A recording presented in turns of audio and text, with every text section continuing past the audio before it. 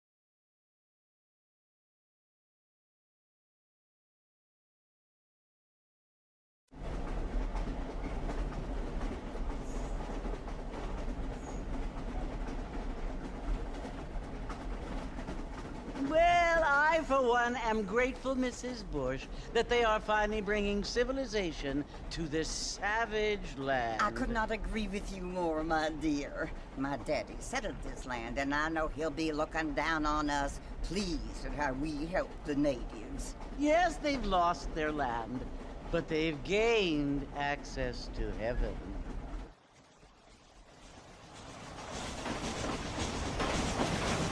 But Father, do you mean unless an innocent receives communion, they're destined to go to hell? It hardly seems fair.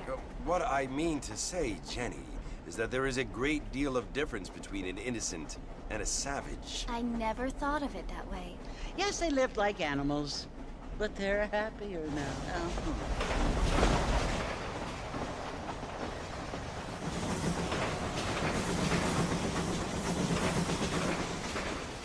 Not only do people now have motor cars, Father, but I heard that pretty soon we will be able to fly. No, only angels can fly, Jenny. No, apparently people can fly. Didn't you hear? Out in Kansas, a man even got a car to fly.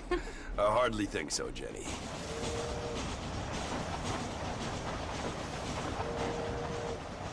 Apparently, Mr. Johns wants to run for governor, which is why he's so concerned with cleaning up the state. Nate Johns. Yes. His family is nothing but hillbilly trash that came here after the war. I don't want to be judgmental, but this state should not be ruled by such a disgusting family. A family without class. Apparently, the Johns family have made a lot of money, and he has a lot of friends in politics. Mrs. Bush, money isn't everything. There are many things that money cannot buy. It seems that money can buy voters, though.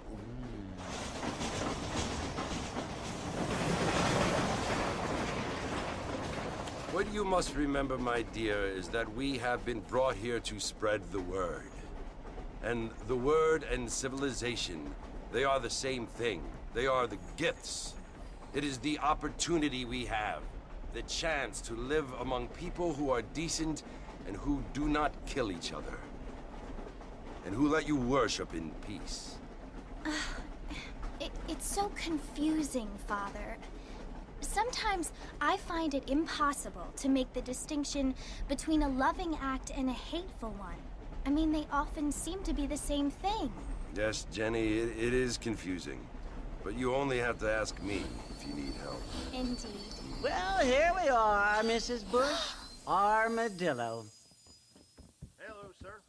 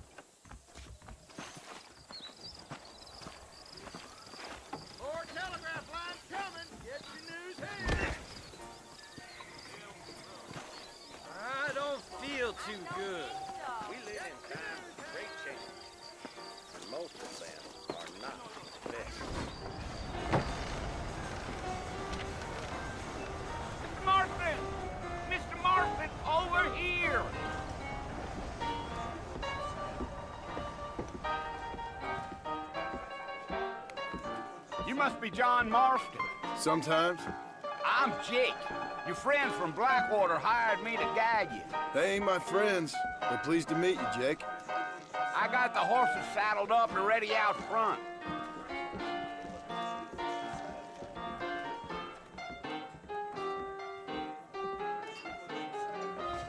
A lot of treasure seekers coming in these days. Don't say.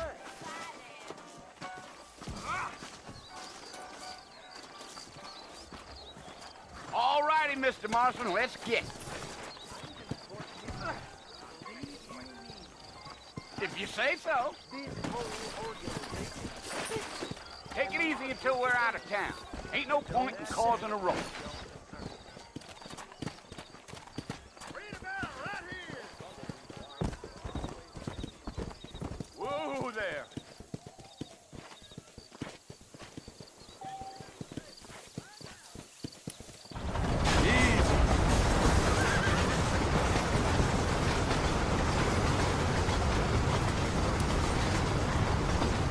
Fort Mercy you want to visit? That's right. Ain't taking nobody up to the fort in a long time. Strange place for a decent fella to want to visit, if you don't mind me saying. Who said I was a decent fella? It's been abandoned for years now. Folks say it was built during the Mexican War. All kinds of soldiers around back then. Why'd they leave? Well, I ain't entirely sure. I heard they had to go up north to fight Indians, or maybe they got tired of being soldiers and went looking for gold. You know how things is. So what are you doing up at the fort? I'm looking for an old friend. Well, like I says, you ain't gonna find many folk around those parts these days. Those you do find are about as sociable as most read back you. I mean, I ain't one to judge a man by the company he keeps, but... Well, he ain't been friends for a long time.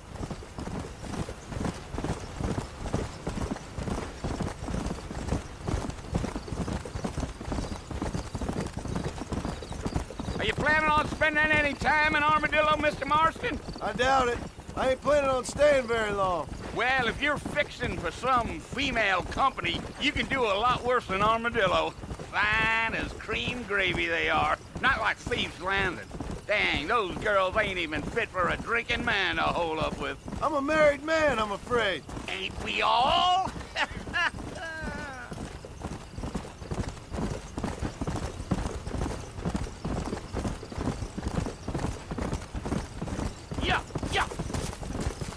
Yeah, so it was the marshal who hired me. Lee Johnson, do you know him? I think I heard his name. Says he got a telegram from some Blackwater big bugs asking for a guide. I guess it's none of my business.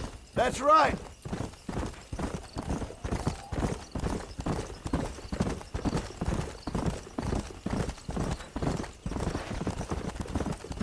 You ain't very talkative, are you? Nope. I'm just chewing the dog, mister. It's how I am. I don't mean nothing by it. Trust me. There's things you better off not knowing.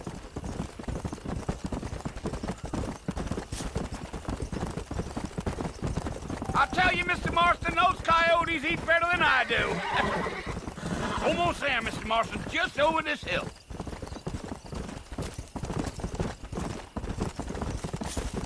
Giddy up. Slow down. Listen, mister. This here is what's left of Fort Mercer. Some gang rode in and took the place over. So I understand. This is where we part ways, friend.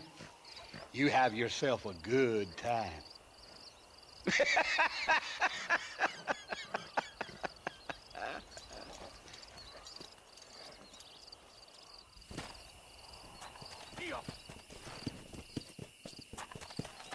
Yeah.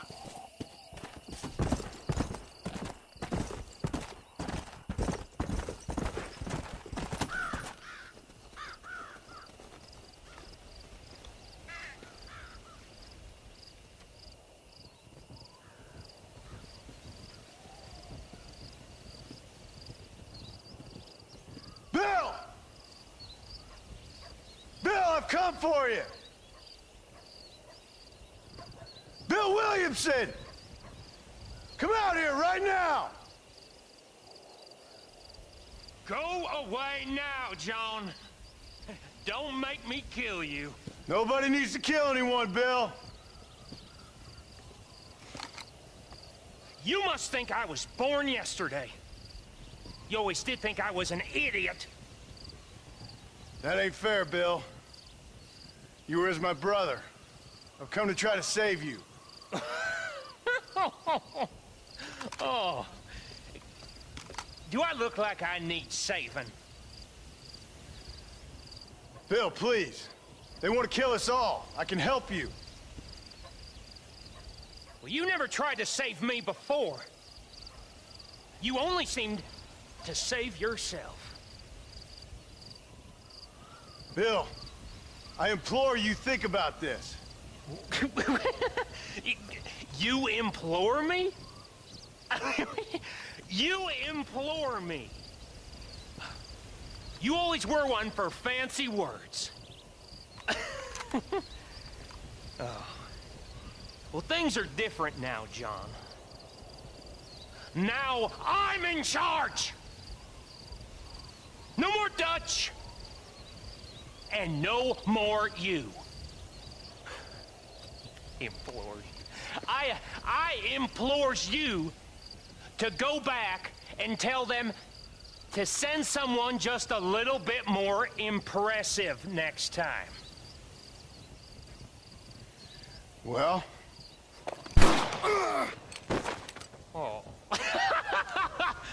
Poor John.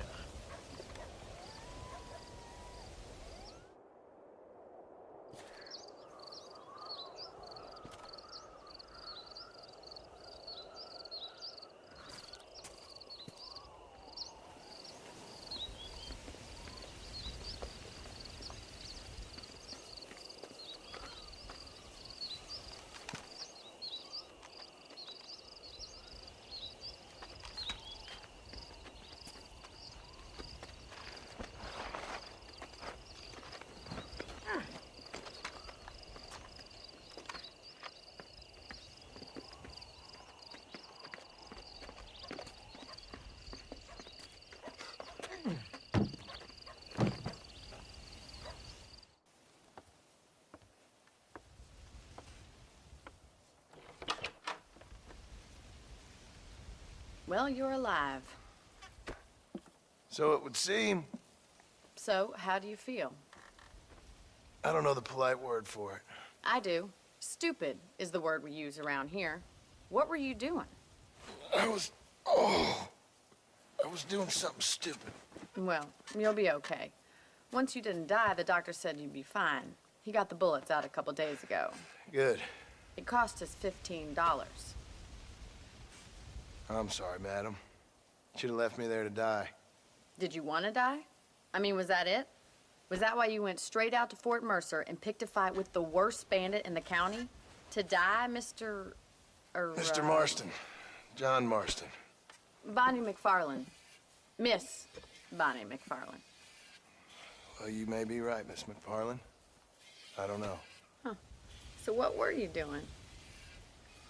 Trying to give Mr. Williamson a chance. For old time's sake. You know Bill Williamson? Knew him. Long time ago. Well, what was he like? Dumb. Just like you. Thank you, miss. See my hat? I have. And, what will you do now? Now I'm gonna take my time and go after him the less kind way. Well, that sounds very fun, Mr. Marston. Quite heroic, just like in those penny dreadfuls my brother used to read. Meanwhile, if you'll excuse me, I've got a ranch to run. Of course, if you're feeling better, why not take a ride with me later? Help me patrol the perimeter. You can earn back some of that money we wasted on doctor's bills. Of course. And thank you for saving my life, I mean. Next time, Mr. Marston, I strongly recommend you don't try to lose it quite so earnestly. I'll bear that in mind. Storm over, ruin the crop. I prayed to God, and the devil answered.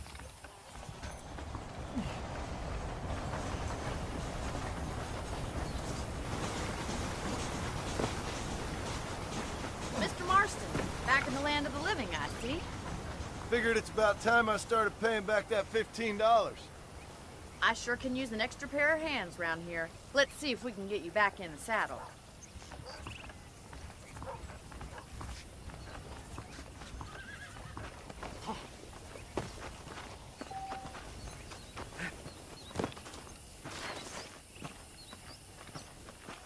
There's the foreman's office. It's also where we lock up good-for-nothing outlaws, such as yourself. I'm happy enough with my current quarters right now, Miss McFarland. I picked out a fine horse for you. Come on, boy. Come on, time for you to see what a real ranch looks like.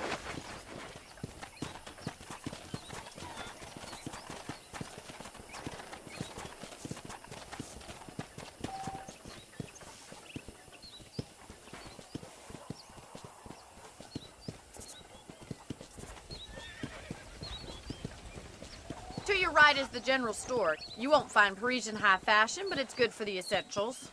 Very convenient. I don't think I've ever seen a ranch with its own store before. Well, hello there.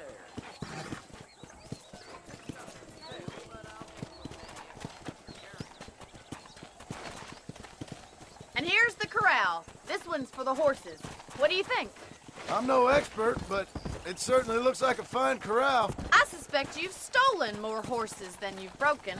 Now, where'd you get such an idea? First impressions are hard to erase.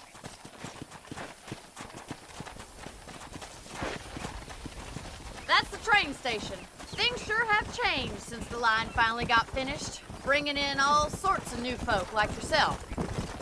Is that such a bad thing? Change is only good when it makes things better.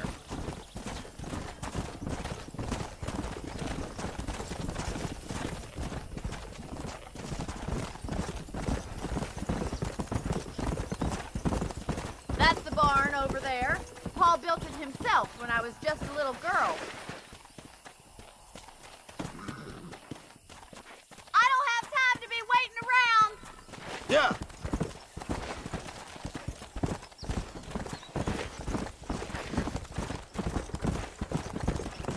And here we are, back at the house. Let's stop for a while before we head out on patrol. You'll get no complaints from me, Miss McFarland.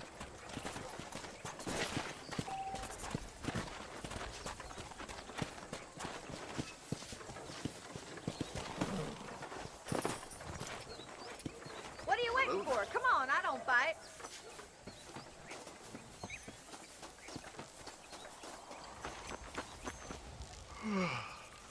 How about a cold drink, Mr. Marston? Thank you, ma'am. Getting shot, then riding a horse seems to take it out of you. I could use a rest. Sure. Come on in. I'll show you the house, and then you can sit for a while. Thank you.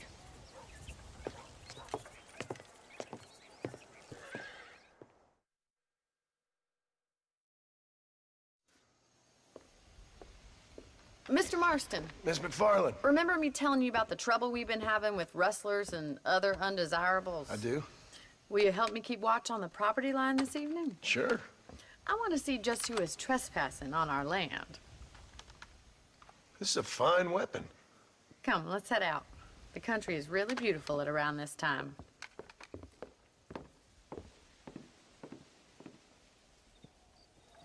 Ready, Mr. Marston? Let's mount up and patrol the ranch.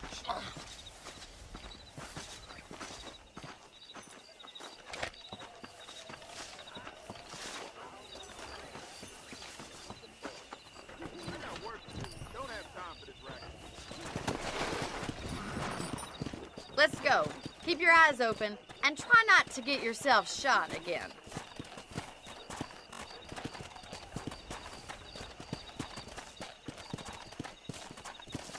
Thank you, Mr. Marston. I feel a lot happier someone's along with me. I feel a lot happier now I got a rifle. Well, with your trigger itch and my feminine intuition, we should make quite a team.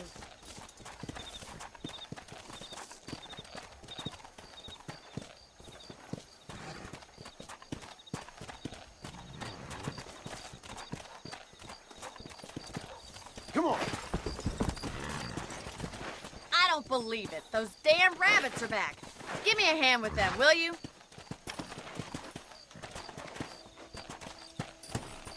Get It's about time these little thieves met their maker. Good shot!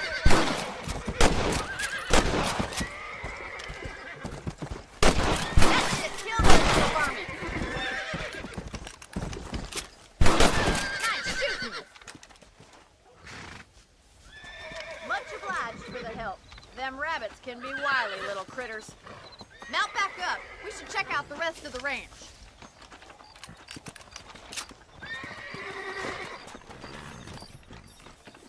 We should keep moving. There's still a ways to go. Let's go. If it's not the rustlers stealing our cattle, it's the rabbits stealing our crops. It ain't never easy living off the land like this. Maybe you should move to a big city. Become a lady of leisure. Look out! Coyotes! Shoot them before they get to the animals. Quick! They're going after the chickens. Come on.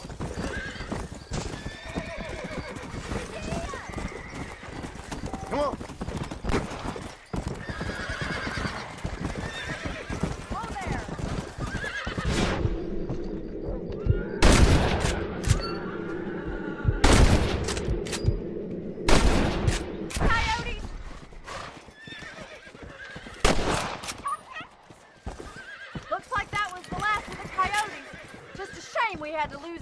Chickens. Come on, I'll show you the way to your room.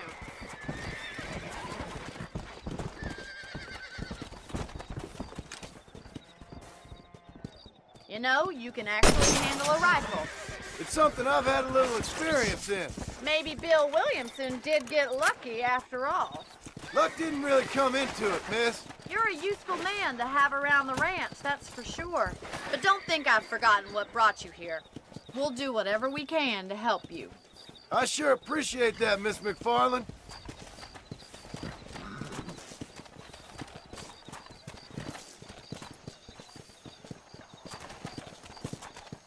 This is you, Mr. Marston. Yeah. Hey. Thank you for your help, Mr. Marston. Makes me kind of happy I saved your life. Get some sleep and I will see you in the morning. Good night, Miss McFarland.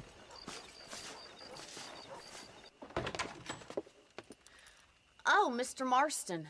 How are you doing today? I'm well, Miss McFarland. Thank you. How are you? Well, I'm fine. Thank you. So, how are your ribs? Fine. A little sore, but apart from a couple extra scars, it'll be as nothing happened. Good. Come in, come in. You know, you never did tell me how you met that Bill Williamson or what you wanted from him. No, miss, I did not. Well, why not, if you don't mind me asking? I certainly don't mind you asking if you don't mind me not telling. See, it's a complicated and somewhat pathetic tale, and by telling you, not only would I be putting your life in danger, but also threatening the lives of some people that I hold very dear. Well, I apologize if I seem to be prying. And I apologize for my reticence. Hope you believe me when I say that it's simply out of respect for you. Of course, Mr. Marston. I understand that a city dweller such as yourself likes to have some exotic secrets, so us country folk are impressed. I'm no city man, miss. Yeah, but I saw you get on the train at Blackwater. You with those gentlemen in bowler hats? I'm still no city man. But I'll bet you can't ride, Mr. Marston. I hate to take money from a lady, miss. Oh, you won't be. I'll race you right now. If it makes you happy. We'll see.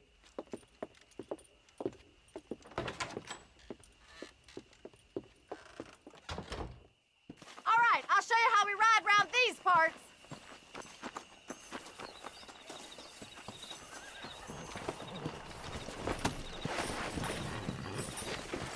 Let's go. Easy now. On the count of 3. 3, 2, 1, go! I trust you're not going to be a gentleman about this. You don't know me at all, Miss McFarland.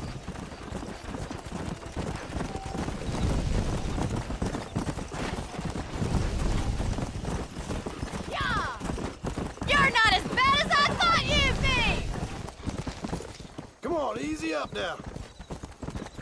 Whoa! That was fun. Sure.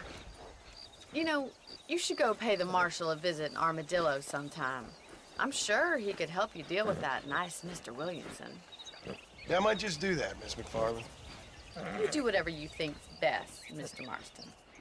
Ah, Mr. Marston, how are you? Good, Miss McFarland. How are you? I'm well. Would you mind riding with me to Armadillo? I've got to get some supplies and I could do with the company. Of course. You can take the reins. It wouldn't do for a terrifying bounty hunter such as yourself to be seen driven around by a woman. Hop on up, Mr. Marston.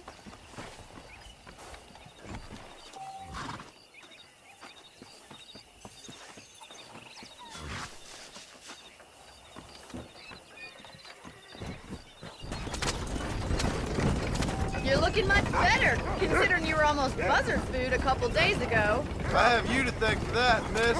So do tell me, have you needlessly risked your life since we last spoke? No, miss, I have not. Well, that's a relief. Perhaps there's hope for you yet. I wouldn't bet on it. Oh, there's always hope, Mr. Marston. You can't be a rancher in this kind of country if you don't believe that. An admirable attitude, miss. I suppose so. I can't think of any other way to stay sane, to be frank. What about you? Have you ever given up hope altogether? Hope hasn't really entered into it. It's not really something I think about. A peculiar outlook. I can't really say I understand you. I can't always say I do either. Oh, don't be so deliberately enigmatic. I'm not, miss. Yes, you are. You are being deliberately obscure as a substitute for having a personality. I just know there are two theories to arguing with women, and neither one works. I'm not even going to dignify that gibberish with a response.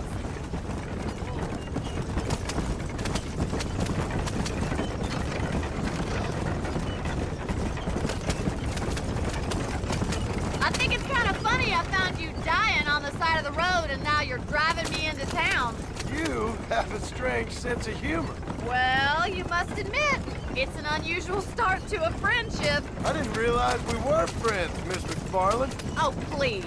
Now who's being funny? Listen, I know that business with Williamson is your business, but I don't know. You've been good to us, and I don't think you're a bad man. A little stupid, perhaps, but not rotten. I just worry about you gallivanting around these parts like you're some kind of deranged bounty hunter. Like Paul always says, don't go waking snakes. I appreciate your concern for us lesser mortals, Miss McFarland. I really do. And if there was any other way out, I'd take it. I can assure you of that.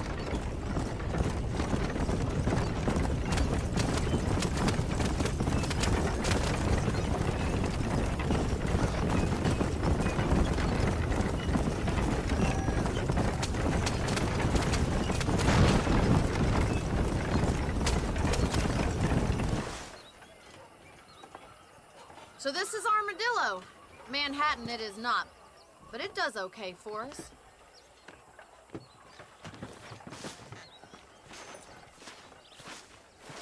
Most important thing for you right now is getting yourself into Dr. Johnson's office to purchase some medicine. The first one's on me. Thank you, miss. I'll pay you back. I'm sure you shall. The doc's a good fellow. He saved your life, so be polite to him. Meet me in front of the general store when you're done.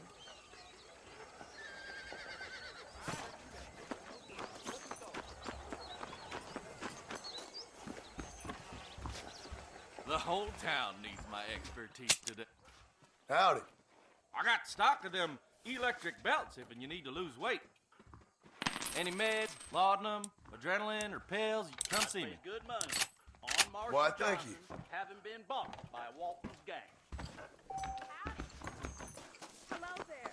Naturally, nobody wants to carry around gold. Well, thanks for driving me. It was nice to be able to enjoy the view for once, and a little company never hurts now and again. You're more than welcome, miss. Least I can do. Thank you for the medicine. Why don't you have a look around Armadillo? You can always take a stagecoach back to the ranch later. I might just do that. Travel safely, miss. Try not to get yourself shot. I won't be around to save you this time.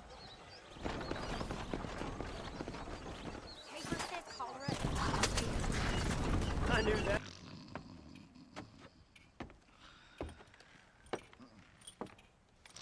Excuse me. Hey, hey, you got a visitor.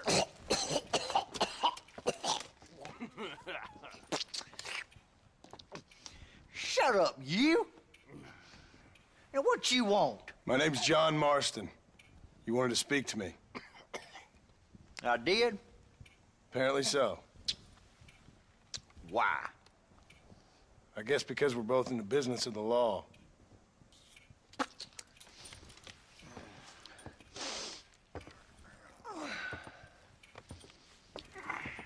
You that fella from the train company? No, I'm from Fort Mercer. Fort Mercer?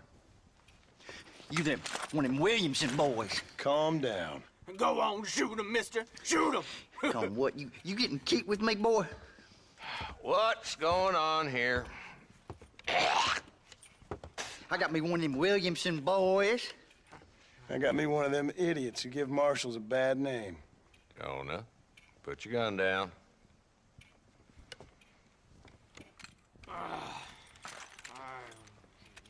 You must be the man from Blackwater.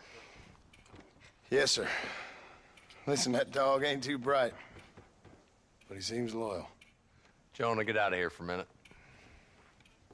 Yes, sir, Mr. Johnson, sir. And you.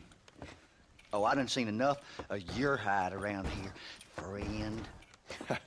I think there's some school children down the way you can go and frighten them. Oh, hardy fucking har. Dickhead. What are you doing here, Mr. Marston? Apart from frightening my deputies.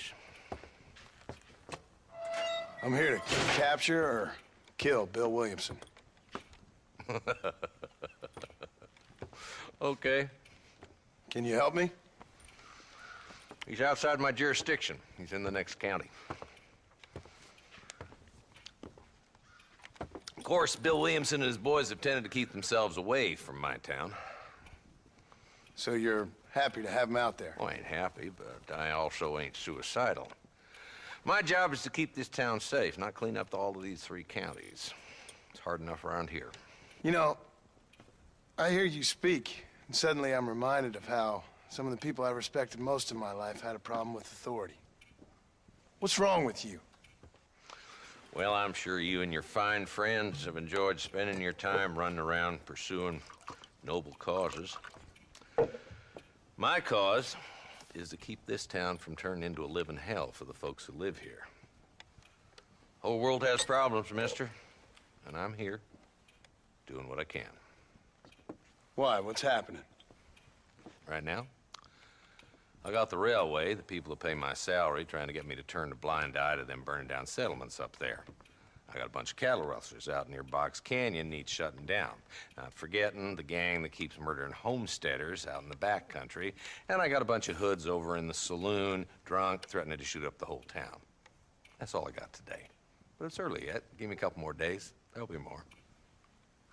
All right, tell you what.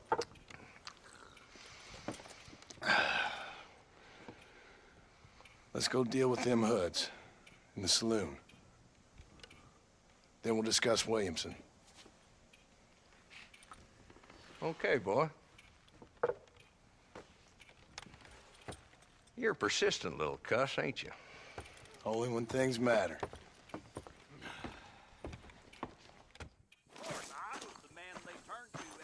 Come on then, Marston. Follow me.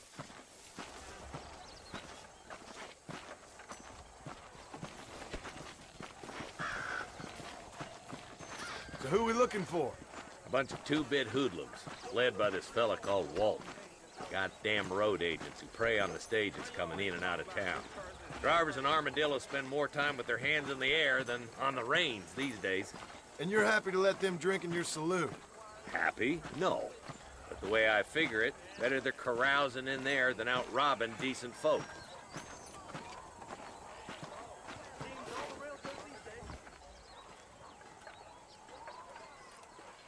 There's the dumb rat bastard now. Let's follow him. See what kind of hole he crawls into.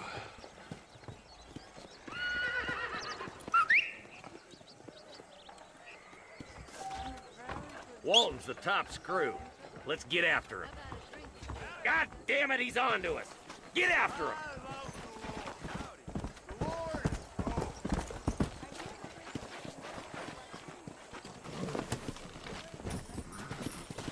Come on.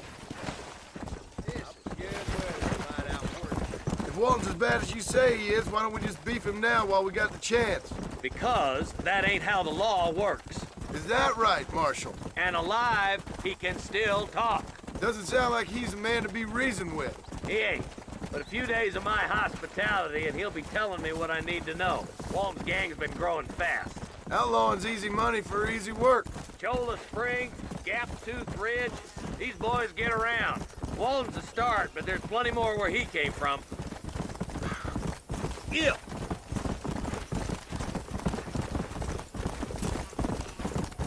Ooh, now.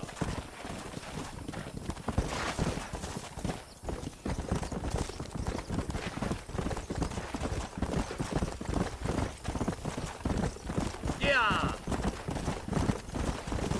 He's headed for Pleasant's house. Let's stop so we can get a better look.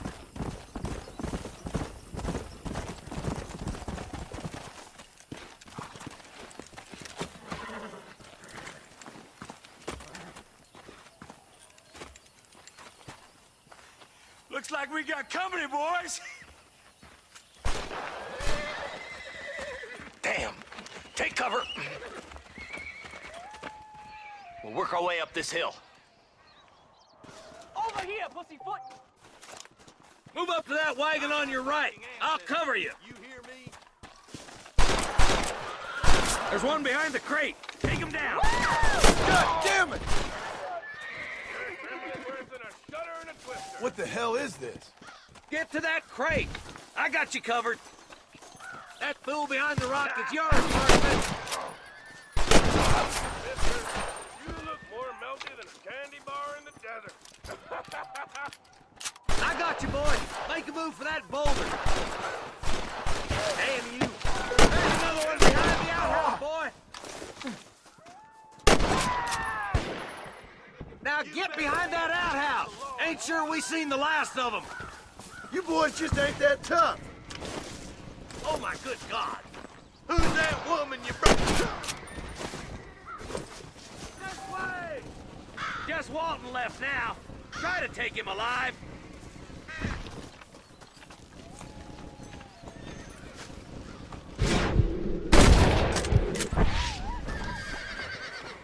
Walton, your killing days are over. It'll be trial and the rope for you.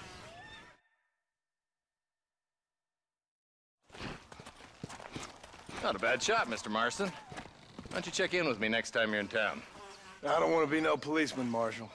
Nor did I, my friend. I can promise you that. I'll see you soon, Mr. Marston. Hello? Hello? It's Armadillo 731. What is it with these things? Hello? It's a new line. Hello?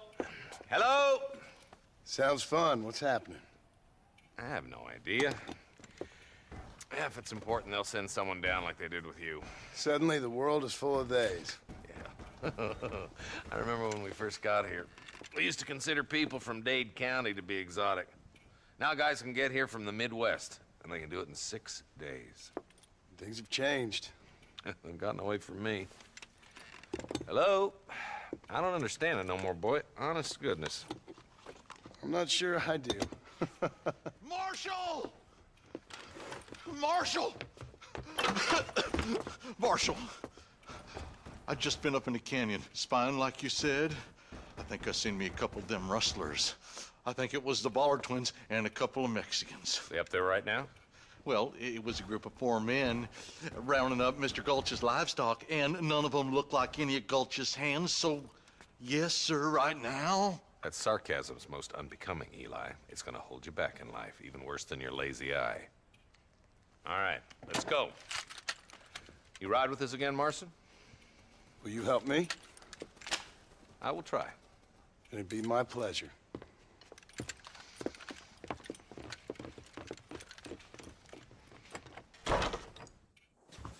Where is he?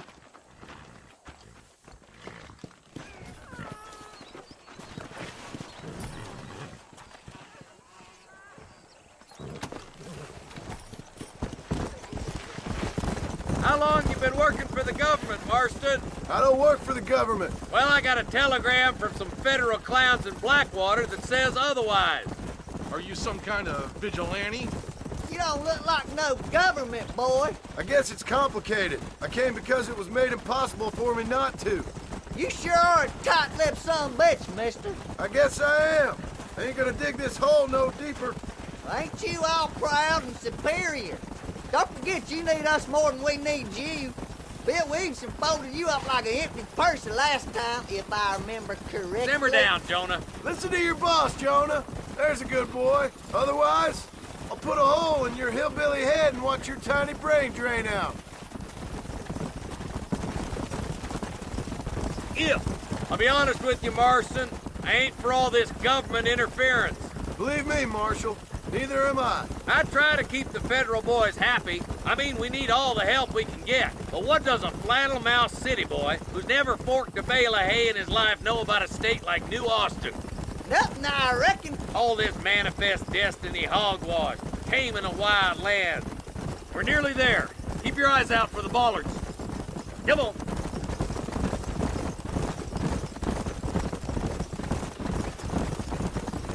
All right, leave the horses here and follow me. Let's move up the canyon towards the fort. Be ready, boys. We're probably going to be outnumbered. And those bastards ain't short on firepower, neither. Let's see how many there are. If we can take them alive, good. If not, smoke the sons of bitches. Music to my ears, Marshal.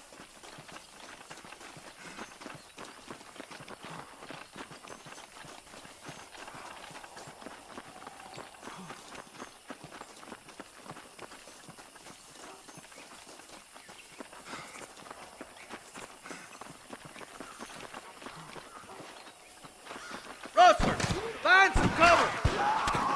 Stay with me. This sure is pleasant.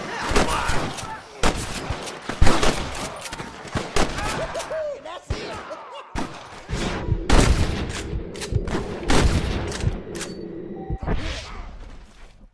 I'm gonna beat the lot of you. You boys take the left fork. I'm going this way. Marston, you can tag along with me or join the deputies.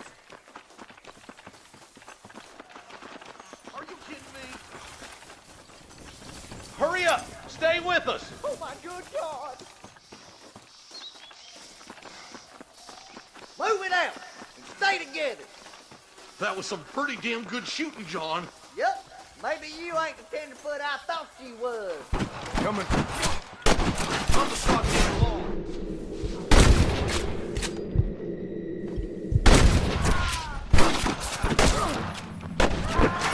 Follow me. All right, boys. Let's move up to the bridge.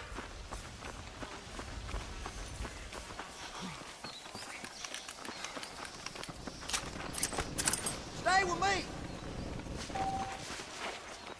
All right, let's see. You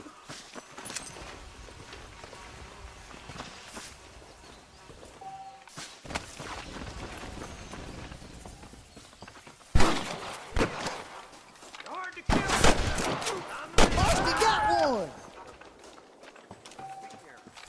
This way. You got him good. You starting to regret this yet?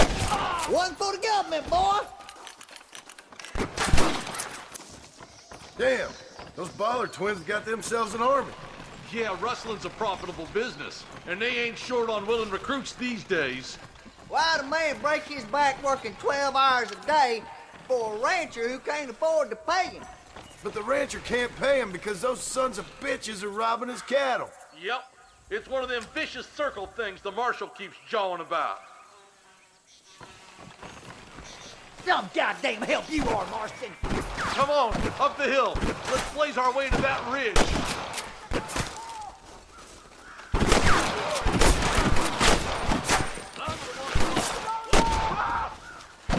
I'll kill the hell out of you!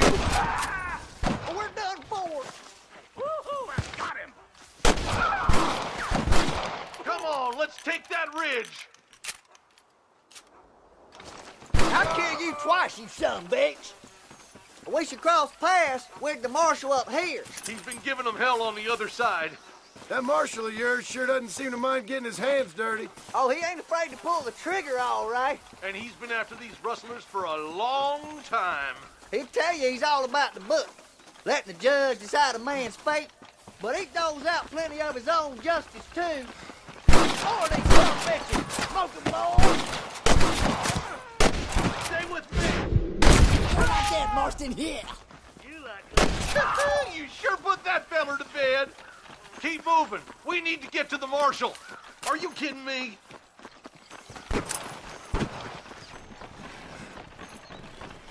I'm the goddamn law.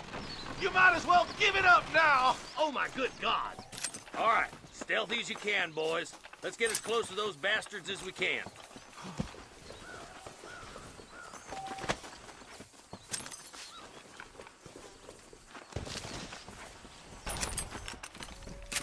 Clap now. You got him good. You ain't fooling me.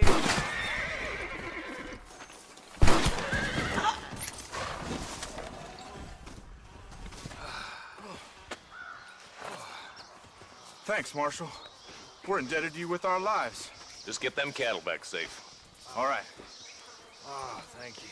Oh, thank you so much. Thank you. Well done, Mr. Marston. Yes, well done. Now, about Williamson. I'll do what I can. You know, as you can see, this country is infested with all manner of scum. Say that again. Well, one other thing, Marston. Mr. Johnson, sir. It's Mr. Wes Dickens. He's missing. Who? Mr. Wes Dickens, the tonics merchant. He was due in town last week. Oh, the narcotic and bat piss salesman who cons housewives out of their money with promises of eternal youth. Yes, him, but I think you're being a little unfair. He's helped a great many of the county, and many of the townsfolk are really missing him. You hear that, Marston? We just butchered a gang of thieves, and the town is up in arms about a missing snake oil merchant. I am so glad to be serving such a wise and respectable people. Come on, Eli.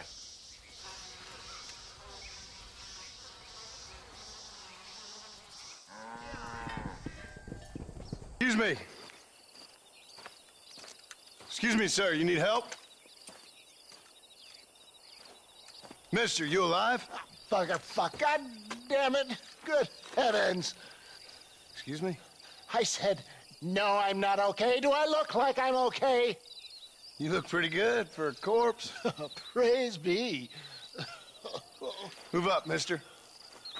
Time to get you to a doctor or an undertaker. Whichever you need once we get to town. St. Peter, open up them pearly gates. I'm coming home. Come on, mister. Come on.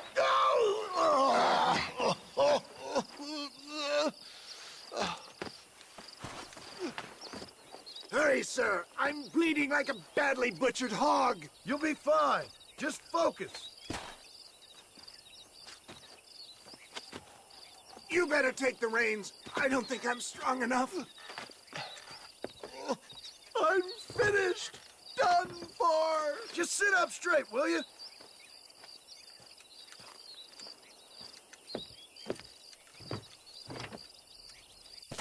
To Armadillo! Godspeed!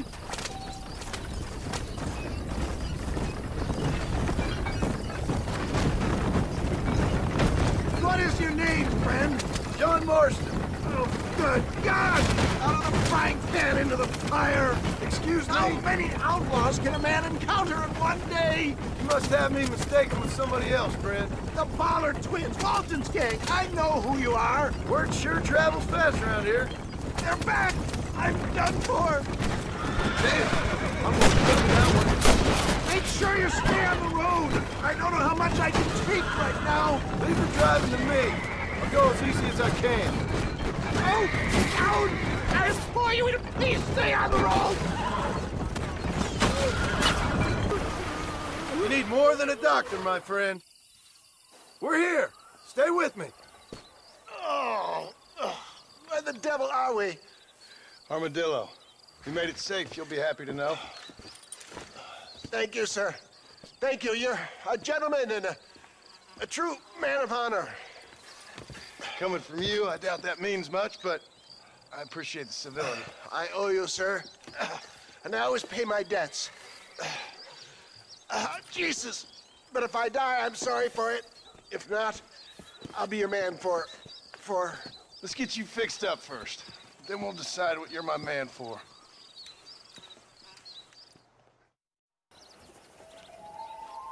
Mr. Marston, I've been hearing about your plans. Have you, Miss McFarland? Yes, from Lee Johnson. To settle here and build a life for yourself. I'm afraid those aren't my plans. See, I already have a life. Well, I had one, and I'm trying to reclaim it. Or maybe what you could say is I had two, and I'm trying to end one of them so the other can survive. You do so love to talk in riddles, Mr. Marston. Do you do that, I wonder, as a substitute for having anything interesting to say? Probably, Miss McFarland.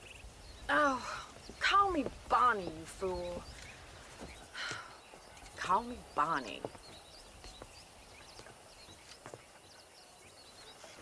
Miss McFarland, I'm married. I have a son. I had a daughter, but she died. Years before that, I rode in a gang. We robbed banks, trains, held people ransom. We killed people we didn't like. Bill Williamson was in that gang. Now, if I don't capture my former brother in arms, great harm will befall my family. Now, I don't suppose any of this is very interesting to you, but I hope it explains why I wasn't so eager to talk about it. No, I do understand. I had no idea. You poor man. Even in this new country, memories don't really fade. My father was an illiterate Scot born on the boat into New York. He never saw his homeland, but to hear him talk about it, you'd imagine he only ever ate haggis and wore a kilt. And he hated the English for what they had done to his great-grandparents that he'd never met. People don't forget. Nothing gets forgiven. That's true, especially when it comes to money. And you know, even now, after all his labors, my father's debts are still terrible. I worry every day about us losing the ranch. It would kill him. My father died when I was 8 years old. His eyes were, well, let's just say he was blinded in a bar fight south of Chicago. My mother died during childbirth. She was a prostitute, and he was her, well, I don't know what he was. So I was sent off to an orphanage and ran away and fell in with a gang. My word. What a difficult life you've lived. The leader of the gang taught me how to read, taught me how to see all that was good in the world. He was a great man in a way. But you killed people. Sure. And I've suffered for it. And that's the life I left, or tried to leave. Said too much, Bonnie. I'm an uneducated killer, sent here to do all I can do well. Kill a man in cold blood so that another man may do his part to cut crime in an area, and a rich man can be elected governor on the back of these promises. Civilization is a truly beautiful thing, Mr. Marston. Listen, can you help me? Well, I can try. What do you need, money? No, nothing so complicated. I need an extra hand to take out the herd to pasture. Sure. Point me in the right direction.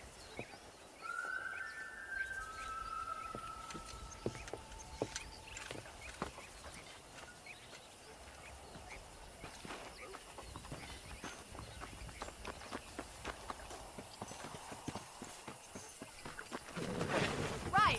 Are you ready to learn how to herd some cows?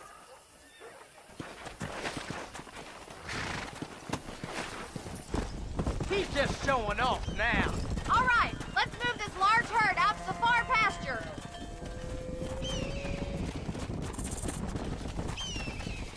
Come! Sweep back and forth behind them. Keep them nice and tight. Come on, let's go! Let's go! Move it! Doing No great, Mr. stop! Marston. Let's go! Stay with him. Keep that herd together now.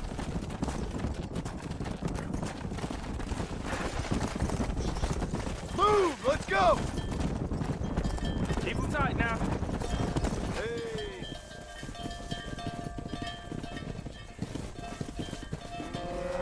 You're not bad with the herd. Ranching might be your true calling, Mr. Marston. Either that, or you were a cow in a past life. Thank you, Miss McFarland. I'll see you later. I have work to do back at the ranch. Hello, Mr. Marston. How are you? Fine, thank you. How are you? I'm fine, thank you. Did you meet my father? John Marston, this is my father, Drew McFarland. Pleasure to meet you, Mr. Marston. Please. So, my daughter informs me that you're here on some secret mission to remove some undesirables from the county. Something like that. I'm grateful for the hospitality, sir. Well, you know, we've lived here for 30 years now. Came here from the east. The land had never been settled. For 10 years, we fought the Indians. Tough men. Then we had outlaws, and we had drought, and we had smallpox, terrible winters, cholera. I buried more of my children than I raised. Sorry to hear that, sir. I've seen strong men wither and die under that unforgiving sun. That whole herds of cattle just take sick and die. But I've never once doubted my life here. No, sir. When I hear about this so-called federal government sending out agents to covertly murder and control people, then I start to worry. I mean, yeah, all right, Williamson is a menace, and men like him are the plague. But isn't a government agent a worse menace? And all that symbolizes, I mean. You may be right, sir. Well, you're a brave man. You're always gonna be welcome here. But you tell your friends out east that we don't want to live like that out here. Sneaking around and spying and secret missions. It's preposterous. Trust me, sir. I agree with you. Good. Good. Well, we won't insult you any further. Come on, Bonnie, we got things to do. Mr. Marston, do you want to join us? It's Daddy's favorite pastime. Apart from political discourse, that is. What is? Breaking in horses. Come on. I hear you're a pretty decent rider. For a city dweller, that is.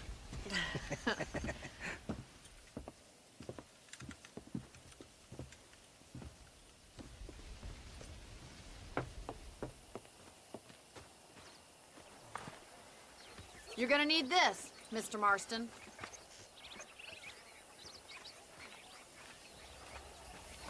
Let's see if we can put that new lasso of yours to good use. That ranch hand said there's a pack of wild horses nearby. You sure have some interesting theories on what the government's doing, sir. They ain't theories, Mr. Marston. I saw the telegram Marshall got from Blackwater. It ain't exactly a state secret who sent you. Well, is he wrong? I saw those men from the train. The government can go to hell if you ask me. Those sons of bitches would steal a coin off a dead man's eyes. Mr. Marston! He's right.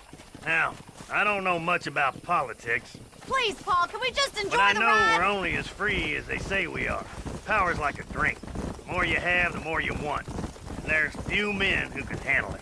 There's certain things in this country a woman could do much better if you ask me. I ain't gonna argue with that, Miss McFarland.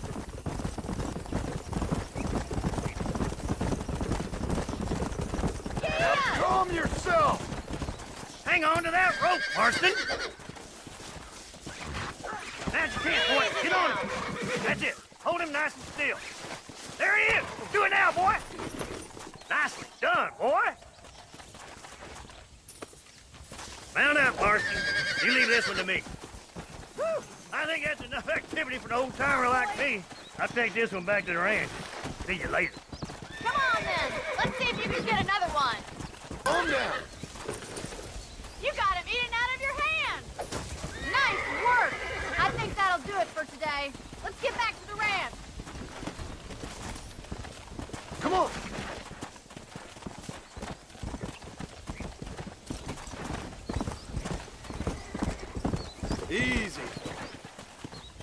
I like your father. I'm glad. He's quite a character. You have a good life here. The life I want.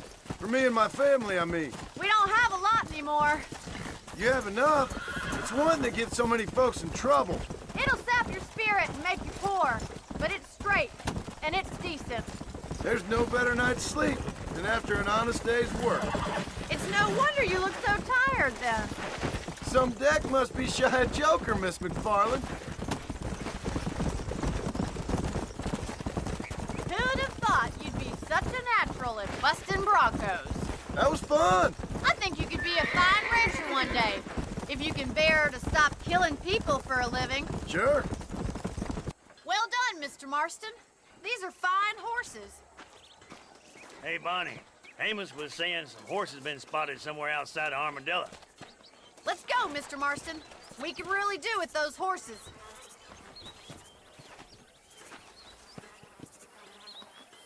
No rest for the wicked.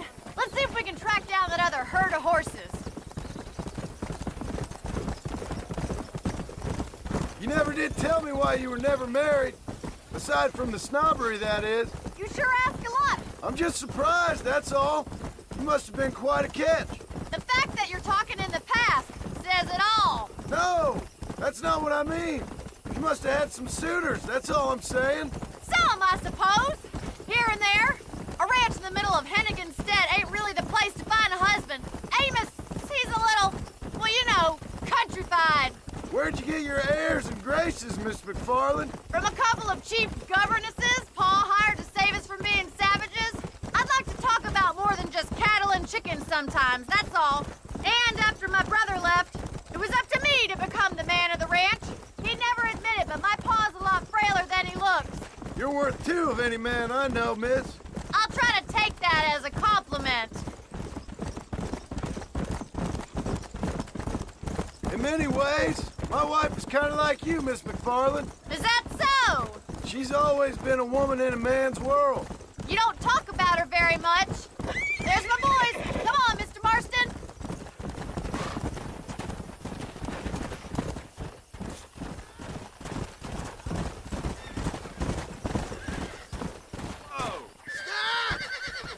Whoa!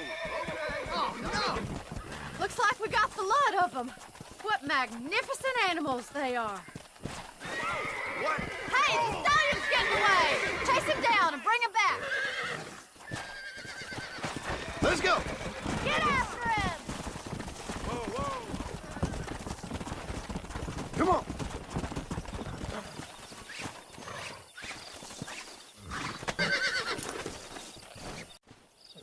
Thanks for your help today, Mr. Marston. We got some fine horses.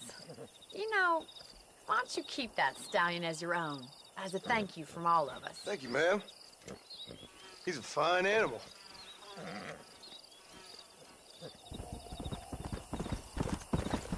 I can tell you with no uncertainty that miracle cures are no laughing matter. I bid you good day, sir. Oh, Mr. Marston, good to see you. How have you been keeping?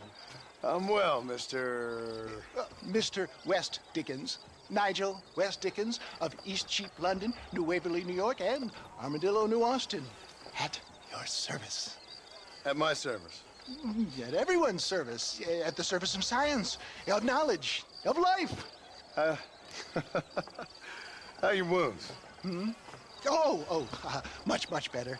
But then they would be. Would be? I know a cure for all ailments, Mr. Marston. Ah, I'm sure you do. And I'm sure for just $2 an ounce, I could live forever. Oh, but for you, sir, I do a bulk discount rate of $1.95 an ounce. As long as you buy 100 ounces or more. That's a lot of immortality. Give it up, old man. That's Mr. West Dickens to you, boy. Give it up, old man. Listen, Marston, I'm broke. But this stuff is good. It works. I need a healthy young man like you. Come along, let's ride over to my newest customer at Ridgewood, and I'll explain while we go. Okay. To Ridgewood Farm, the sick and needy await us. Oh, the life of a wandering saver of souls.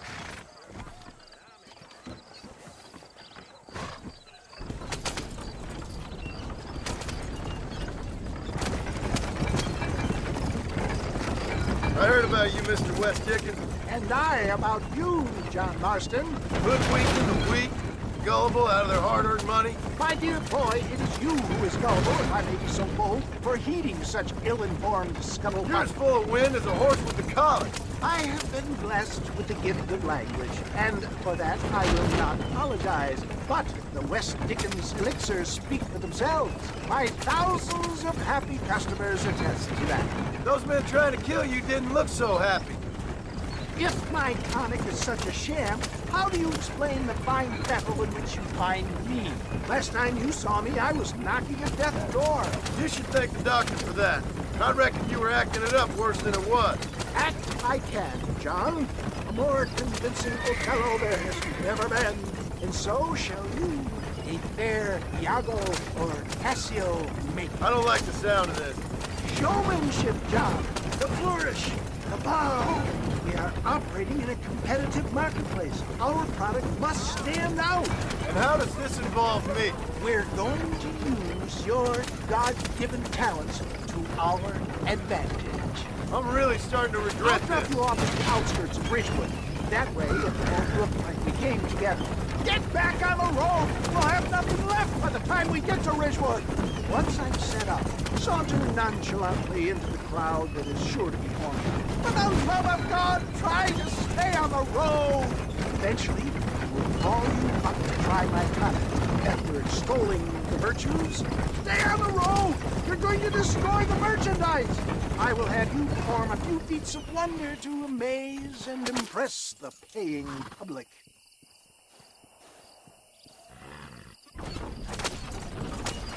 Best you alight here, dear boy, so no one sees us arriving together. See you shortly, and remember, showmanship. Hands, hard-working souls of Cholla Springs, gather round, gather round. Do you suffer from rheumatism, lumbago, acute chronic sciatic, neurologic or inflammatory pain? Well, I represent the only company that makes the genuine article that cures headaches, neuralgia, earache, toothaches, backache, swelling, sprains, sore chests, swelling of the throats, contracted cords and muscles, anxieties and ravaged nerves, stiff joints, wrenches, dislocations, cuts and bruises, and it adds vitality and vigor to the healthy man. But can you prove it, old man? Oh, I'm sure there's some customer here who could prove the qualities of it by taking a drink right now. You, sir, come up here. Step right up.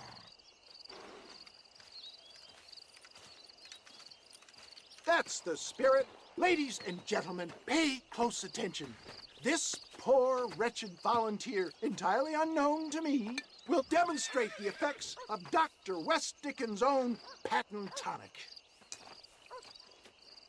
Be you a cowpoke or athlete, this miraculous elixir developed with the wisdom of the East keeps the muscles supple and relaxes the cords. It loosens the joints and gives a feeling of youth and vigor to the whole system. Not possible, I hear you say. Well, doubt no longer. Faith can move mountains, but I ask not for faith. I am a man of science, and today science will be vindicated. Your eyesight is greatly improved. Is that not so, friend? If you say so. That's right, it is. You heard him. What a good sport you are, sir. Now, gaze over yonder at that porch. If you squint, you may just be able to make out the skull that's hanging there. Go ahead, friend. Shoot that skull and demonstrate the miraculous eyesight you now possess.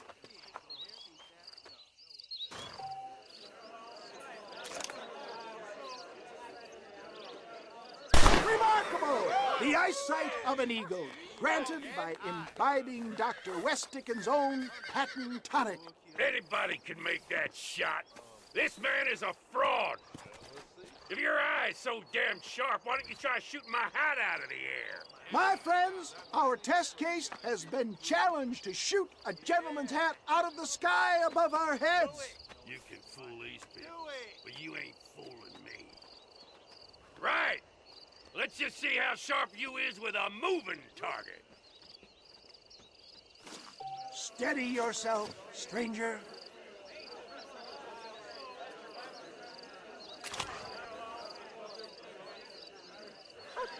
See? That tonic is a sham! Have you ever seen such an eye? Behold the power of the elixir, plucked out of the sky. Hey! Hey! What? You think you can put a hole in a man's hat and just walk away, do you? Hey, it don't work like that around here, mister. Come on! Are you a man or not? A challenge of battle has been offered to our volunteer. Let the battle commence! Behold the miracle tonic!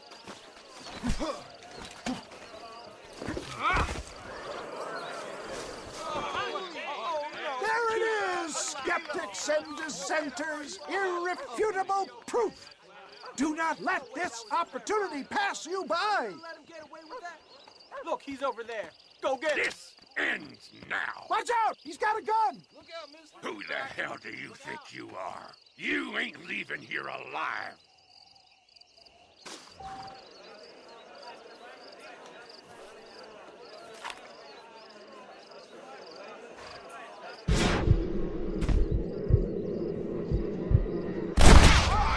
Marvelous shot, dear boy!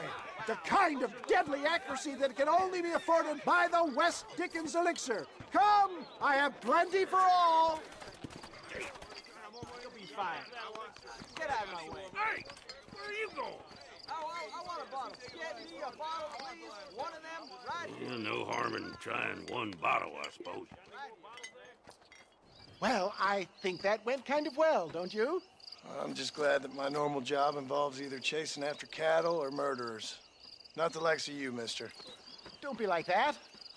Now, if you'll excuse me, I'd like to say my goodbyes, head on back to the real world. Wait, sir. I've been thinking about your predicament, and I think I may have an idea. I've been thinking I could be your cunning Odysseus. Beware of the Greeks burying gifts, sir. Williamson had better beware. We will make them into Trojans. I don't rightly get you. I want you to go and see my old friend Seth. He can come across as a little curious, but I'm sure you two will get on. He's most often found at Coots Chapel. He's very devout. Why see him?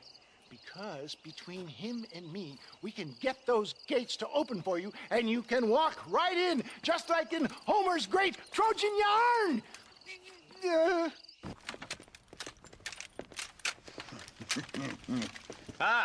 Since you're here, you want to make yourself useful? Not particularly. Listen, son, I know you got a mission, but right now I need another gun. Why? What's happening? We've had this problem for months with this group of bandits who are getting drunk and murdering settlers. Last night they went to a big place up near Ridgewood. They burnt the place down, killed the men, burning most of them alive, and raped the women. Women folk then got their throats slit. One of them survived and walked in here this morning. Anyway, we got a posse gathering up near Ridgewood. Will you ride with us? All right. Thank you, John Marston. It's gonna be a bloody job. Huh. I don't think I know any other kind, sir.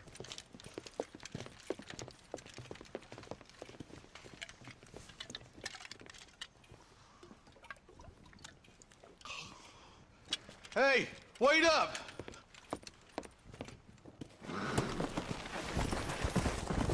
Come on! All right, boys, let's move it out. Marston, I hear you caught up with Mr. West Dickens. I did.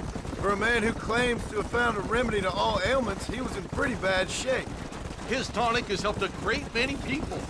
It's a medical breakthrough from the East, the result of years of research. If only it could cure him of his diarrhea of the mouth. I wouldn't be be so dismissive of science if I was you. Times is changing fast. He's no more a scientist than I am a priest. But people can spend their hard-earned money however they please. He's certainly a character, that West Dickens. I can't understand a goddamn word he said. A more flannel-mouthed bunko artist I've never met. Look at them vultures circling up ahead. We should check it out. Marston, Eli, go see what it is.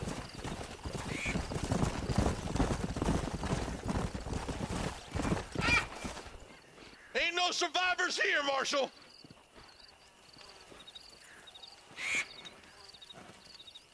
Man, this don't look too good.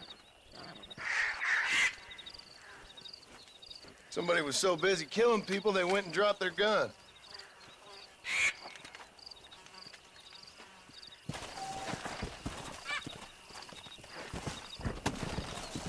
Let's go! We'll head for Ridgewood Farm. See if they know anything.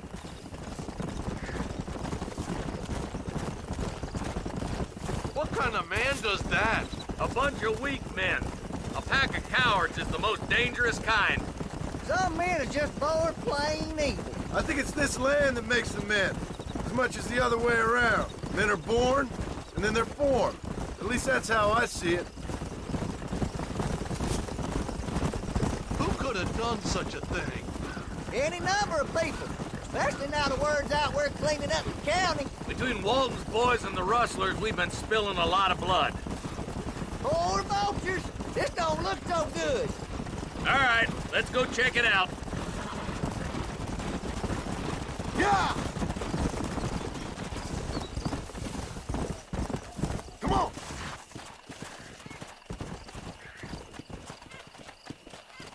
Man, more dead bodies. And the fire's still smoking. Those scumbags must still be around. Come on!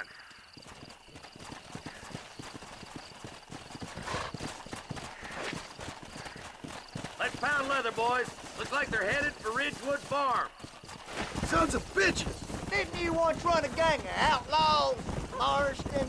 Yeah, but not like that. It wasn't our way. At least it wasn't my way. Killing and thieving's never right, boy. No matter how you dress it up. Unless it's ordered by a court of law, you mean? The place looks deserted. Where is everyone? Let's search the area. The shed's clear, Marshal. One here. No one would board up a barn like this. Break that door down. The rest of you, get your guns ready.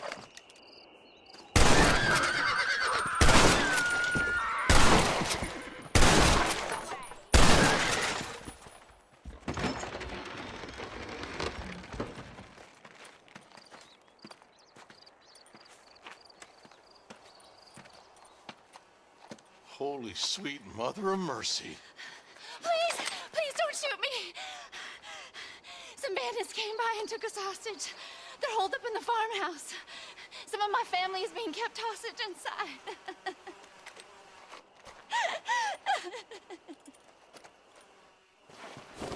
Ain't you a pretty little thing? Huh?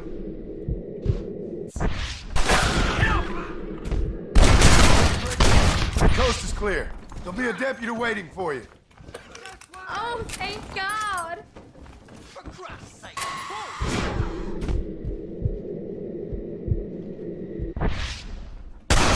You're gonna be all right. Head for the shed in the back as soon as it looks clear. They did unspeakable things to me.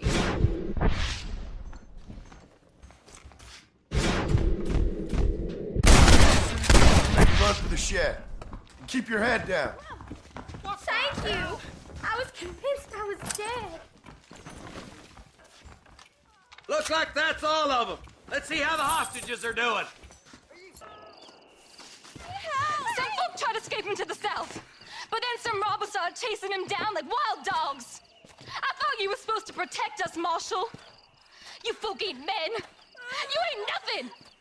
You're just a man on a government payroll taking money that the rest of us have to pay for with our lives. Yeah. What is wrong with this country? Mount up, men.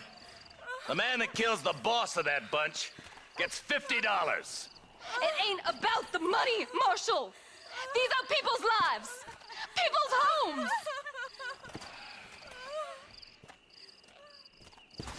Mount up, boy! We gotta get after those bandits!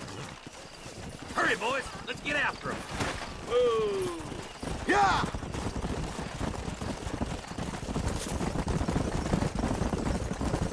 Do you think they might be headed for Fort Mercer, Marshal?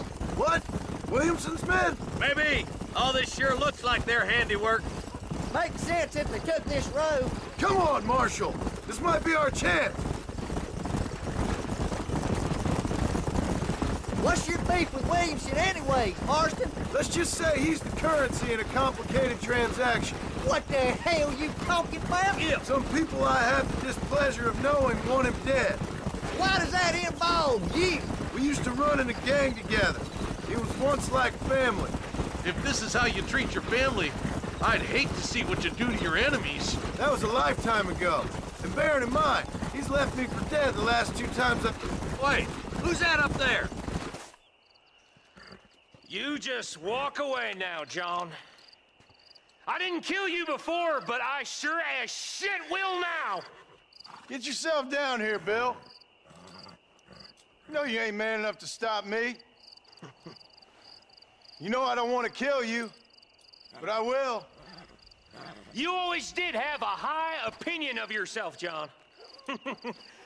Dutch always said you were an arrogant son of a bitch. I guess he was about right. Get him, boys! Everybody, take cover! In that shed!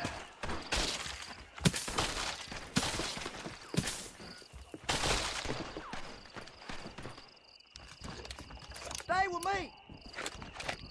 Keep together and stay in here. You know this is the best cover we got. You ain't smart.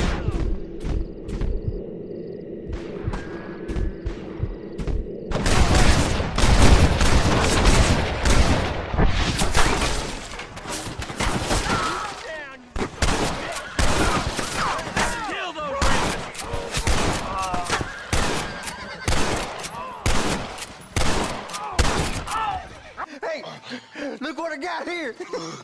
There's something that you're still breathing. Come here, boy. Come on, Bessie. Give. Oh. Norman Deek. Fuck! Nice to see you again, buddy. Thanks for your help, John. Norman here is going to help us get to Bill. Ain't you, Norman? Thank you, Mr. Deek. Mighty kind. Fuck you! Hog time. Let's get him to jail. Come on, let's go! Amos! Get him in there! Come on! Amos! Hey, miss.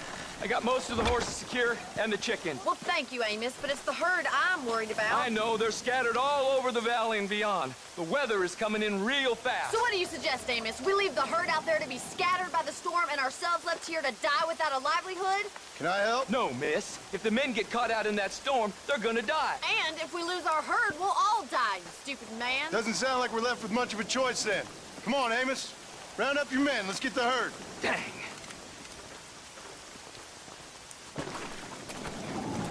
Come on, Mr. Marston. Hurry. Let's go!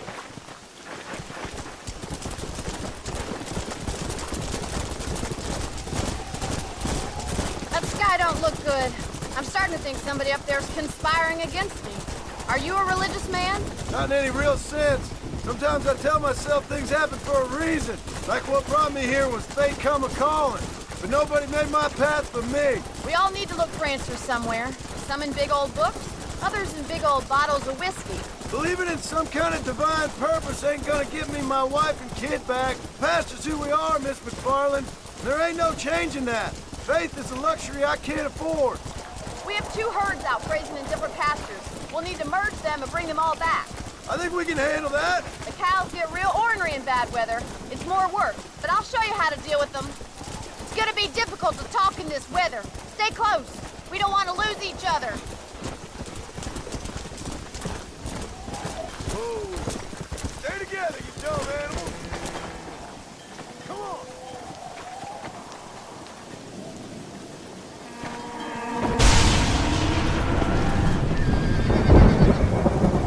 They're spooked.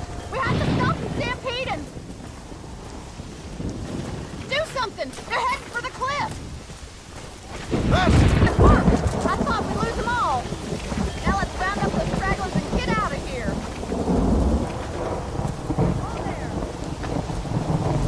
Come on, let's go! Let's go! This weather ain't showing any signs of letting up. I can't see 2 feet in front of me.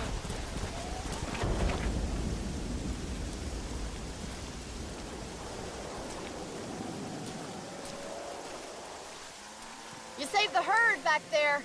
You might make a decent rancher one day. Thank you, Miss McFarland.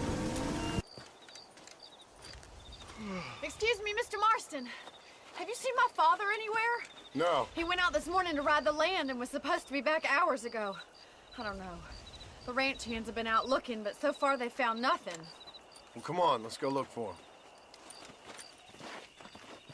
Thank you, Mr. Marston. I'm sure it's nothing, but I worry about the old fool. Come on, boy! Yeah!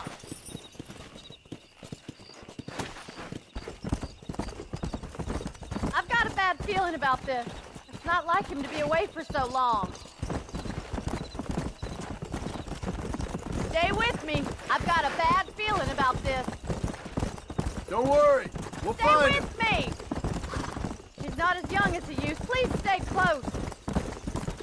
Your father can still handle himself just fine, Miss McFarland. He's built like an oak. You're probably right, but I can't help worrying. He's all I've got. Don't you have any brothers or sisters, Miss McFarland? I had 6 brothers, but 5 of them died, either from sickness or foolish choices. And the other one? He left for the east and never came back. Must be getting on for 10 years ago now. He's a high and mighty banker in New York, according to his last letter. He should be here, helping you and your pa. I don't want his help. He can live his life any way he wants.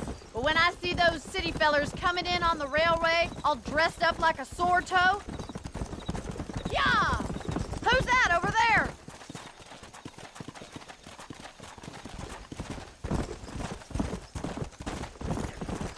Quick as you can!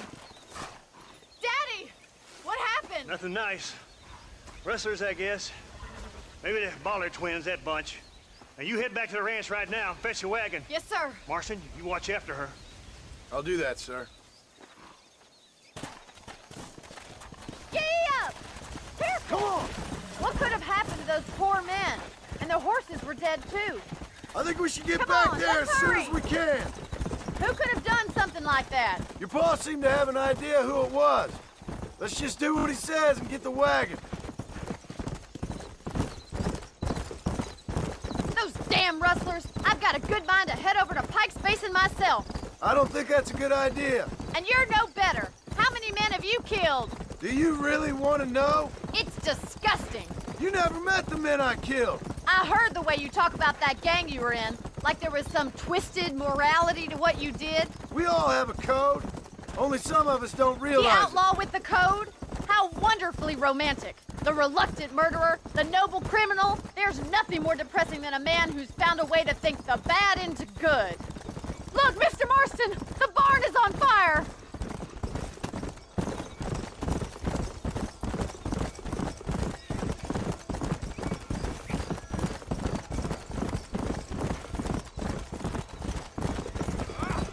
Whoa, whoa.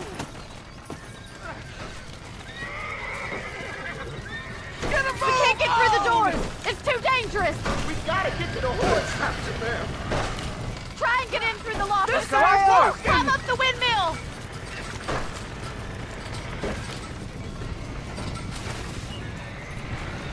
Más agua. Get them horses out. We need your help.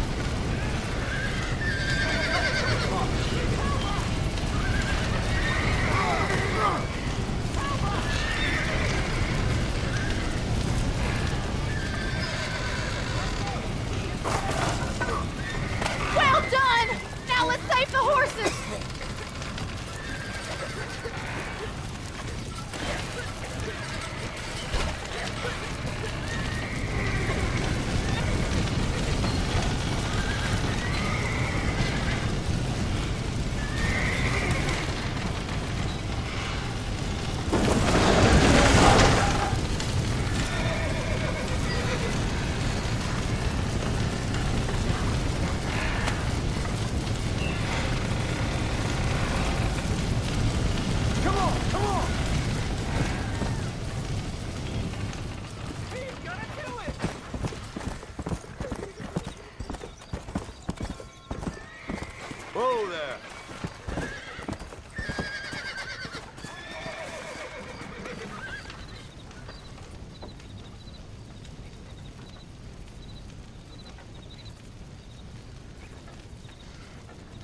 sure know how to handle yourself. Thanks, Marston. Yes, John, thanks. Well, you saved the ranch. If you'll excuse me, I've got chores to attend to. Hey, hold on a second over there.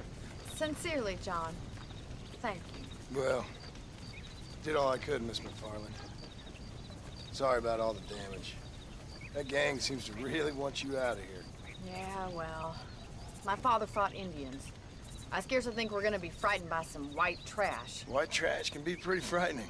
Well, they don't frighten me. Good. John, my family owes you a great debt.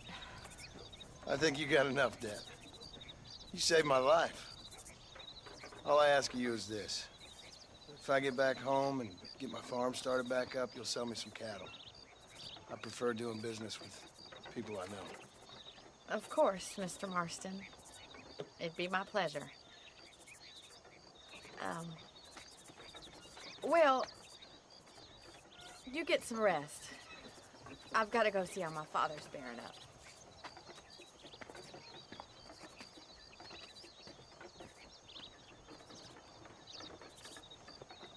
I don't have a clue. All right, but it's got to be something to do with that government boy. We'll talk to him, find out what he knows. Fucking is. Where is she, Marston? Who? Who? My daughter, you fucking scum. Where's Bonnie? I don't know. I haven't seen her since after the fire. Why? Why? Because she hadn't been seen since yesterday afternoon. You know, I don't think I can cope. If I lose another child... Now, Drew, nobody's lost anything yet. I'm sure she's fine. Oh, Mr. Marshall! Mr. Marshall! Come out, wherever you are! Who the hell's that? Hey, buddy! That'll be your next looking there. Even better. Good day, Mr. McFarland. Get down from that horse, boy, or I'll shoot. I wouldn't recommend that, mister. Not if Drew McFarland wants to see his Bonnie back in one piece. Hey, Mr. McFarland! This is a nice girl you got there. Get out from there! You know, part of me's got to thinking I should just marry her myself. Give her a baby and that. What do you want? That's better. I want Norman Deek. I want him set free. Then you'll get your daughter back, mister. We don't do deals with outlaws, boy. Yeah, you do. Let's not waste each other's time pretending otherwise. Oh, government themselves ain't much more than a bunch of crooks. This is the land of opportunity, mister. And I'm giving you the opportunity to get your daughter back before 15 friends of mine take out all their anger and their loneliness on her. Where the hell is she? Where is she, boy? Bring Deke up to Tumbleweed in a couple hours. And don't get no funny ideas, or I will slit that horse throat myself. You boys have a pleasant afternoon. Yeah! What do we do? We do as he says. You and me, Marshal. Mr. McFarland, I'll get you your daughter back. I owe her that. Please do.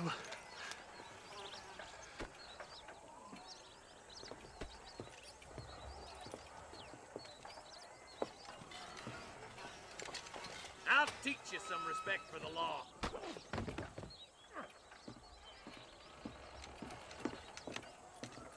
Hurry up, boy. Let's go. Quick as you can, Deputy. Make sure he's tied on good. Stay with me, Marston. I won't let anything happen to her, sir. Come on, let's get this charmer to Tumbleweed. See, this is what happens when the Federals interfere in our affairs. Are you happy now? No, I ain't happy at all. And I already told you, I ain't with the government. Now you say that, John, but the only thing I know for sure is who sent you. They made me come here. They gave me no choice. That's your federal government, Mr. Johnson. They come down here dressed as cocky as the King of Diamonds, talking a lot of flannel about helping us, about spreading peace and civilization to the West, but they brought nothing but trouble and taxes. I agree with you. Wolves in cheap clothing, all of them. Rob you, then make you pay to have someone investigate the crime on your behalf.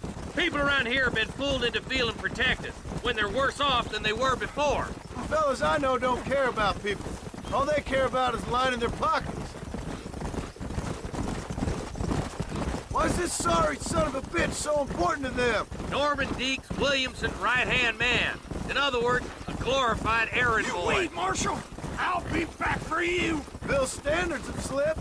We already filled you with lead once, you ugly Deke's bastard! the kind of man who's mean enough to be second in command, but too cowardly and stupid to ever be a leader. Don't ever use that line near your deputies.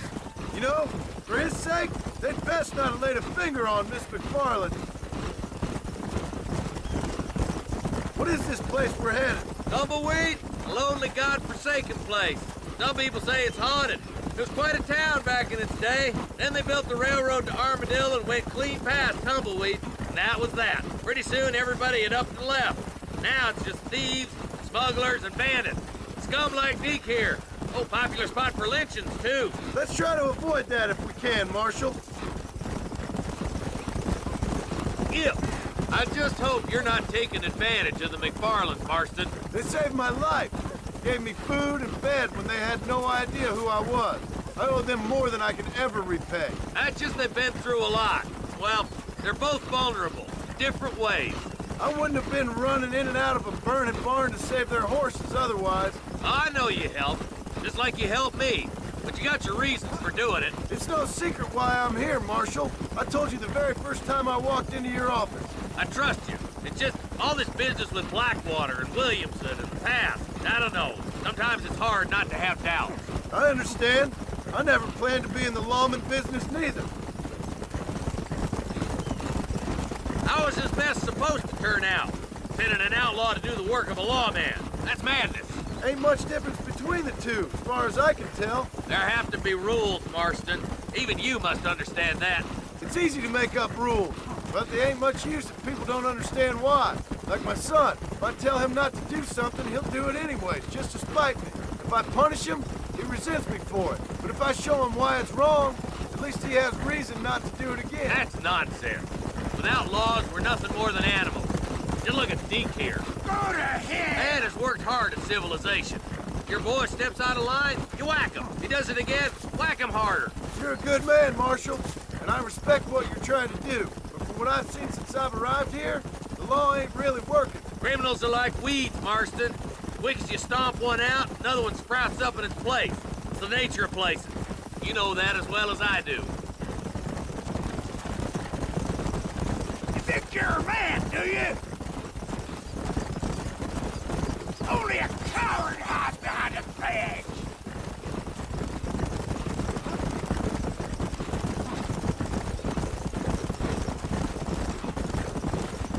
Boys will be getting fast poking, I bet. Come on. Across the bridge. Not far to go now. Easy there. John, you'll be exchanging the prisoner for Bonnie in the middle of town. Keep your eyes open. I sincerely doubt these scum plan to play fair. Fair my ass. You bet. Besides, Norm here's gonna be my shield, ain't you, Norm? It'd be my pleasure. Marston, lead Deke into town. Make sure you keep a gun on that son of a bitch. I'm sure it's been nice for the boys to have a whore to play with. I hear those rancher girls like it in the rear. Maybe she won't want to go home. She's been fucked so good. Come on now, boys. Cut me loose. Wait, where's Bonnie, you bastards? Trusting son of a bitch, ain't you?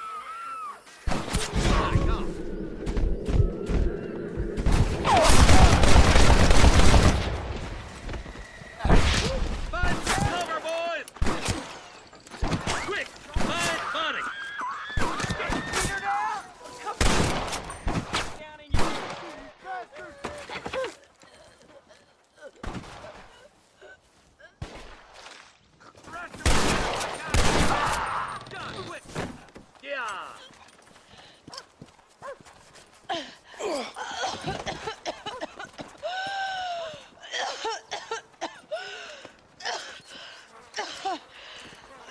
Bonnie, are you okay?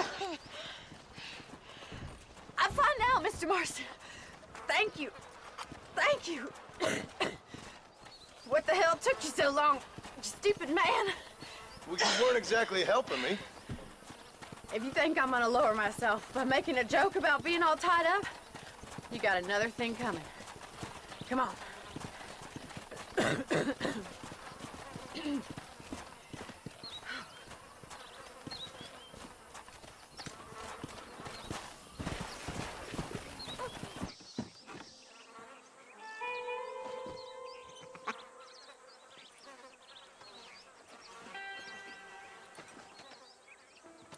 Excuse me, are you Seth?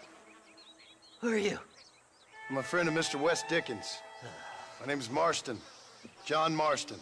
Goodbye, John Marston. It's been a great pleasure. I need your help, Seth.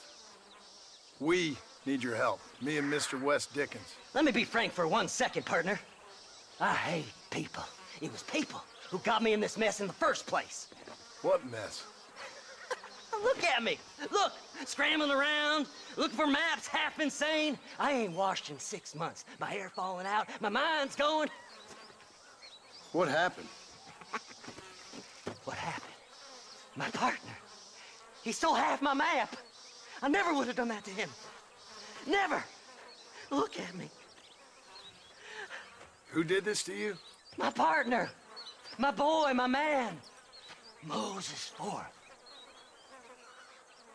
I don't have the facility to tell you what I would have done for that man. And what I would do to him now. Why? Because he stole half my goddamn map. And what map's that, then? The map, partner. The map that tells me where it is.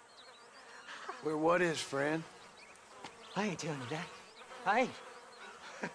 Don't make me tell, partner. It's mine! It's mine! All mine! Sure. And where's this Moses now?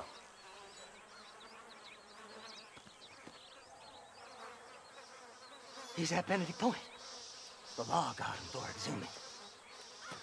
Some people, they feel differently. Not Moses. Him and me are the same. The self-same. Well, come on, Seth. Let's go see Moses, get you your map back. Then maybe you'll help me.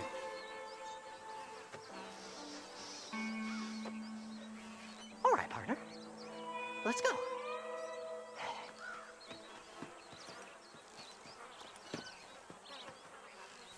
Horses are over here!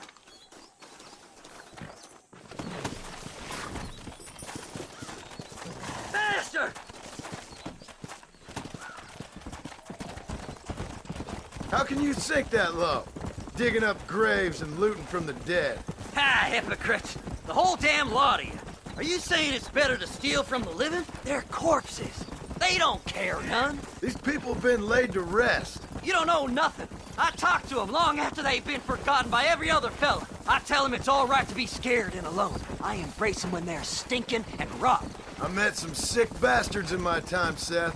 But you're special.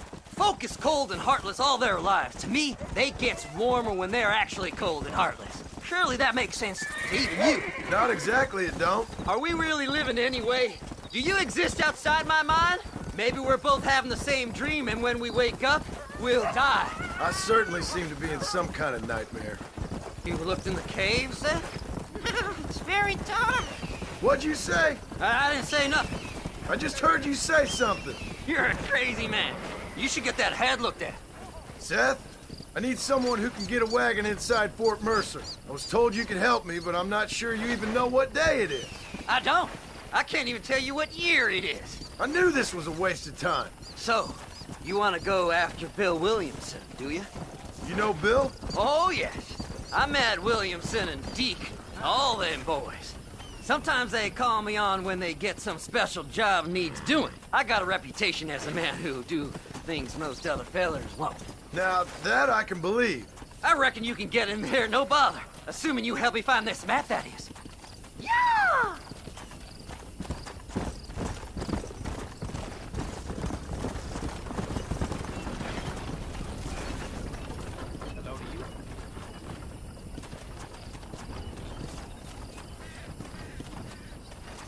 What's so important about this map? Nothing much. Just unimaginable riches and such like. A spark of hope that lit a raging fire I can't put out. I thought as much. Another treasure hunter losing everything in the search for nothing. Oh, I lost it all, partner. My wife, my children, my business. Good riddance to them all. I don't eat, I don't sleep, I don't wash, and I don't care. I know. I can smell you from here. It used to be about the money, but now, I don't know who I am no more. I see myself, but it's like I'm looking at somebody else. Only it's me, you know? Maybe it's time you moved on. No way I can stop now. It's taking me over. There's no difference between night and day. Just darkness. I want to see the sunshine again. I've seen some candidates for Bedlam in my time, but you might just win the prize straitjacket. All right, this is it. Let's stop here a moment and come up with a plan. As far as I know, Moses is being held in that shack. There's a couple of deputies keeping guard outside. Can you distract him so I can sneak in for a quick parlay with that son of a bitch? I'm sure I can think of something.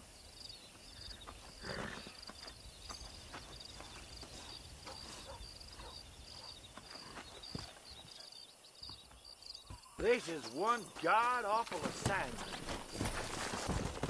Best we deal with this now, mister.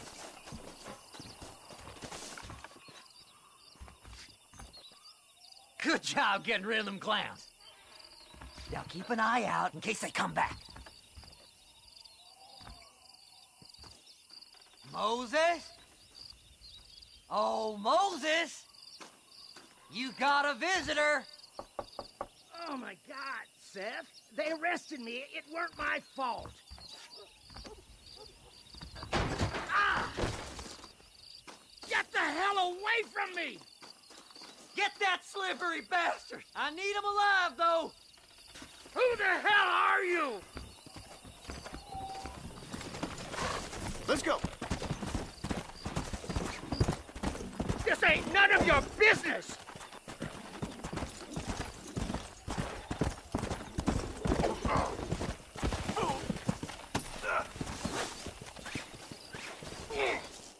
God damn you! Why are you doing this?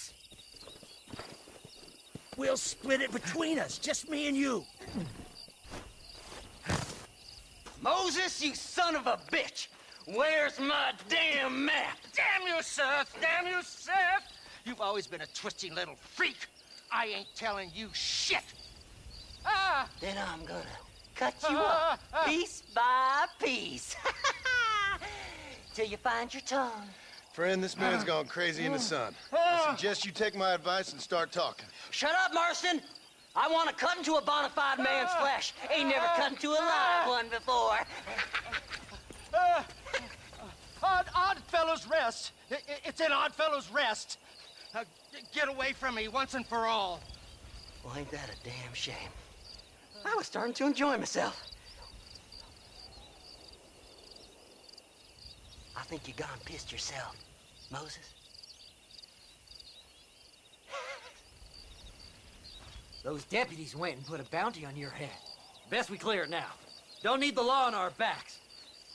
I don't have no money, but I got me a pardon letter. Here, take it. You earned it for helping me with the Moses.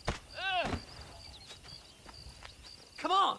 We can pay it off in the telegraph office. Hurry up. I need to go find that map. Here, I've been given a pardon. This here. Go on, then. You can clear it up the desk. Don't do nothing foolish now.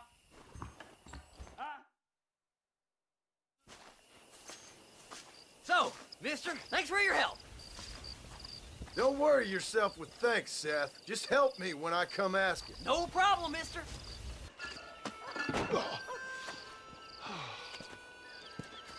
Oh, Mr. Marston. How are you, sir? I'm all right. I met up with your friend, Seth. Oh, Seth of the Dead. Yes, interesting fellow. You don't meet many men these days with the moral fortitude to cut straight to the chase like that, do you? Thankfully not, Mr. West Dickens. Yes, contemporary society is remarkably harsh on professional exhumers. But did you know that in ancient Egypt, it was an art form valued more highly than literature? I believe Seth comes from that school of thought. How very interesting. Look, You thought any more about our plan? Ah, your plan, dear boy. Your plan. I am merely the help, not mercifully the arbiter of wisdom. What you are, dear boy, is the man whose life I've saved twice now. A man who sells lies and deceit to unwitting people. A man who, if he doesn't help me, I won't think twice about putting a bullet through his skull and feeding to the vultures myself. You see, Mr. Marston, you have the exterior of a violent man, but the soul of an angel, and that is what I think I cherish most about you. That's what I thought. But before we can attend to your particular problems, we need some extra lubricant to oil the machinery of business. And this being America, that lubricant with which we concern ourselves is money. Money? What are you talking about? Oh, we need weapons. Armor plate for the wagon, extra hands, and I need some danger money. So, let's sell some more of these cures. Sell cures? Around here? Do you want to see me lynched? Oh, no. The sport of kings. Racing, my friend. The sport of kings. A noble activity without reproach. Exactly the kind of activity where a lying, cheating degenerate like myself can prosper. But come, let's finish the loading and we'll discuss it as we drive.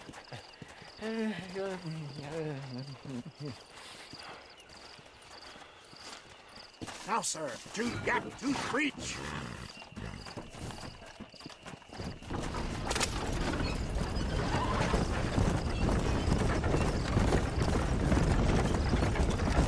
Seth is an interesting fellow, is he not?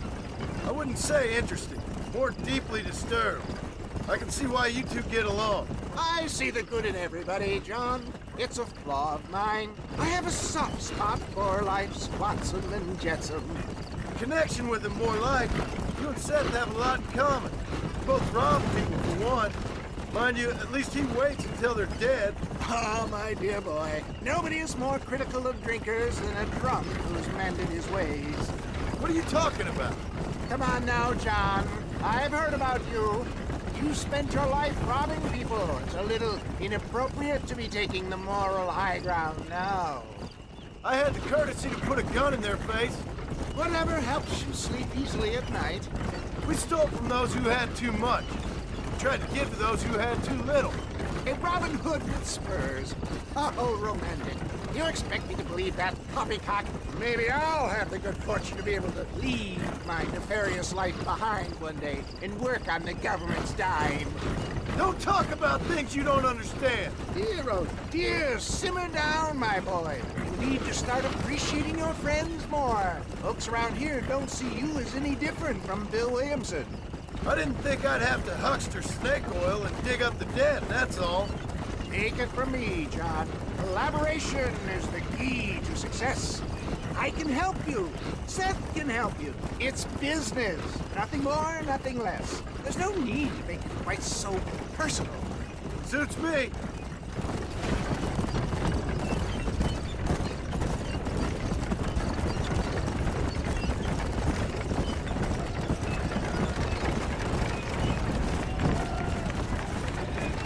Here we are, John. Gap tooth breach.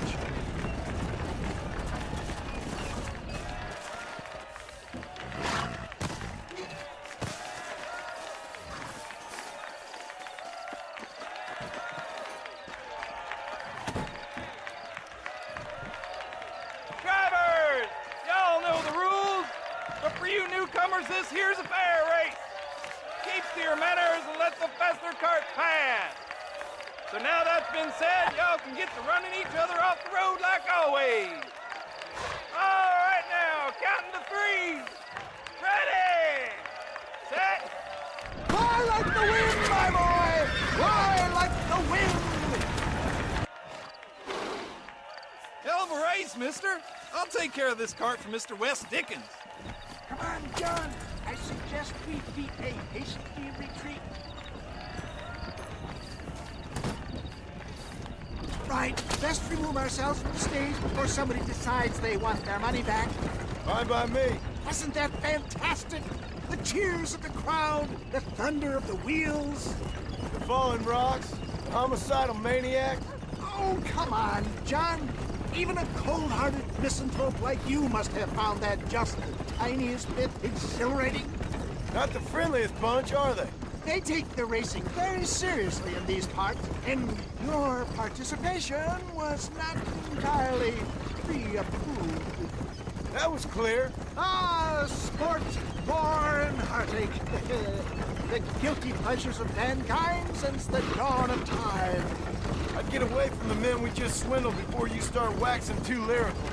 Yes, of course. Well done, sir. Well done. Having you as a ringer has netted us a fine profit. We seem to be wasting time, old man. Oh, patience, my friend. The Trojan horse cannot run before it can walk, if you'll forgive the metaphor. Next, we need to procure some grand and overwhelming firepower. And for that, you need to contact an old friend of mine. Goes by the name of Irish. Irish? Yes, he's an interesting kind of fellow. He usually can be found in Armadillo or some other town around here on some bacchanalian revel or such. Great. An alcoholic arms dealer. What could be better? Seth. Hey, John. Hey, partner. Get what you need? Ready to help me? Not quite. Not quite ready. You see, I wasted a bunch of time looking for that last bit of map. And I got to thinking, Moses was a liar. And I imagined myself doing all kinds of unpleasant things to his corpse. And then I realized... Realized you were sick in the head?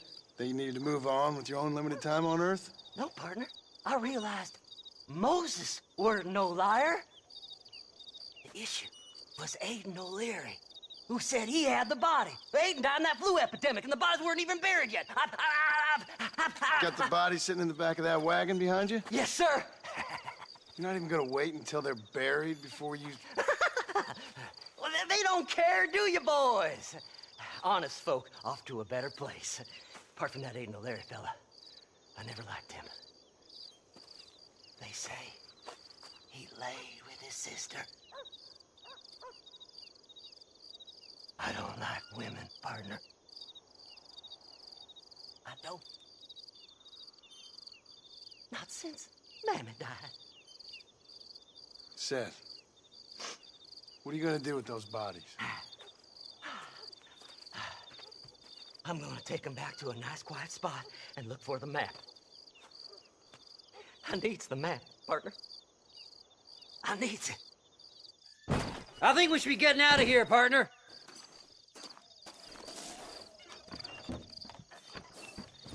All right. I know a secluded spot where we can search these sleeping beauties.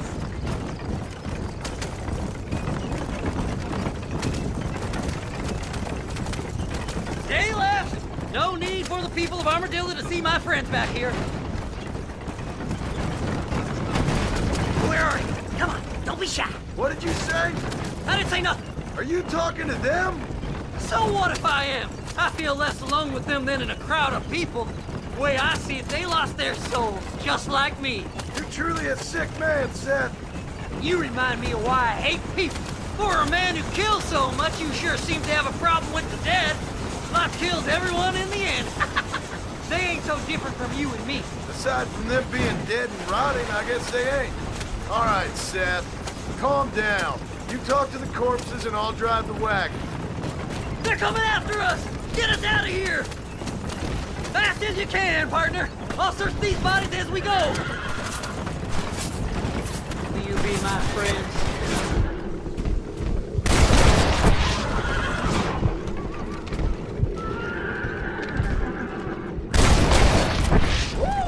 Ooh, a bottle of elixir. Thank you, my friend. So, I guess this is goodbye.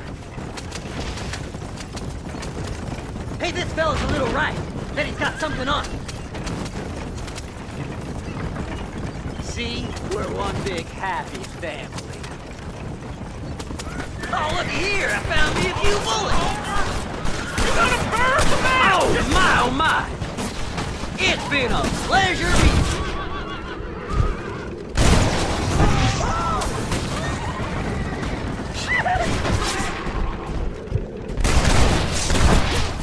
Months of searching, I'm gonna be rich beyond my wildest dreams.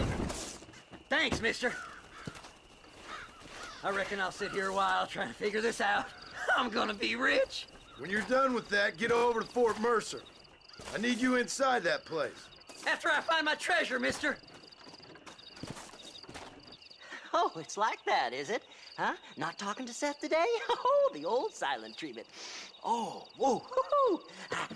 That's quite a stimulus. Hey, Seth. Seth, come back here. Oh, hey, partner. I was just looking for you. Looking for me? What? Over there? How you doing? I'm good. Well, see you later, partner. Where you going, partner? Nowhere. Okay. Nowhere wouldn't happen to be where that thing you're looking for is kept, would it? No, sir. No, sir. Come on, partner. Okay, I was just fooling. Partner, you know, the thought of that treasure does funny things to me. According to the map, it's somewhere in that big abandoned house.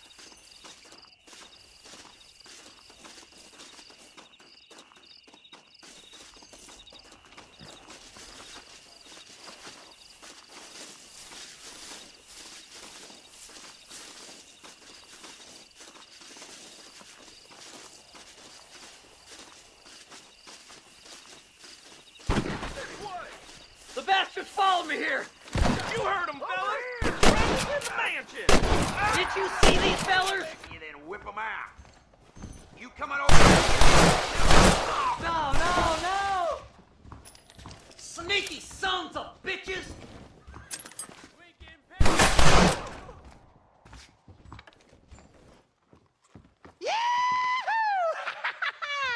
Finally, I see the light at the end of this very long, long tunnel.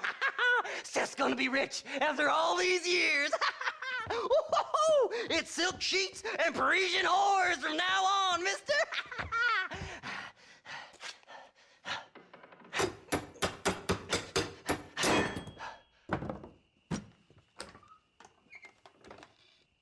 What the goddamn hell is this? A glass eye. I'm sure whoever that belonged to treasured it very much. Stupid liars. Those stupid chicken shit maps. Making a damn fool of me.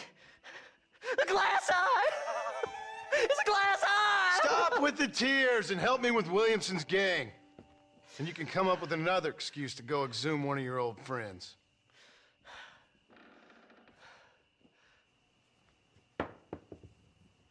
Undead man's treasure ain't done me no favors. Sure. I'm ready for the living. I'll see you and Mr. West Dickens over at Fort Mercer when you gentlemen is ready.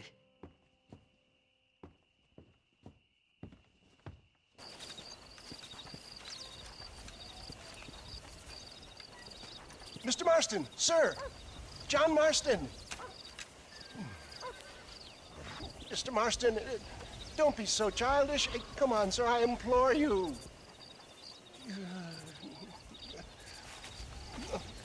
Okay, so I made a few innocent mistakes when last we met.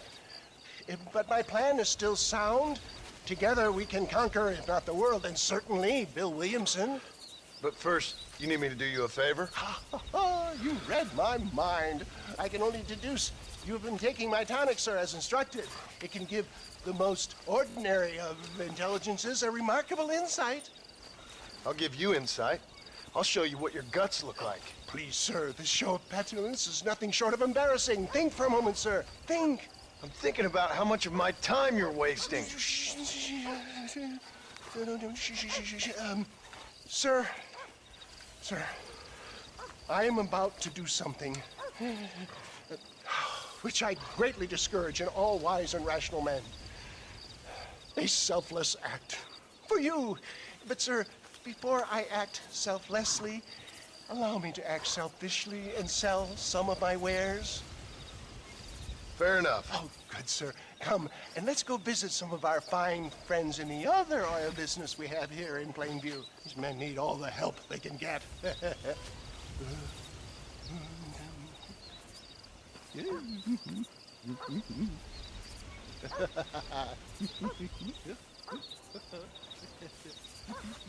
Friends, hardworking souls of Plainview, do you suffer from rheumatism, lumbago, acute chronic sciatic, neurologic, or inflammatory pain? Well, I represent the only company that makes the genuine article which cures headache, neuralgia, toothache, earache, backache. Well, this man is a fucking charlatan. He just got done swindling us down at Cho Springs with this song and dance. I say we tar and feather him right now. I say we shoot the bastard. I think it's time we take our business elsewhere. I apologize if science is not your forte. Good day, one and all.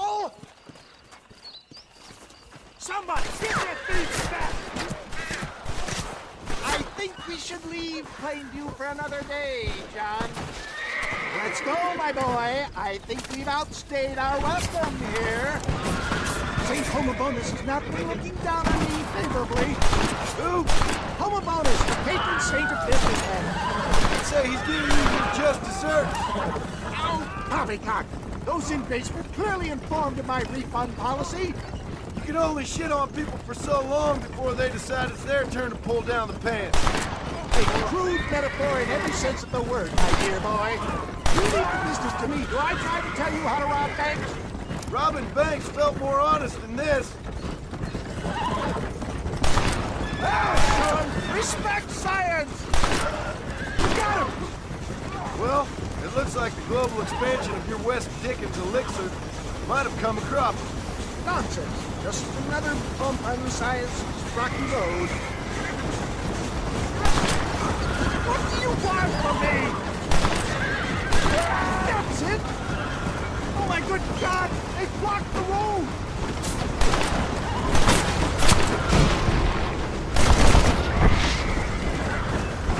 What are you doing? The road looks clear. Let's push on Cueva Seca. What do these numbskulls expect? Miracles? Well, that's about what you've been promising them. We made it, John. There's Cueva Seca up ahead. Well, that was a little hairy. Thank you, my dear boy. You saved the day again.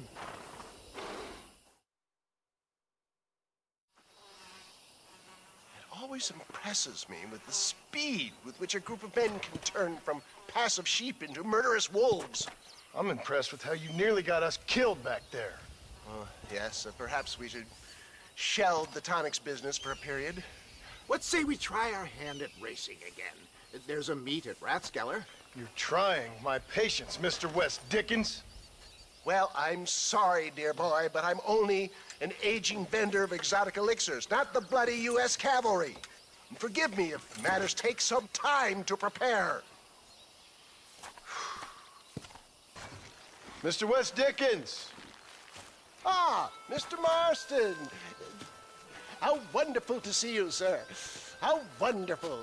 Are we ready then? Yes, sir. Nearly, sir. Very nearly, sir. I just need some cash to get some extra hardware fitted to my old Trojan horse here. You what? Never mind, sir.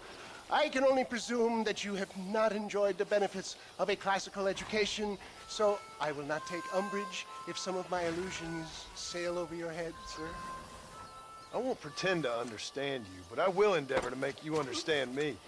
Either we do this right now, or I put a bullet in you and get on with my day. Please, I knew you were a violent man, Mr. Marston, but I did not think you were a stupid one. We need money to outfit my carriage, to turn a simple tradesman's vehicle into something more subterfuge.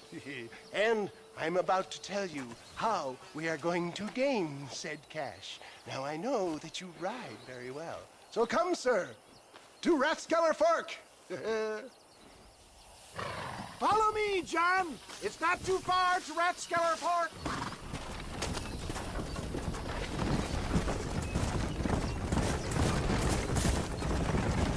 So how are you, John? Okay, all things considered, hopefully we can get through today without running into another army of your satisfied customers. Onwards and upwards! I refuse to let the blind stupidity of the proletariat derail my calling in life. Nothing blind about it. I'd say they saw right through you. Before knowledge comes doubt, my dear boy. Everybody knows you're as crooked as a dog's hind leg, West Dickens. I resent that implication, John. I wasn't implying. I was telling. If you're such a successful businessman, what are you doing living in a cave? Delightfully Dickensian, isn't it? If you say so. Are you familiar with the concept of philanthropy, John? I'm surprised you are. Oh, I don't do any of this for myself, John. I hope you realize that. You're crazy, old man. You seem to be forgetting that I've been part of your ridiculous charade. It's been quite a ride, John, hasn't it? We haven't gone that far. No, I mean us. Ridgewood Farm, Gaptooth Breach, Plainview. We make quite a team, you and me. Brains and brawn. We should consider a more permanent partnership.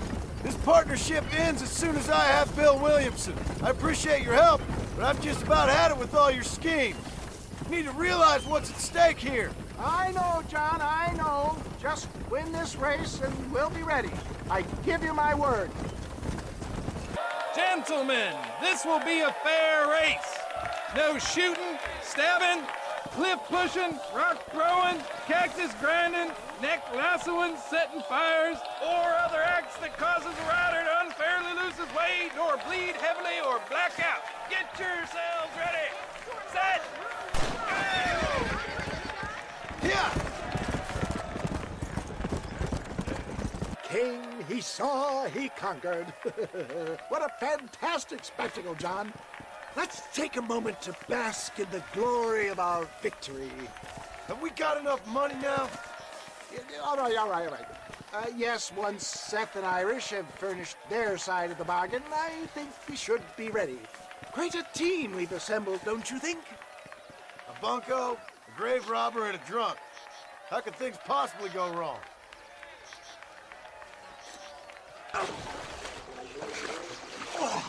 Yes, boyo, you messed up properly this time, didn't you? You little paddy bastard. You thieving Nick cunt. You got it all wrong, Welsh. All wrong. It was French, I promise. He said he was going to rip you off. Now he's ripping me off. Here, keep on talking there, Irish. In about 15 more seconds, your whole world's gonna turn black. What's up, boys? Fuck off, boyo. This don't concern you. When a man with a sing-song voice tells me to fuck off, it always concerns me, boyo. Look here, this Paddy bastard stole our guns, tried to steal our horses. Law's clear on the matter. I never stole nothing, sir. Never did, not in all my life. That French cunt is playing with the Welshman's tiny and ineffective mind. Hush your mouth. Anyway, you all got horses now. No one needs to die. Leave them be. Who do you think you are, boyo? The bloody cavalry? Your voice is really starting to get on my nerves, boyo. And you're getting on my nerves. Yeah. Ain't nobody speak.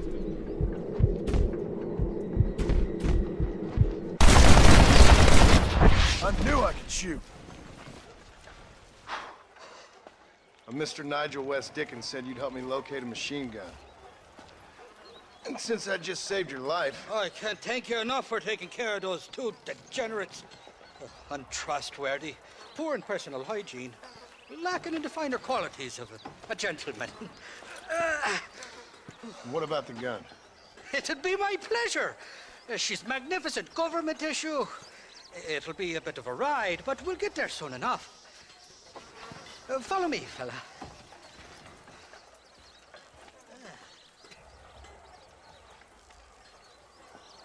Let's get this over with. The saloon's calling me. This is turning into a hell of a day.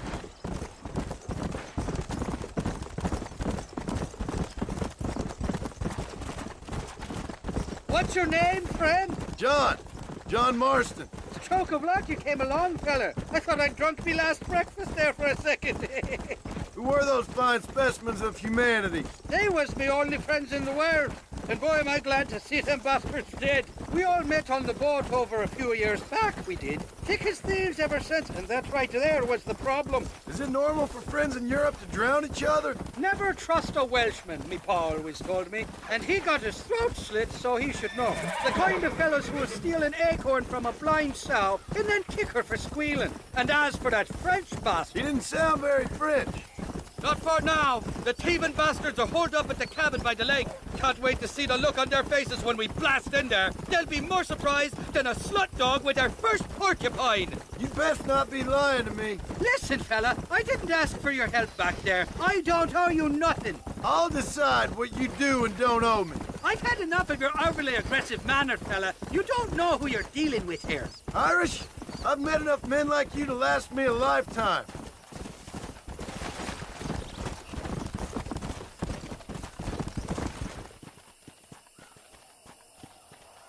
You can make quick work of those fellas if they give you trouble. The gun's stored just inside that shack. What about you helping me out? I'll cover you from the ridge. I'm better from long range. It'll be a piece of cake, fella. Trust me. You're mine now, you dumb bastard!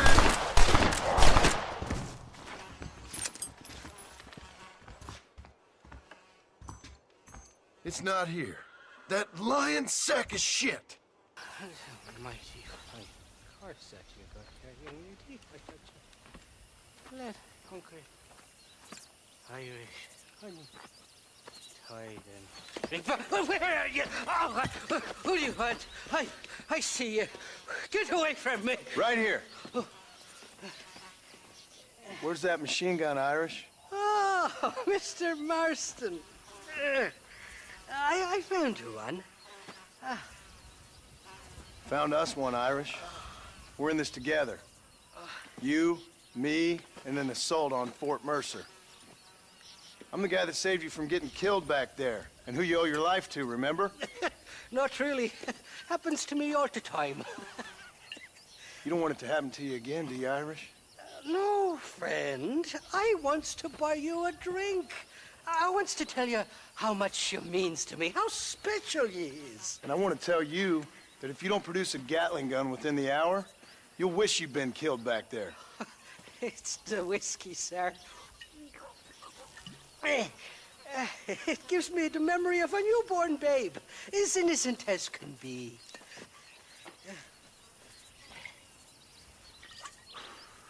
And it makes me violently angry. Shall we go look for that gun, sir? Yes. Let's do that. Boy, love me faithless Flora, the lily of the west. You're not gonna pass out on me, are you, Irish?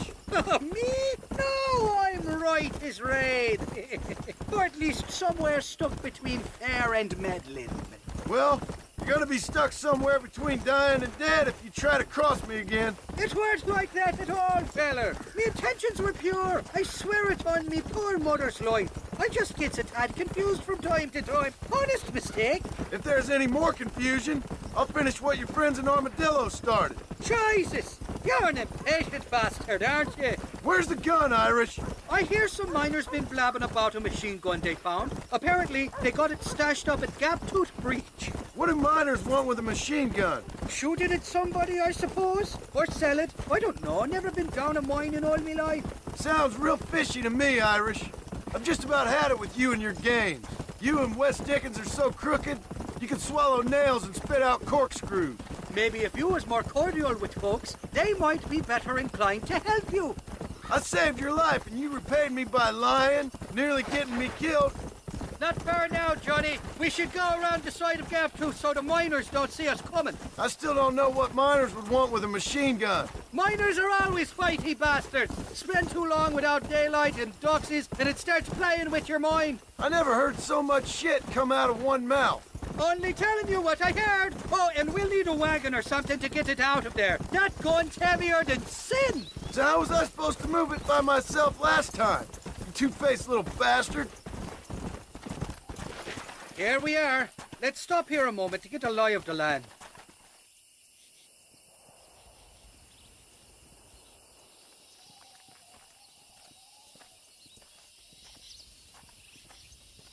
The entrance is plain to see, and there's a shaft them bastards used to haul out heavy ore. You, can use that lift to get you and the gun to the surface. I do it all myself, but the mines play havoc with me sinuses. I'll find us a fine place to hide these horses, and then return with a borrowed flat wagon.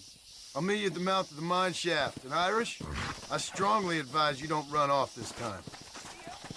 You must be lost, cowboy. This is private property.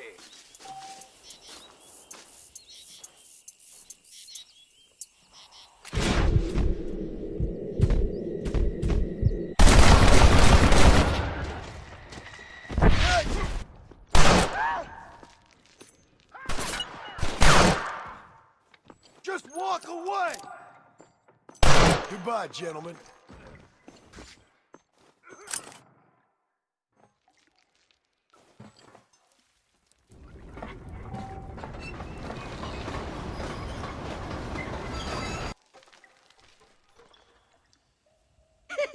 I thought I'd be looking at your corpse being hauled up this lift.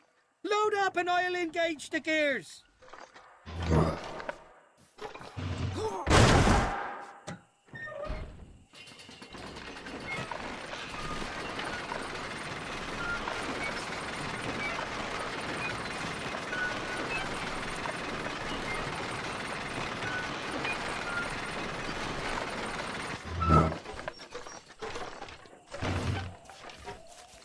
There she is. What a beautiful weapon.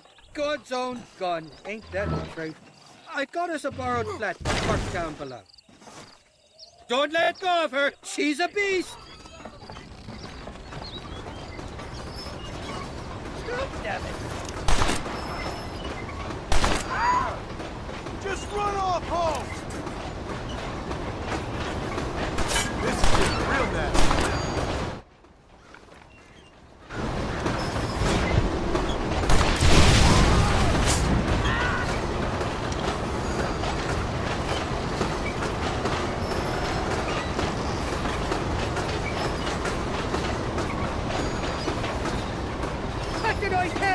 Piece of cake!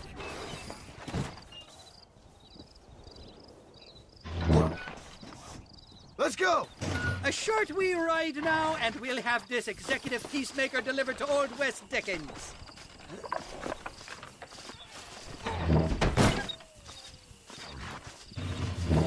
Just make sure it doesn't fall off on the way.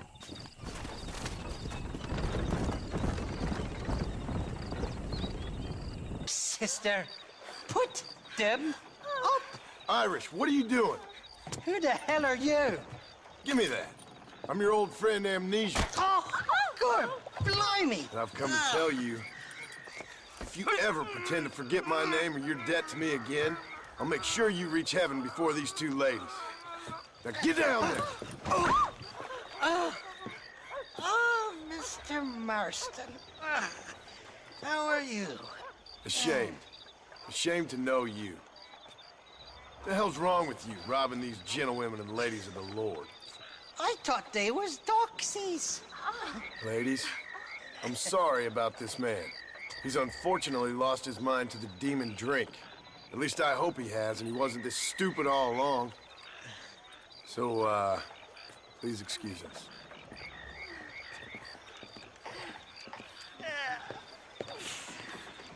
Now, Irish, that Gatling gun doesn't work. I find that rather upsetting, don't you? Oh, heartbreaking. Which is why I was just coming to see you when the drink got the better of me.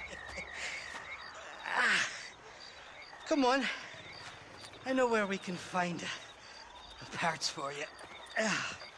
Mother-feckin' Mary. How about a drink or two, mister? I'll have to politely decline this time, ma'am. What you looking at? What?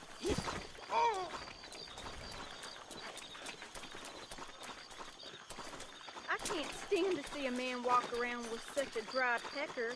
Can I help? Drunk as I am, my pricks are in fine working order. What I just got me a shiny specimen new you blade are. from Spalding's. I like Feel That like fresh letting air's me got me test head spinning like a top. Can't be good for a fella. Shut up, you lazy drunk. before I stop your head spinning with a bullet. I resent that, Johnny. I've been working like a beaver on your behalf. You've been working like a weasel on my behalf. Bushwhacking defenseless ladies of the cloth? You must have been raised on sour milk, Irish. What are you talking about? I'm a good Catholic boy. You're a booze-blind coward. And you're a hypocrite, Marston. You've robbed just as many innocent folks as me. I tried to only rob those who had more than they deserved. Christ, the church has more money than anybody. Your friend gone bust? Where are we going, Irish?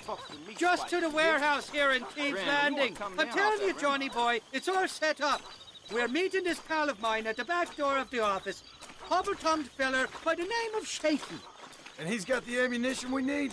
Jesus, stop fretting, will you? I knows about guns front, back, and sideways. You're gonna be real familiar with mine if things keep on this way.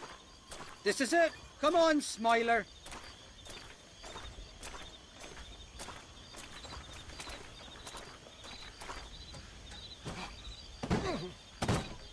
Well, I'll be buggered. This door was supposed to be unlocked. Come on, let's see if we can get in around the back. I'm beginning to lose my patience.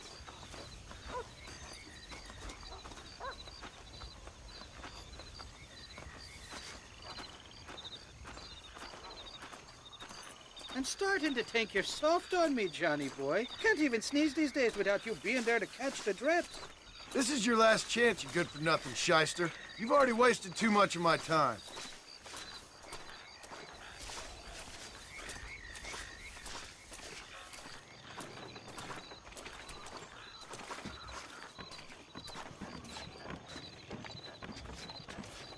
Keep your eyes open. Shaky's all right, but I don't trust the gang of fools he runs with.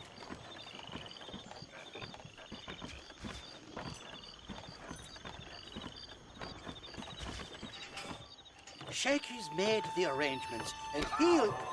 Oh, shite. Sounds like Shaky's only gone and got himself found out. All right. Now all we have to do is find out who you work with. You hear me? Shaky, you wretched fucking son of a whore. Suck my... Again! Oh! Labor relations don't sound like they're exactly at an all-time high. You sneak in and get poor Shaky loose. I'll go get the wagon. Good luck, Marston. He's a good man, that Shaky.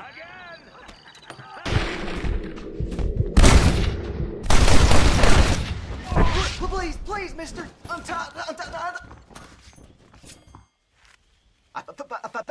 Thank you for your kindness, mister. I thought I was a dead man. My kindness is only as good as the bullets you can fetch up for me and your friend Irish. Let me down, and you'll be a dead man. This is gonna be one hell of a fight. Let's head for the door. Follow me.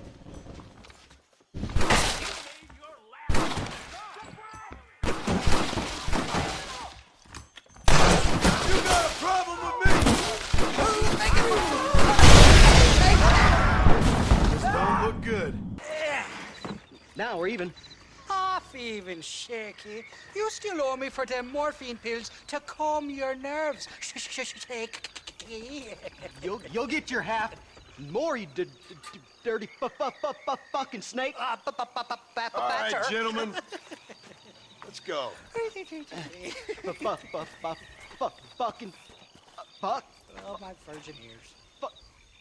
Come on then, Johnny boy. Let's go. Are you coming or not? Did you have fun in there, you and Shaky? I killed a lot of men for this damn machine gun of yours. I'm sorry I missed all the dramas. You always miss all the drama. There must be cobwebs growing on that holster of yours. Someone's got to drive the wagon, don't they? Teamwork, Johnny boy. That's my game, not just the glory like you.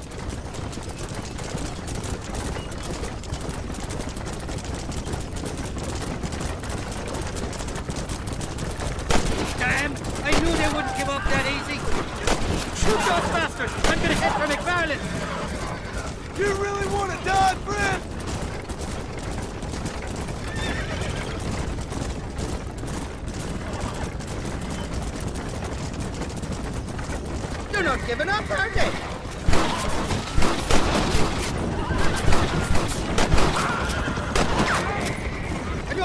Marston. Me heart's beating like a bloody drum.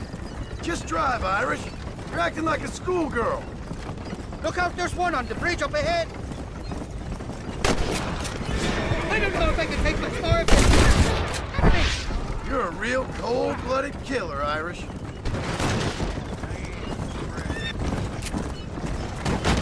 I'm telling you, Irish, that machine gun had better work after all this. Don't you worry. You won't find a finer piece of artillery west of Dublin. Well, I think you're ready for Fort Mercer. You got enough ammunition here to take down a small country, fella. I'm gonna need it. Bill Williamson's got himself an army.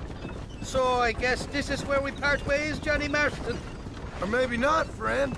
You're gonna be right alongside me when I take on that fort. After all you put me through, it's time you pull the damn trigger for once. Show me what a big, bad killer you really are. Yes, of course. What am I thinking? Don't worry, you can count on me. I just hope I don't steal all your glory. Wouldn't be right or proper. Impressive, Marston. We'll have Wes Dickens's wagon rigged and ready to go soon enough.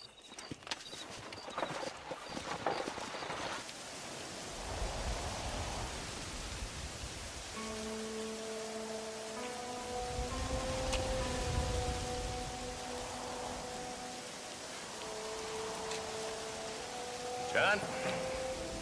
Marshal? Gentlemen!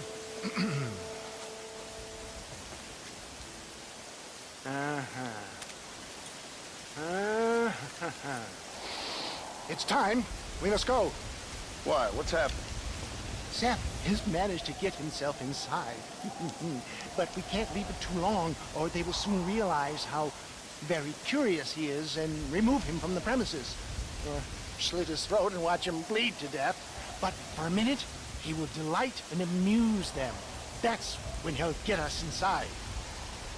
Okay. Marshals of the law, when the shooting starts, take that as your cue to start awarding each other medals. Huh?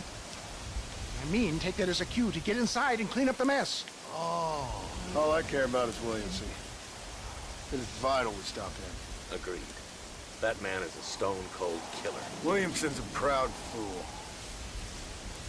Question is which will win out between his pride and his instinct for survival.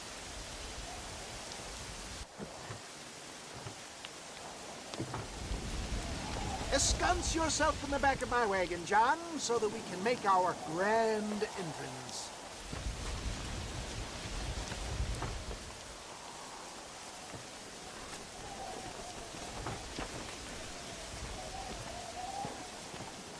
Come on. Let's go.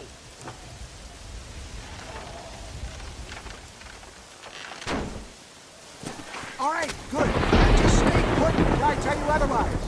That scoundrel Seth had better not let us down. Once we're inside and I've lulled our adversaries into a false sense of security with some beguiling sales patter, I will give you the signal. What signal?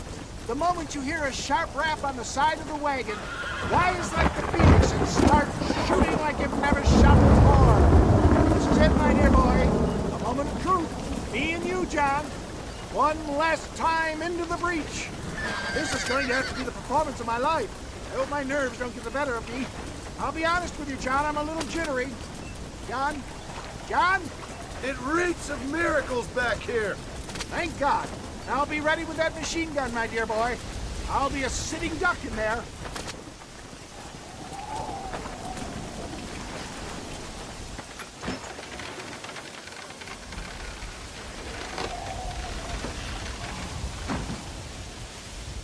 Hey there! Come on in! Come on in! Welcome to my humble abode! Come on! Yeah! Greetings, my good men. What would you say if I said immortality was at hand? What would you say if I told you I could teach you to fly? What would you say if I told you I could turn a man into a beautiful woman? Impossible, yes, once, but no more. Gentlemen, I bring you wisdom from the East. I have here in this wagon some of the finest goods, the best medicines, and the newest inventions available for you and your families. exotic trinkets from the far reaches of the earth, elixirs that give vigor and strength. And for you men of physical skill and athletic physique, this miraculous elixir can keep the muscles supple and relax the cords. It loosens the joints and gives a feeling of vigor and freshness to the whole system. Why, some men have reported to me that after drinking it for 1 month, they can chew through steel. What the hell? It's a trap! This should even things up!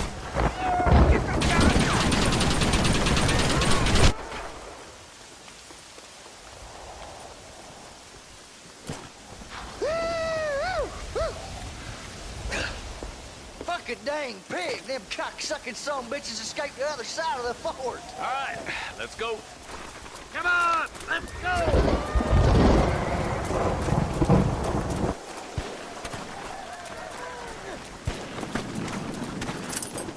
I think my work here is done. Godspeed, gentlemen. I bid you farewell. This way! Let's go, boys!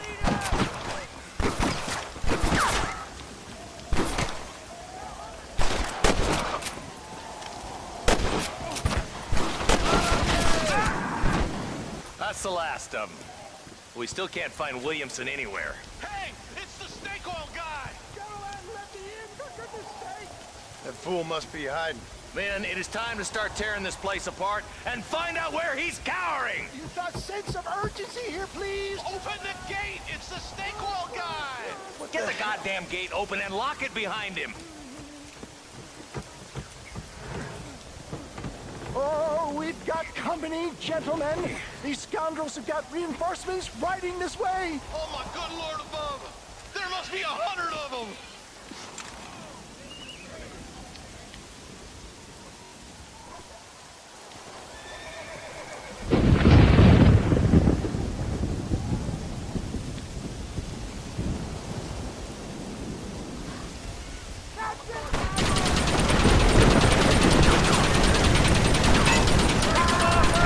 Bill ain't here. We looked everywhere. Hold on! Hold on, I missed it. Mr. Marston, we got a live one. He says, Bill's already run off to Mexico yesterday morning. You'll never get him. Javier Escuela. He's gone to see Javier Escuela. That should make things interesting. Where in Mexico? How should I know? Oh! Where in Mexico, you little shit? Someplace near Chupros, I think he said. That's bandit country. Chupa feckin' Rosa. Well, I'll take you there, John. I'm real popular down there. You just meet me at the ferry. I've got lots of friends down south. I'll see you at the ferry, Irish. And just get me things. I'm sorry about this, John. I guess you'll be heading to Mexico? So it would seem. How is it down there? Wonderful. A sweet, peace-loving people with the love of social justice. May you always find coin in your pocket. It's been a pleasure spending time with you, boy. You too, Mr. West Dickens. Marshal? All right, boys. That's enough.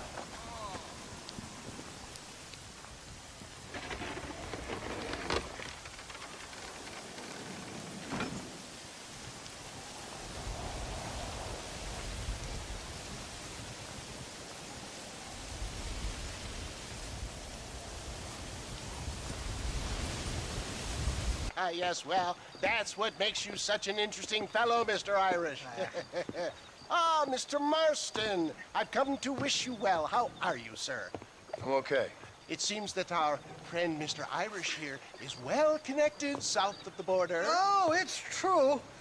They love me down there. It's like a second home. I've got more friends than you could shake a stick at, should you so desire. So you know the way?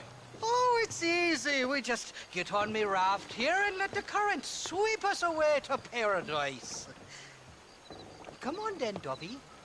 I'm not sure your idea of paradise and mine are quite the same, Irish. Relax, we'll have a great time and we'll find your man Williamson, no bother. I hope so.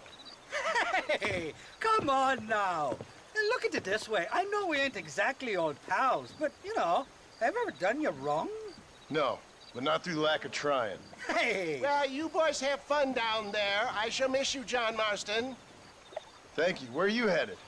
Oh, me? Oh, London or Paris or maybe Peking. I'm a traveling man, sir. This land is much too small for the likes of me. Well, try not to get yourself killed. Oh, well, yes, we men of science are not a very loved bunch in this land of myth and superstition. I'm off to the civilized world where men like myself are revered and given medals. Ha! Have fun. The same to you, sir. The same to you.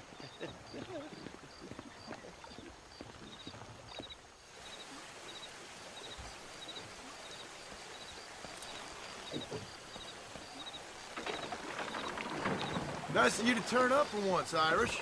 What do you mean? In usual fashion, you conveniently missed all the action at Fort Mercer. What can I say? I woke up with me head in a pair of tits, and it felt ill-mannered not to get reacquainted with him. At least you got your priorities straight. You know me, Johnny boy. I'll be late to me own funeral. They say God invented whiskey to stop the Irish from ruling the world. Well, you're here now. I can't swim, you know. Me neither. But a current like this will carry you for miles. We'll end up on shore sooner or later. Look out, bandits! Cut the rope, Irish. We're sitting ducks here. Well, I'll be buggered backward. What are you waiting for? Gun him down! What the hell did you do to these fellas? I recall it was something to do with money. And possibly some misunderstanding about a fella's daughter, but the details... Got the handle on you!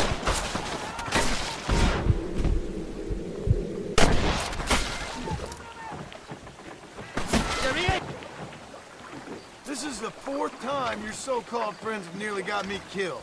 I thought you said they loved you over here. They do. At least the lassies do. Oh, them big brown eyes. Turn stone into butter, they would. The Mexicans know how to make a bottle of liquor, too. Oh, that poke? Now, there's a drink as would take the frost out of a frosty morning. Oh, you're gonna have some fun. I'm just here for Bill Williamson. Well, I'm glad to be back. This place is a wild devil's paradise. Apart from the fellas trying to kill you. Down here, they call me El Rato, the cat, on account of me stealth and cunning. I'm pretty sure Rato means rat, my friend. I like it, though. A little more inventive than Irish. Well, you Americans never were very creative with your use of language, was you, John Marston?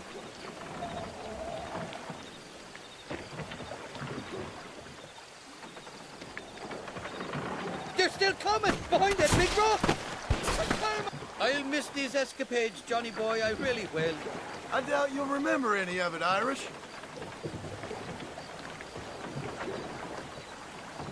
See that? The current should put us ashore up ahead. Heads up! There's two more!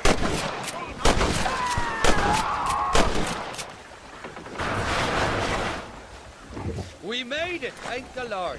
Am I glad to be getting out of that floating death trap. Oh, these horses look fresher. And healthy. Before you degrade these poor fools any further, tell me where I'm headed. Of course, of course. Let me think. You do know people down here, aside from your friends who welcomed us on the way. Yes, I think so. I was real drunk last time I was here, John. You know how it is. I met an American guy, saw him shoot a man, drank with him in the village of Chuparosa. Funny guy. Or was that Canada? No, that was Canada. Guy here, not funny, but he's real nice. Failing that, you could try the provincial governor, Colonel something or other, some Spanish name. He's based out of Escalera. Played three-card stud with him. Or was it four-card Monty? I forget. He was a real nice chap. Or maybe he was a real bastard. I was real drunk last time, John. well, thanks a lot for your help. Oh, let me guess. You gotta be on your way. The famed hospitality isn't what it once was, and I've never been known to overstay me welcome. So off I go to greener pastures. Good luck, John. You're an angry and a fat, ugly man, but not a bad one.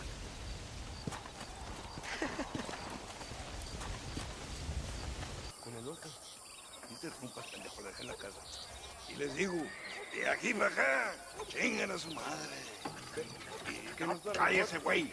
Y de aquí para acá, pendejos.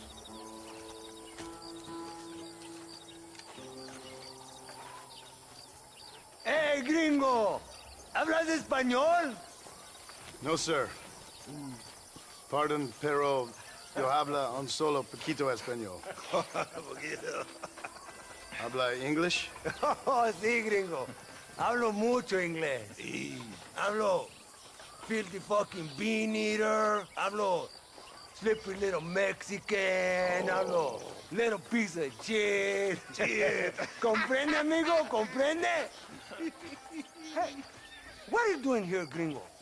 I don't remember inviting you to my country. I don't think you did, amigo. I mean you no harm. You mean us no harm? This is funny. What harm could you do to us, exactly? Nothing, amigo.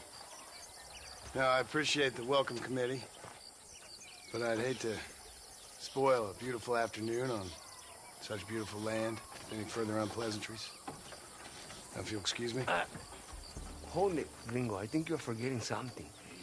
A little taxation. I have a large family. Very big. I, too, have a family, friend. So that we may see our families again, I suggest we part ways amicably.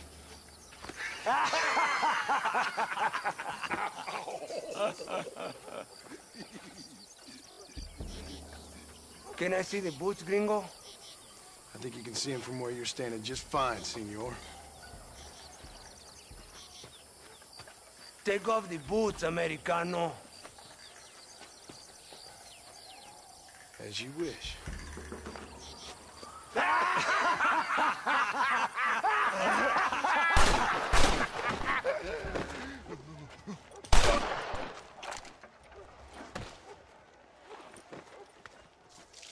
Oh, very good.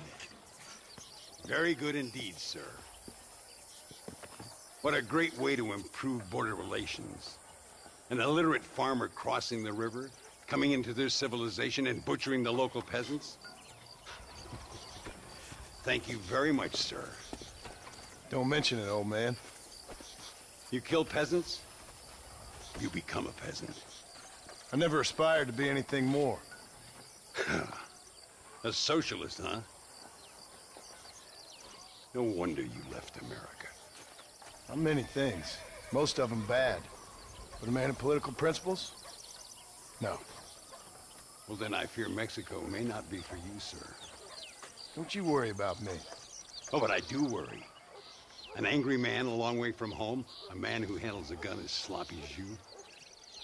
I can handle a gun okay, partner. As long as you're killing quail or peasants. But if you have to face another man, you don't stand a chance. And you do? Can show you a few tricks. Come with me. Hold on. What's your name? That doesn't matter anymore. And you? I never had a name, mister. I was raised in an orphanage. A real American, huh? Wonderful. Just wonderful. Well, you won't make it in the circus, but you can shoot. Keep on practicing. Thank you, old man. Now, who are you? No one interesting. Who are you? Landon Ricketts. Not a name that means much anymore. Means a little. You were famous when I was a boy. Yeah, killing men's a strange kind of fame. I was the fastest in my time. I must have been. I'm the only one left. What are you doing here? Living quietly. Waiting. For what? I don't know. And you? I'm looking for a couple of men. Bill Williamson, Javier Escuela. Escuela's from here. It could be. This whole place is teeming with Americans on the run. Mercenaries, locals hell-bent on revolution. Revolution? Another one? Yeah. Never really ends. This whole place has been a hotbed for revolution since before the Spanish left. Now there's another local guy running around promising the peasants their freedom. Just like the last 2 or 3. Local government, foul bunch. Colonel Allende, he runs this place like a feudal king. He's an awful individual. Is that so? Yeah. Until someone puts a bullet in his head. Come on, let's get back to it. You gotta keep that back straight. Otherwise it makes the gun jump. See if this Schofield makes a difference. Now that's a real gun.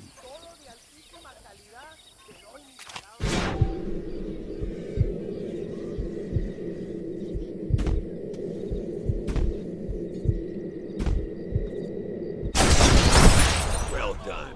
Now that wasn't so hard, was it? Follow me. We're gonna try something a little more challenging. The birds around here are always raising hell, scavenging and scaring the life out of the locals.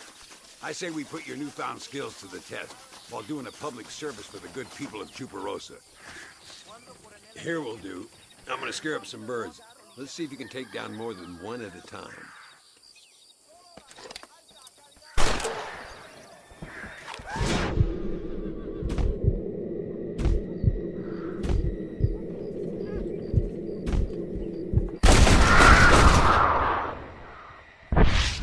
Nicely done, sir.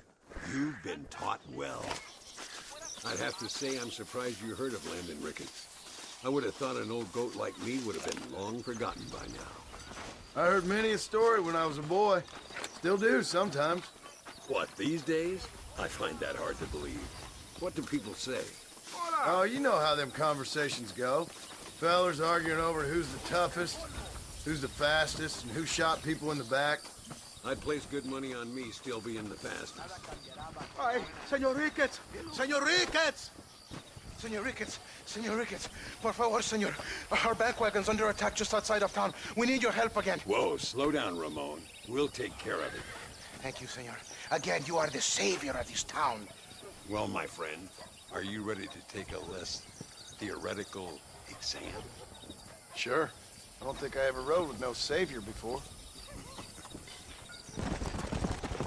What the hell? So why are you looking for these 2 men? It's a long story. We used to ride together. We was all friends once. Only a buzzard feeds on his friends. There must be a high bounty on their heads. What would you do if somebody took the people you love and told you they'd die if you didn't do as they asked? Look over there. They're in trouble, all right? Come on. Stop shooting at me!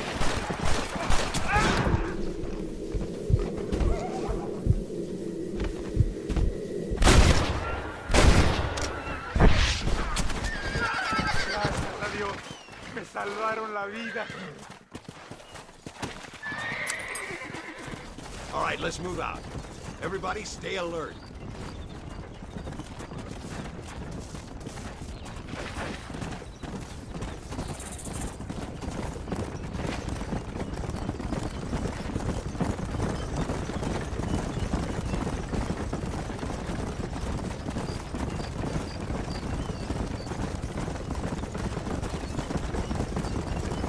¡Mire, señor!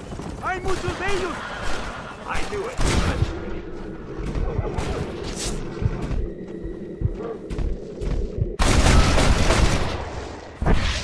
Show them what you've learned, partner.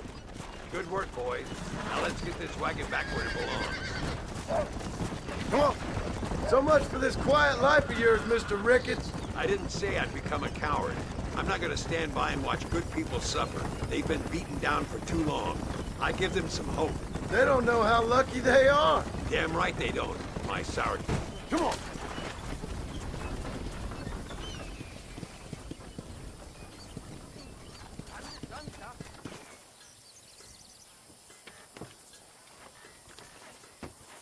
Sano y salvo. Nunca podré agradecer lo suficiente. Buy me a whiskey later, and we'll call things about even. Muy interesante. Gracias, amigos. Mr. Marston, how the devil are you? I'm fine. How are you, Mr. Ricketts? I'm good. I'm glad you're here because these men were just telling me about Mr. Escuela. Javier Escuela? Emilio, let me ask you something. His nombre is Javier Señor Escuela? Is Javier to see? No sé, señor. He doesn't know. I got that bit. Ask him, was he about 5'8"? Mustache? Did he have an American in tow? A big American? Emilio, the Stabacon, grande Americano? Yo no sé. No. Again, I got that.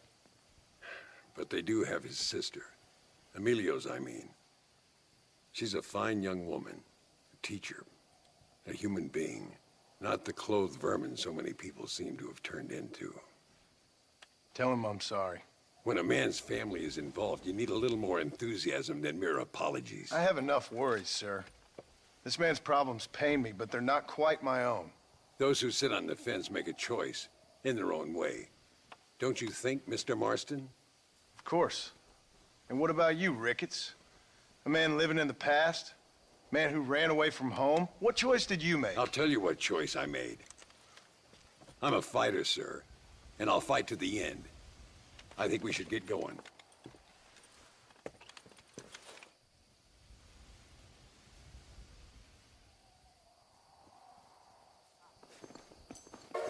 I'm gonna take the train. You can come with me or ride ahead to El Matadero.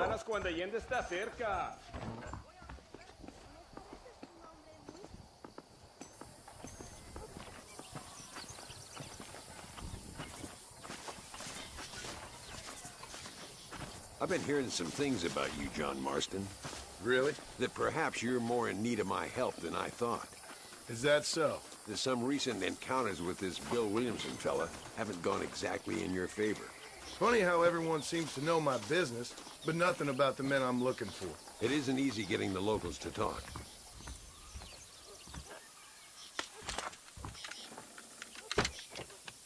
It's the only way to travel, so they keep telling me. We'll get off at Casa Madrugada and ride from there. All right, let's head to El Matadero and see what they know about Luisa.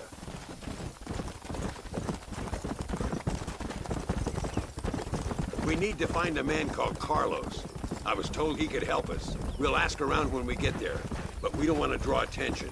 See if you can keep your gun holstered for once. You're the hero around here, Mr. Ricketts, not me. What does the army want with this Luisa girl anyway? She's a rebel, and apparently close to their leader, Reyes. She's a pretty young thing. That's normally reason enough for Allende. So I've heard. She's a good woman, a teacher. If they lay a finger on her, I swear I'll feed those bastards their balls. Work! Here we are.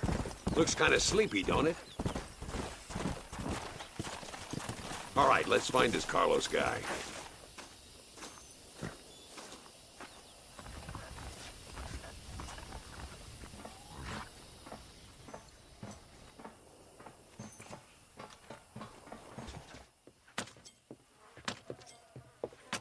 Carlos.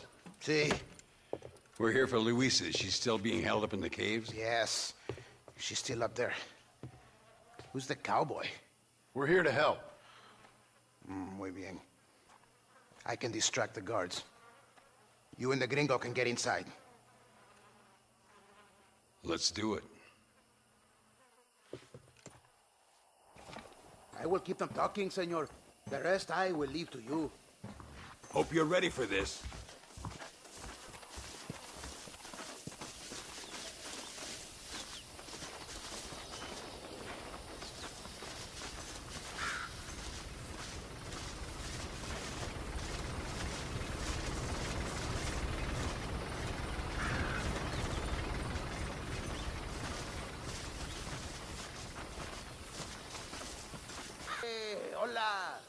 Cal. ¿Qué quieres? ¡No puedes estar aquí! Hace calor hoy. Bien bochornoso, ¿verdad? No lo voy a decir otra vez. ¡No puedes estar aquí! Oye, soy yo, Carlos. Pues trabajo en el matadero. No me importa quién eres. Esta es una zona militar prohibida. Vete a casa. Me gustan sus botas. Muy bonitas. Mi hermana tiene las mismas. Pinche campesino de mierda. Te voy a colgar al lado de tu cerdo. Váyanse al infierno, traidores. Well, I say we've waited long enough. Start shooting! It must be this door. Looks like we might need a little dynamite to get it open. Keep watch while I get it ready.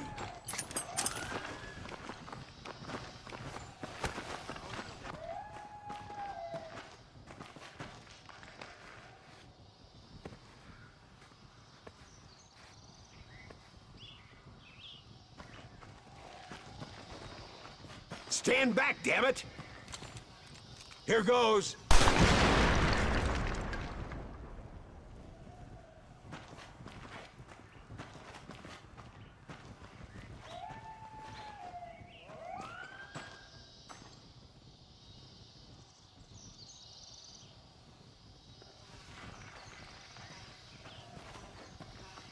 Come on, boy!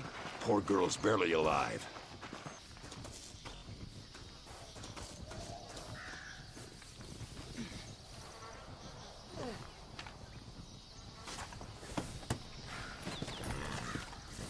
Let's go before any more of them show up. Talk about cutting it fine.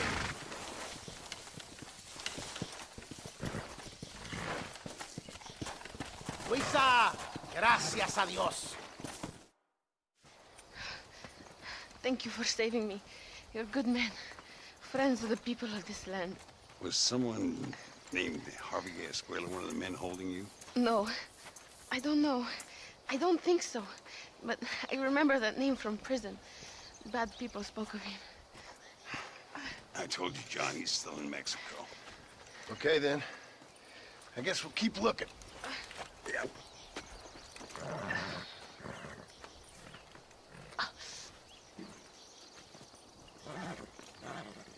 Esos podemos retirar a mi cuarto y conocernos mejor, ¿eh? No me toques. Ay, no tengo nada. Gentlemen, I thank you. Oh, yeah. Hey, Mr. Marston. How you keeping, sir? Just fine, thank you. And you? Oh, very well, sir. Thank God my wife died. Unlucky in love, lucky in cards. Garzon, champagne for everyone. Keep playing, Mr. Ricketts. Oh, I'm sorry, Herr Muller. I'll keep playing you in servitude for the rest of your life on Earth, if that makes you happy. Yes, I shall indeed, sir. Well then, your deal. Oh, Marston, would you like to join us? I don't think so. I'm just gonna have a drink. Oh, come on. Sit down. Sit down. Okay, then. Gentlemen, hey. Na mach schon!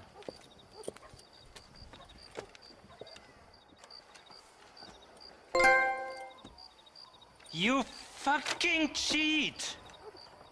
Excuse me? You fucking looked in my fucking cards, you fucking cheat! Now, Herr Muller, let's calm down. There must be some mistake. There's no mistake. Your Yankee friend here is a fucking cheat. Easy there, Germany. Calm yourself down. Oh, yeah, you know exactly what you did. Yeah, I know exactly what I did, friend, which was nothing. Now, I'd prefer it if we could all play a friendly game and no one get hurt. You planted this guy Ricketts. Now, why would I do that? I've already beaten you. Now, calm down and let's finish the game. There's no more cards game. Ease up there, friend.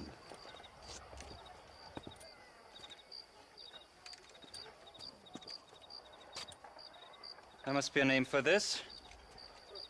An impasse, sir. An impasse. We could all die, here and now. I'm not fighting you, Ricketts, but the Yankee him I don't like. He's done you no harm, Muller. He's done me no good either. Outside, winner takes the pot. The winner will take what he wants. The other man will be in no position to argue. Sanchez will be my second. As you wish, Germany. As you wish.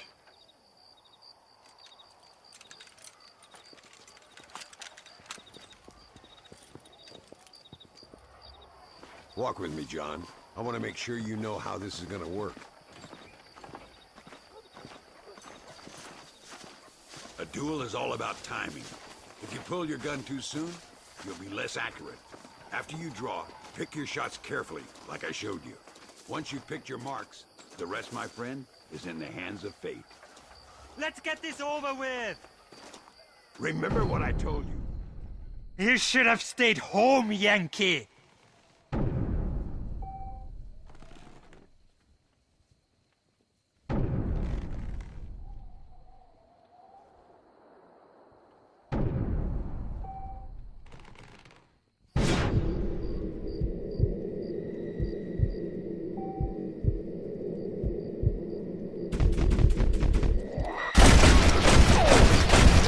Benefits of a misspent youth. Old Muller always did play his cards too early. Come on, we've earned ourselves a drink. I think Mr. Muller's buying. Your health. You, the man they call Marston, see? You like killing? Watch me cut her throat. Nice friends you got here, Mr. Ricketts. Do you, Marston? Peleamos ahora, We fight now.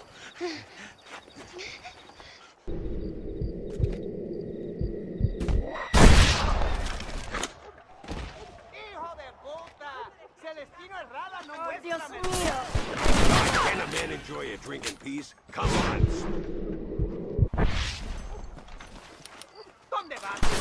Nobody leaves for a fight. Oye, mamona, que tengo más.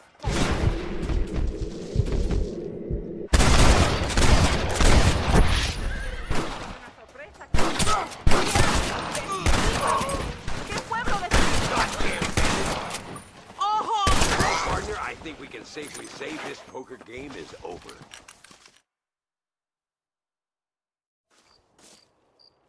Well, I must say, you tourists certainly bring peace and prosperity to this land. Then again, I doubt Muller will be missed. He wasn't much of a poker player.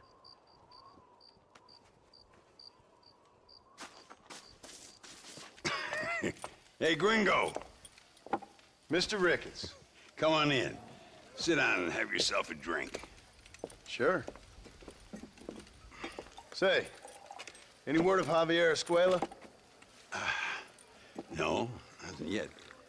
Say, why are you after him anyway? We're old friends. We was kind of educated together. So what is this, some kind of high school reunion sort of thing? Something like that. Well, you've killed people. You lived the life. That I have. And I tried to stop. I mean, I don't know. I tried to go straight. I did. I left the gang after the gang left me. Left me to die after I'd been shot. They'd all gone crazy anyhow. Our old leader, fella you probably heard of. Anyway, he more or less lost his mind, went and shot a bunch of people unfair like. I got shot in a robbery. They left me, and I left them. Well, that's how it goes.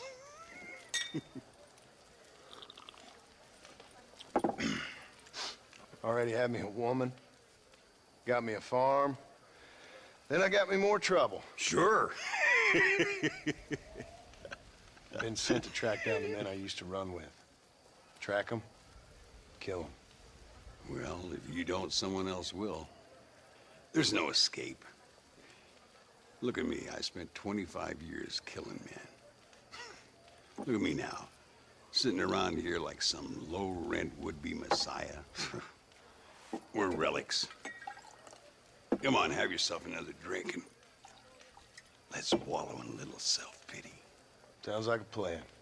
Your health. Mr. Ricketts! Mr. Ricketts!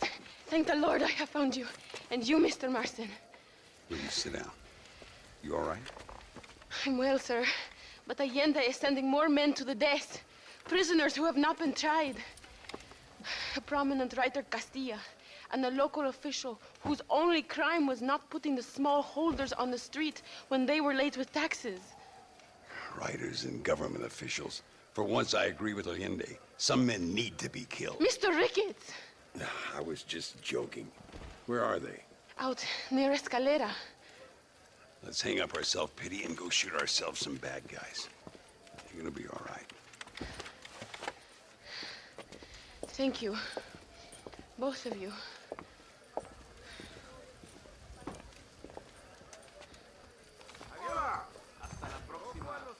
Let's head for Escalera. Hermoso, pareces bien sabroso.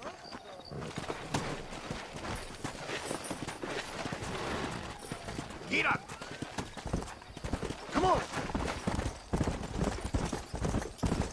Luisa was pretty shaken up. She's angry. This war is getting dirtier by the day. People are being executed for just having an opinion. Allende seems to have more enemies by the day. Perhaps you would know. Rumor has it you've been making all kinds of new friends. I don't pay much attention to rumors. Just be careful, John. Keep jumping from one side of the fence to the other. You might just get impaled on it. I have to find these two men. With respect, how I do it is no concern of yours. Choose your tone wisely, partner. Remember who you're talking to. How could I ever forget? And who are you, John Marston? Apart from a rat feeding every other hand he can find, my name means something. All you've done is kill a few peasants, and the only real outlaw you've taken on dropped you like a bad habit. Now, I politely ask you to watch your tone, Ricketts. All I'm saying is, maybe there's a reason why people around here don't want to talk. You must miss your family. It's the only thing that keeps me going. You know, you remind me a lot of myself. How I used to be. Stubborn and angry. You ain't changed all that much. I always thought I'd lived to... Do you see that? Prison wagons. That must be them. Come on! See if you can take control of that first wagon. Yeah!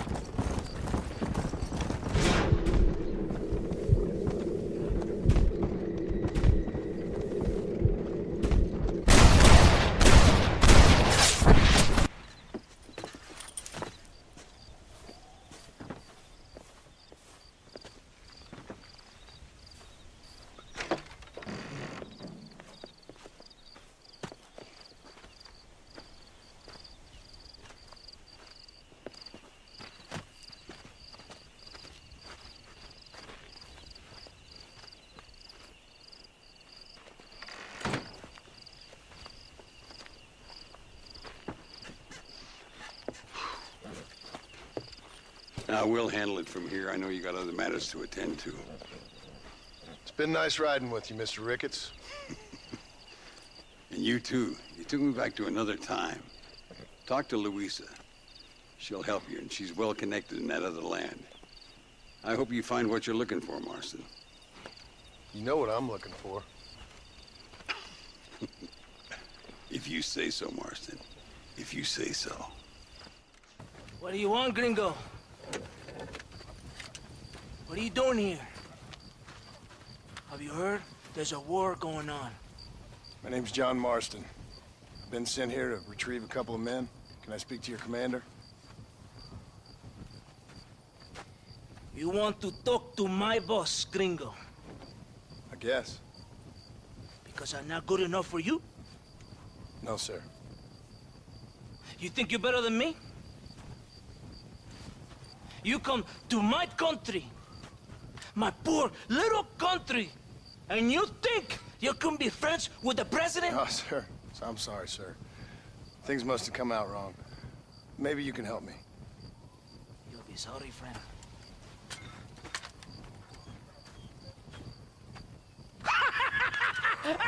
Relax, amigo, relax. How you? Sure. Somewhere between a threatening stare and the soldiers armed to the teeth? Yeah. Yeah, you had me. Welcome to Mexico, amigo! Let's come meet, drink, and then we'll talk. My name is Capitan Vicente de Santa. John Marston. My country is in pain, John Marston. Terrible pain. The rebels has seized the people by the throat and destroy a way of life. I'm no politician, sir. And I am no soldier, tequila. But we are both beholding to our time. A brave man, perhaps you have heard of him. Coronel Allende. He's trying to preserve the order in our province. To keep our civilization alive. It is tough. The people are confused and usually swayed. Sometimes in the service of what is right, you gotta do terrible things. It breaks my heart. I also am no moralist, sir. I wish I enjoy your freedoms, Mr. Marston. I'm trying to find a man, an American, an outlaw named Bill Williamson. I believe he came here to seek protection from another outlaw named Javier Escuela. You're no moralist, but you hunt outlaws? So it would seem. You heard anything of these men? I am the government, or what is left of it. Outlaws seek each other. They're possibly hiding with thieves and killers who pose as freedom fighters in the hills around here. They're united under one traitor named Abraham Reyes. Where could I find this Reyes? If I knew, I would be there, hunting him with everything that is true within me. Reyes finds you. Like cholera. Something like that. But it's possible, though. My men are trying to lure him into a trap. Possibly, you could ride with us. And if everything goes okay, I'm sure the Coronel will help you. Okay.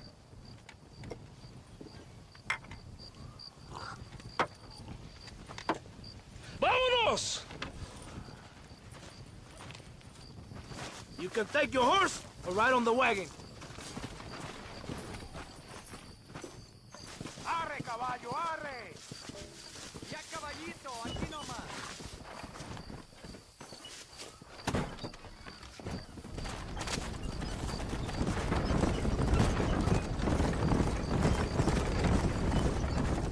Hold on tight. We're in a hurry. You did not expect such a warm welcome from the Mexican army. I can see. I didn't know what to expect. I hadn't even crossed the border and I was being shot at. You will hear a lot of words like tyrant and oppression here. Words that the peasants have been taught, but do not understand. Meaningless words. The army is suffering a crisis of reputation.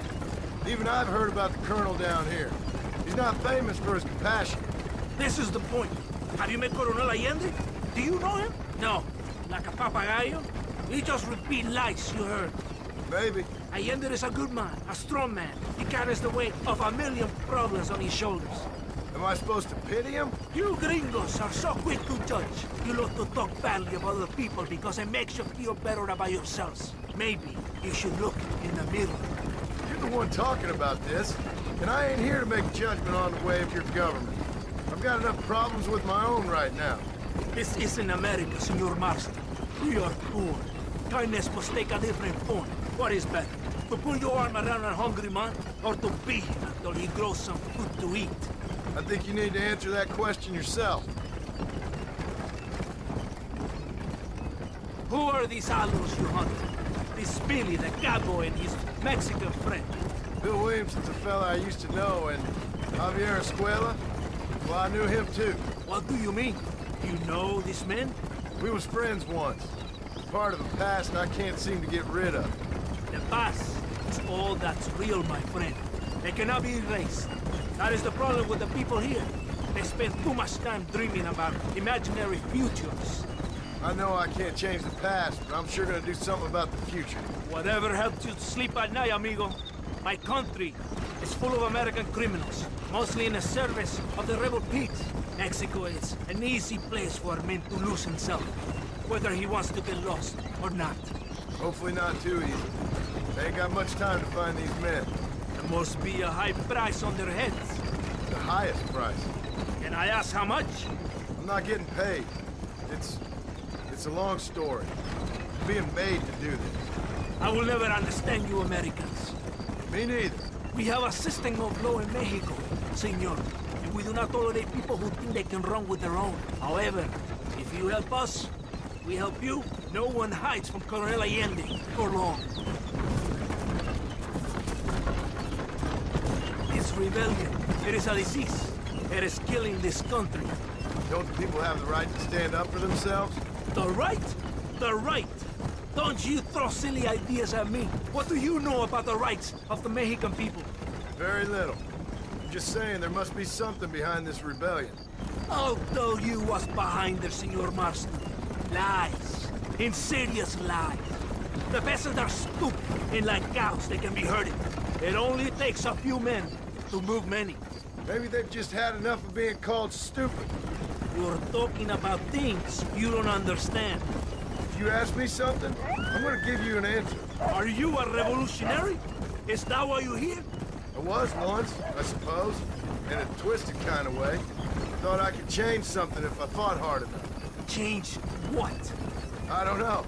Maybe that was the problem. Revolution is always selfish. It is nothing but greed and ego. Individuals putting their own needs above those of others. It is people fighting for change when they have no idea what change is. If you're a poor man who's been beat down all his life, any change is gonna seem good. What? You think that overthrowing the government is going to make a poor man rich? If you're not helping them, it's only natural they're gonna look for someone else who will. For a tired old revolutionary, you are very naive. What do you want us to do? Walk around giving out money to every poor person in Mexico? What a terrible idea. First, they need to look at why they're poor. Then they need to go out and do some work rather than sitting on their culos talking about freedom. Who's this man we're looking for? The leader of the rebels? Abraham Reyes? He's a traitor, a liar, a coward, and a cynic. A hero who has done nothing. I have far more respect for the shit I looked this morning than I ever will for that pathetic worm. That's a nice image. He is from a rich family, a man born in a golden cradle, who pretends to fight for the poor. He's taking advantage of the ignorant and the weak-minded. He must be telling the people something they want to hear. Of course he is. All that bastard does is stand in a balcony giving speeches. It is easy to make promises you can never keep. It takes more than a few promises to build an army. It's not far now. Are you ready? Ready for what? We will lure the rebels into a trap. There's a train leaving to Barrosa soon. We're going to escort it. They will think it's a supply train. But there are no supplies on it. Very clever. We must throw the rats out of their holes. Give them some bait they can refuse. Come on! The train is waiting.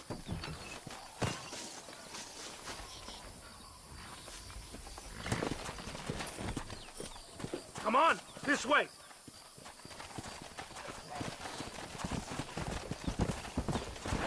Yeah! Stay with the train, senor.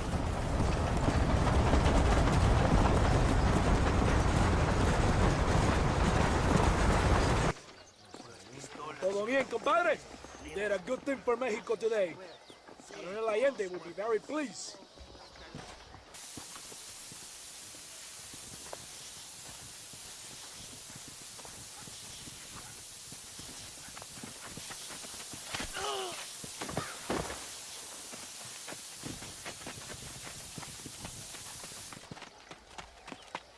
¡Los rebeldes están robando el tren!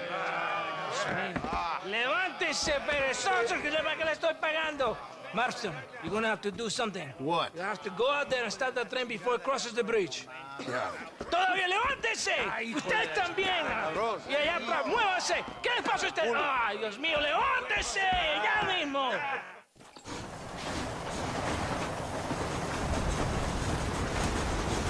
What are you waiting for? You have to go now!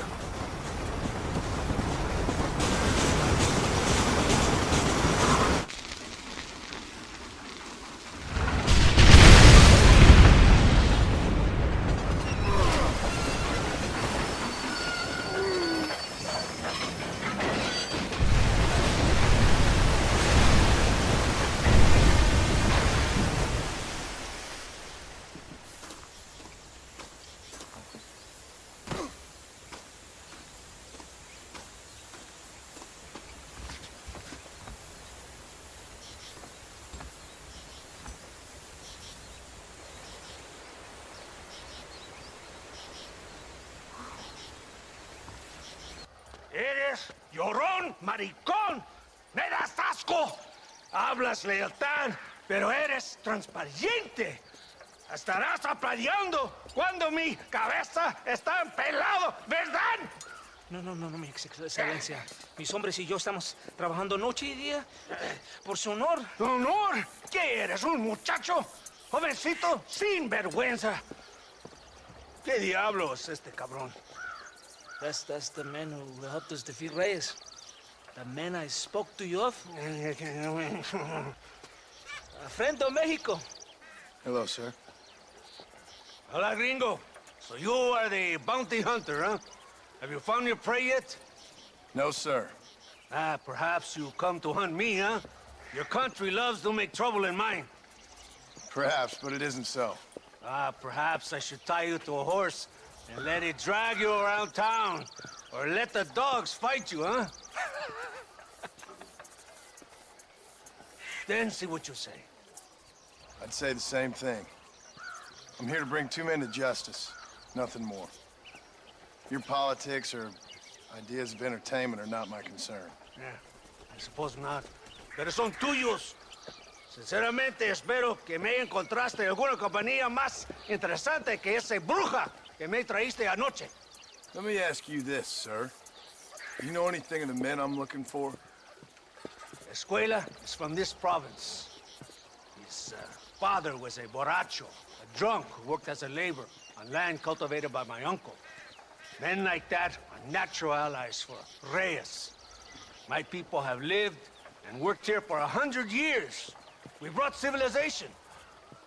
And these people, these fucking monkeys, despise us.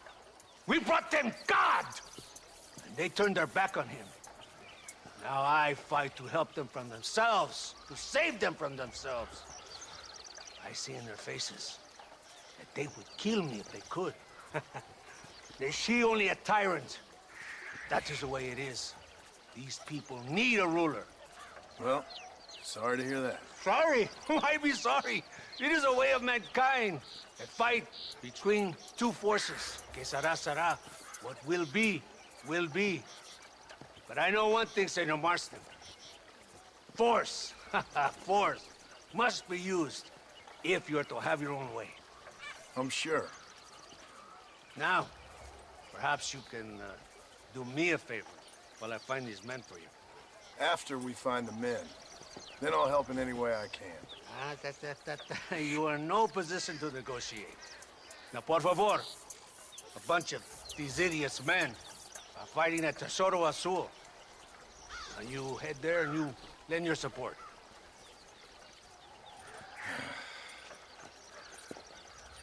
Baboso, ¿cuántas veces voy a decirte? No ponga detrás de mí. ¿Qué eres, cabrón? No está mi sombra. Vaya. Follow me. We must hurry.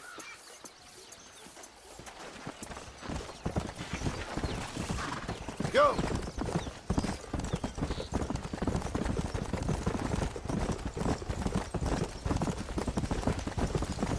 So I finally met your great leader. He certainly lives up to his reputation. What would you know about leadership? Only that most can't handle power. It is easy to criticize power when you have never had it yourself.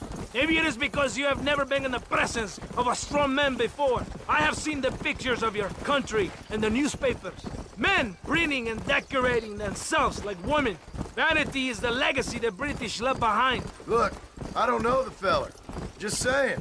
That's how he treats his own men. Coronel Allende controls any situation he's in because he knows that situation can never be allowed to control him. It is what a leader must do. And in case you had not noticed, we're fighting a war. We're all under a lot of pressure. Pressure to find young girls? The Coronel needs recreation like everyone else. He does not have time to court women. He's waging a war on ignorance and is impatient for victory. He's trying to inspire wisdom in those more stupid than himself. We must hurry. You Americans think you can ride? Do you? Come on, I will race you there. I thought you were a cowboy! Well,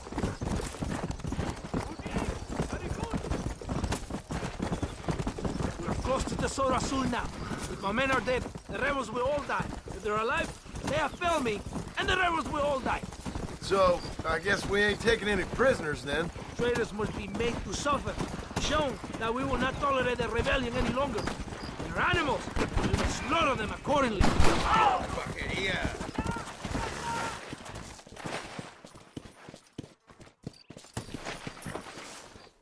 ¡De Santa! ¿Por qué tardaste tanto? ¿Y quién es este gringo? Nos debe un favor. Cada hombre ayuda. I hope you fight better than this little girl, gringo. Come, let's have some fun.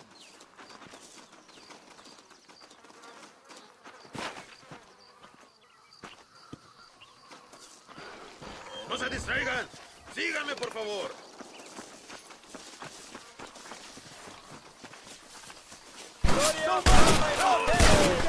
The little horse crying in that house over there.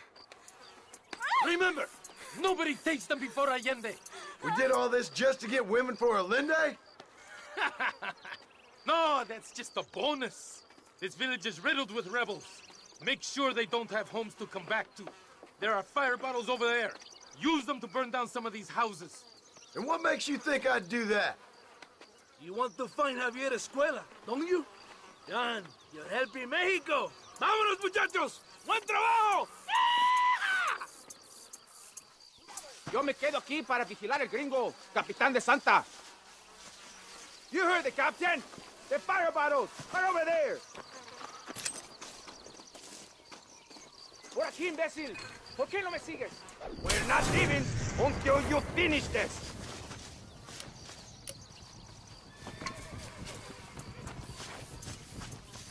Throw it, gringo! Stop wasting time! Now, the next one! That's it! Just one more!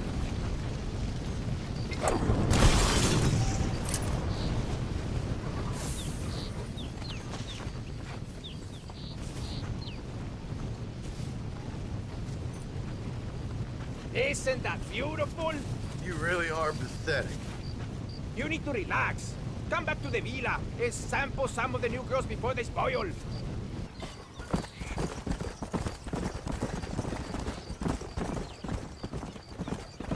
Mr. Marston, ride with us. We've been betrayed. What's happened? There's no time. Ride with us. Then we'll find the man you seek. Come. I have men waiting for us, just outside Escalera. Vamos!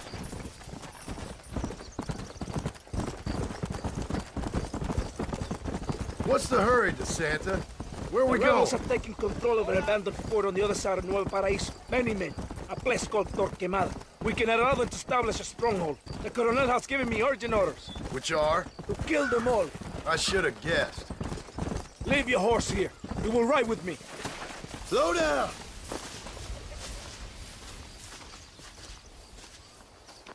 Los rebeldes tienen una fortaleza ahora. ¿A dónde vamos a parar? Abraham Reyes tiene un verdadero ejército. Stay alert. Something doesn't feel right. Rebels! Hold them off! We're not far from the camp! You want to stop doing that?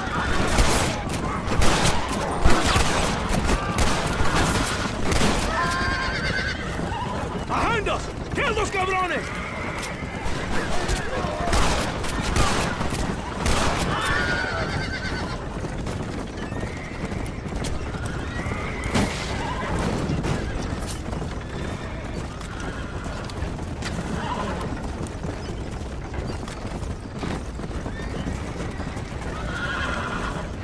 Safe now. They won't follow us into the camp. Good work, my friend. Let's see what mess that idiot Espinosa has made. Was he that deranged captain at Tesoro Azul? Is he leading this attack? Follow me. We will leave the wagon here.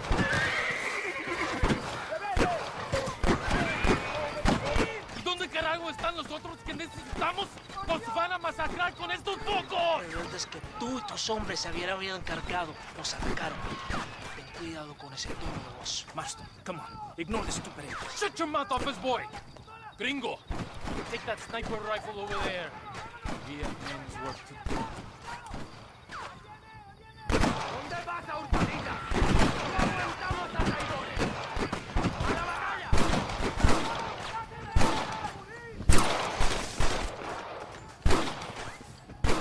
¡Te enseño a los traidores! ¡Vamos, idiotas!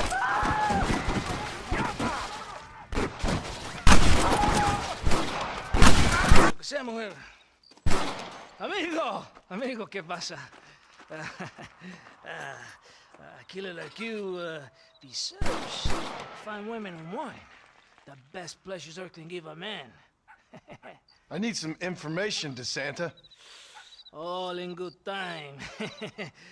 My man and I will finish our business here and we can talk back at Escalera. The next time I see you, I need some answers, Captain. Go get drunk, go get a woman! Enjoy life! It's a beautiful struggle! Es lindas y patrióticas. Dale, que ustedes son putas y lo saben. Por favor, no me obligas. Oh, mi amor, nadie te está obligando a hacer nada. Solamente quiero que animes al hombre que va a salvar a tu padre. ¿Tú quieres a tu padre, cierto que sí, linda? ¿Ah? What's going on here, Captain DeSanta? Just a little recruitment. Nothing for you to be concerned about. You boys using women soldiers now? Our costumes are none of your concern. Apparently not. Santo mariconcito, ¿me encontraste algunas chicas? Ay, mamacita, ¿dónde has estado toda mi vida? Ven, mujeres, ay, me gusta. These two patriots were keen to make your acquaintance, mi coronel. Fantastic, I love patriots. Hey, Sergeant Marston, you here to fight the war? And we shall make a patriot of you yet. I hope so. Any word of those men? Oh, yes. I heard they were riding with Reyes. I wanted to talk to you about it. De Santo, hable con él. Tell him what I wanted. His Excellency, El Coronel, would like to employ you in escorting a train down rebel country.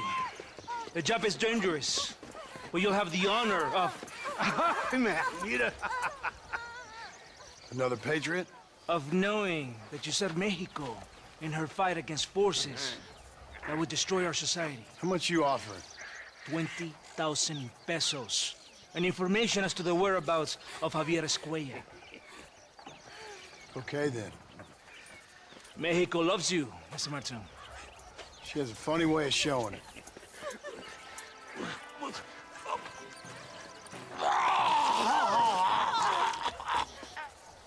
Hurry! We must go!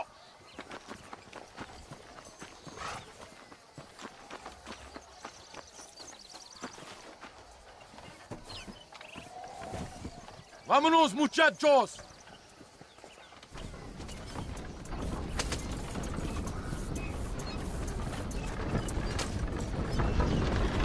So it looks like it is me and you again, gringo. And there was me, thinking my dance card was full. What do you mean? Just that it's a pleasure to see such a noble patriot at work. Your sarcasm is childish and pathetic. This is an important assignment. Our orders are to deliver these munitions to Chuparosa. They will help to finally crush the rebels. I hate to break it to you, Captain, but I think you're gonna need a lot more than this. I know.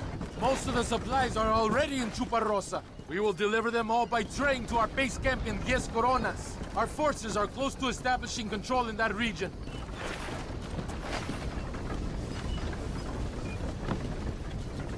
Why didn't DeSanta come with us? Why do you think? Because he is hardly a soldier. I'm sure he has other important business, like mailing letters and sweeping floors and flirting with barmen. He fought with Are you you at defending Torquemada. that pathetic little errand boy? I did not see him fight. Without me, we would have lost the battle. He knows less than nothing on how to lead men. Yet he's the colonel's second in command. That is a good job. You are a funny man, gringo. De Santa licks the colonel's boots and plays with his waiter friend. That is all. I am Allende's brazo derecho, his right arm. I am one of the few men he respects. Is that right? You and him have something special, do you? The colonel needs a maid, a woman he cannot fuck. De Santa is that woman.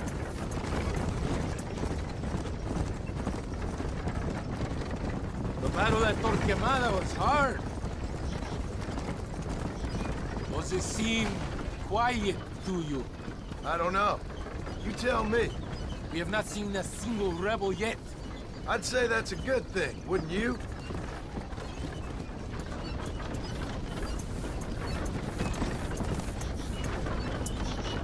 ¡Una emboscada! ¡Abran fuego!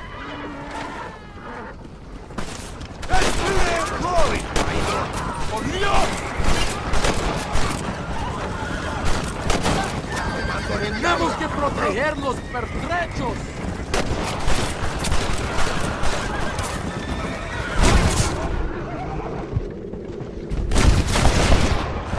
Benefits of misspent youth.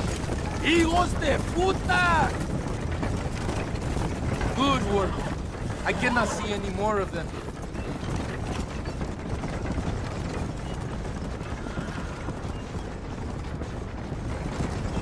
That was close.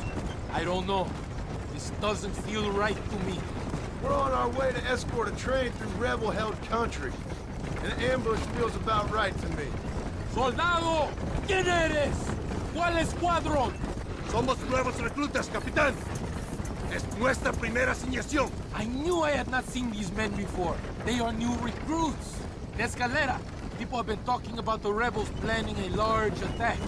If these supplies are so important, why have we been given so few soldiers? Don't ask me. You're the captain. I thought you were supposed to be fearless. I am fearless, but not brainless. There is something wrong. I feel it. Maybe you just need to take a piss or something. The colonel told me that this... ¡Ojos rebeldes! It's another ambush!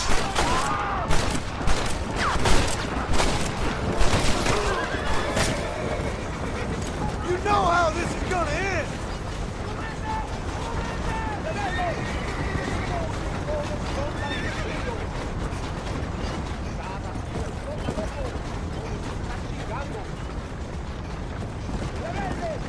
Is that our train? Yes, it seems to be on schedule. At least one thing is going right for us. I agree. We ain't off to a good start.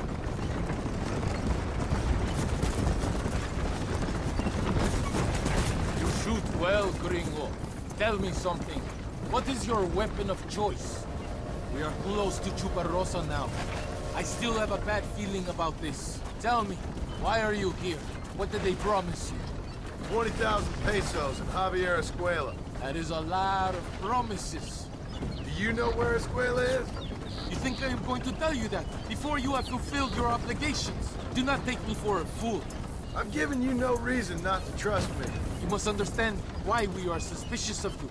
Most American vigilantes come here to help the rebels. It is strange you have chosen to work for the army. I'm not working for you. How many times do I have to say this? Call it what you want, Gringo. We are exchanging favors then. I ain't seen many favors come my way yet. Abraham Reyes is trying hard to recruit gringos to fight for him. His propaganda is everywhere. He promises women, gold, and, of course, you come.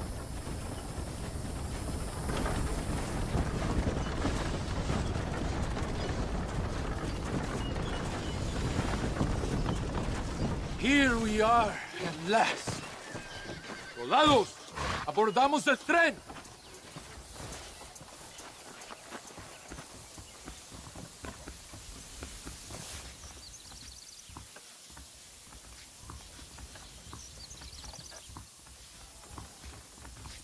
I do not think we have seen the last of the rebels. You recruits can't win a fight like this. I need you to man the Gatling gun. I ain't the soldier here, Captain. Do not question me, Gringo. Just do as I say.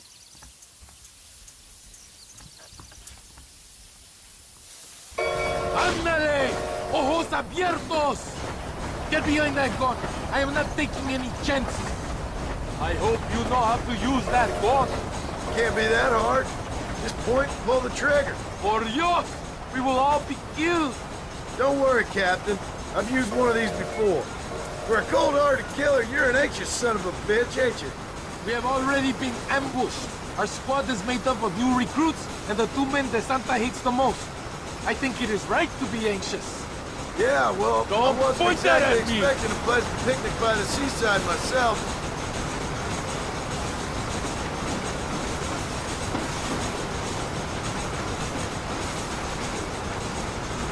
Stop! Not shoot until I tell you.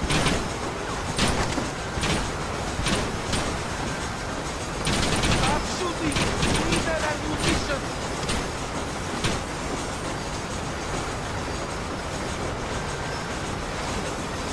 Over there! It's the rebels!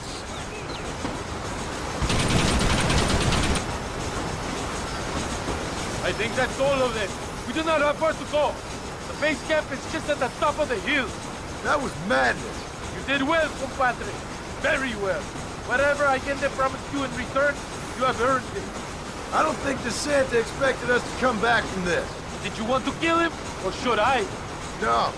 Until I find Escuela, he's more used to me alive. Here we are. Thank God. We are lucky to be alive. Go to the camp. The base... Senor Marston, thank you for your efforts. The escort was a success. At least some of your men survived. I didn't think to survive myself. My whole life I have dreamed of a glorious death. Vamos. Rapido antes que nos ataquen otra vez. These socialist pigs cannot be allowed to win. Está bien, mamá. Está bien. Señor Marston, mamá, papá, este es el gringo que me salvó. Muchas gracias. My family is indebted to you. Forgive my English. What's happening? Great and terrible things. The revolution is coming. The country will be in turmoil once more. This time, we hope it's the last time. Does that seem likely? With Abraham Reyes, anything is possible. Where's your family going? My parents and my brother are headed to the hills. My sister has to flee. The army have an unfortunate way of treating women. And you? Don't worry about me, Mr. Marston. I'm living in history. I'm not afraid to die. Your nobility's almost as affecting as your naivete. I would rather be dead than a cynic like you, Mr. Marston. I would too. I know you're not really like that. You saved me. Luisa, ¿quién va a salvar a Miranda? Tenemos que llevar al puerto. Su barco sale al anochecer. No queda tiempo. Mr. Marston, can I ask one more favor of you? Can you take my sister to the docks? We are sending her to work for a kind man in the Yucatan. She's too young for revolution. Okay. Anything I can do to help out? The boat leaves at sundown. Miranda, vamos. Oh, Dios, Miranda. Ten cuidado. Adiós. Te amo. Emilio works as a driver. We will take his stagecoach.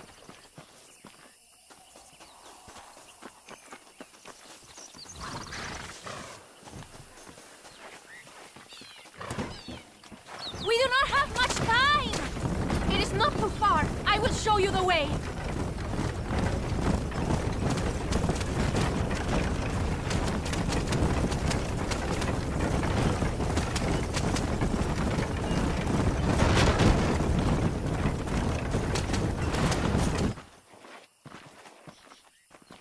¡Paren!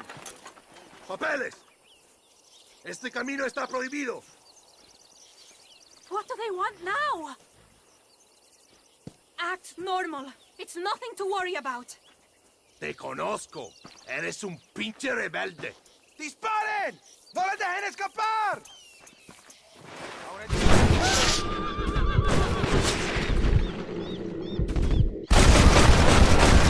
Keep going! Faster, señor!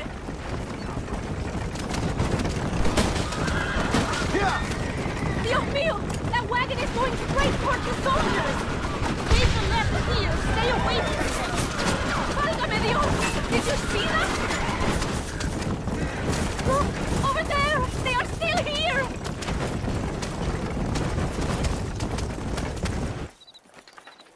Gracias a Dios! We made it in time! Thank you for everything. Will I see you when I return? Not likely. I ain't planning on staying very long. In some other life, then. Maybe. You should get going. Travel safely.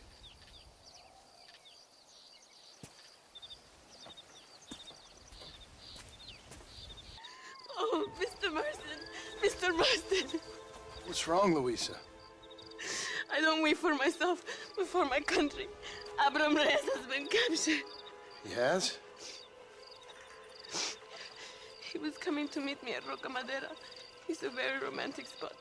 It was a beautiful night, yet he was ambushed by patrol.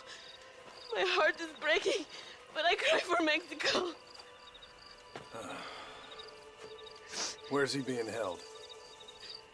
El Presidio. You know, in our hearts we are married already. But his family do not approve. How could they? When I'm little more than a peasant girl. But that's what makes Abraham the man he is. He doesn't care for their bourgeois, snobbery, or elitism. He sees the real me. The woman. I'm sure. I'm going to go and rescue him or die trying. Oh, whoa. I don't think that's such a good idea. Ride with me to near the jail. We'll figure out how to rescue him. Mr. Marston, you're truly a friend of this land. So everyone keeps informing me. El Presidio is to the north. We must hurry. Who knows what they will do to him? Presidio, there it is.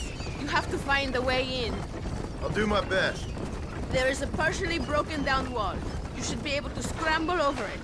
Hurry, but please be careful. There are guards everywhere. If they see you, they will kill you both.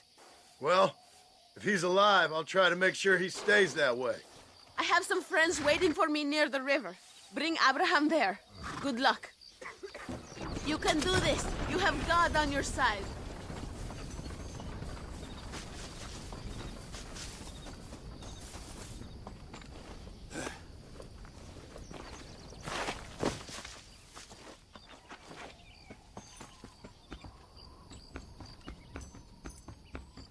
El infierno te espera.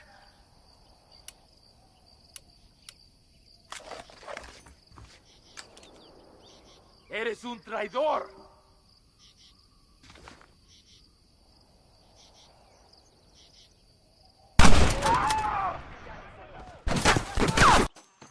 Untie me. We must escape now while we have the chance.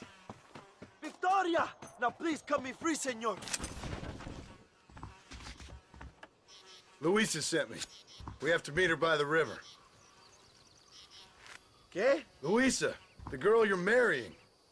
Oh, yes. Such a devoted thing. El amor de mi vida.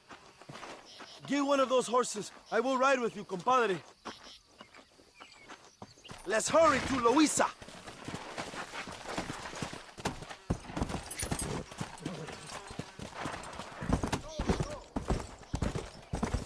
Come, follow me. I will take you to Luisa.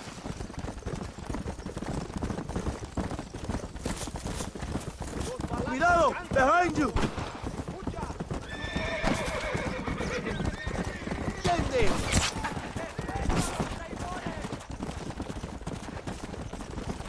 What is your name, my friend? John Marston. No, the American who is working for Allende. I ain't working for nobody. I'm here because Luisa asked for my help. As I thought you were a friend of Allende's, I was planning on putting a bullet in your back. Well, try to resist the urge. How do you know my young lover, Laura? It's Luisa. I saved her life not so long back. I will not forget this, compadre. You will be rewarded. Money, women, Luisa if you want her. I'm here for 2 men, and that's it. You have been spending too much time with Captain de Santa. Very funny. Not like that. I'll explain later. I am free again. I will write a poem about this day. This is from a man who was tied to a post with a gun in his face a few minutes ago. I wish I could see Allende's face when he finds out that I defeated 100 of his men. Luisa is up ahead. Buena suerte, compadres. Come on. There she is. I remember her now. Mi amiga. Abraham, Mr. Marston. Oi! The revolution will live on thanks to you. Yes, indeed, John. You are as a brother to me. And my people need a man such as you to help our cause. My ranch is in Agave Viejo, and let me say, my brother, that we await you. Well, best of luck to both of you, but I need to find 2 men so I can return to America. No problem. I will help you find those men. And in return, you will win a people her freedom. Viva Mexico! ¿A dónde tú vas, bella? Bye, John. Vente conmigo. Tú sabes que en esta luz puedo ver el fuego en tus ojos. Laura, luchar. Your milestone! Good news, good news. The Coronel himself wants to speak to you. Come. Dámelo, dámelo, besito, besito. Don't be so conventional. Look at that ass, huh? Magnificent. Not save her for later, or I'll kill her and all her family. They're probably rebels anyway, huh? Anyways, it's good to see you, amigo. Good to see you. You know, you are a rare find. A gringo who is also a friend of our country. Bienvenido. We welcome you. Okay. Relax, relax. I have some wonderful news for you. Quite wonderful, in fact. You know the men you hunt? They have been captured in Chuparosa. I want you and the Santa to ride out there, and then you can take possession of them. It is my gift to you for all your help, senor. Although part of me wishes that you would remain here and enjoy more of our hospitality, huh? Thank you. If it's all the same, I'd like to collect them in. I have a wife and son at home whom I miss. Don't we all, amigo? Don't we all? The Santa, I want you to take care of Senor Marston. Vámonos, cabrón, go! Adelante! Mi amor! Mi amor! This is very good news, my friend. Then I say the Coronel will find these men for you.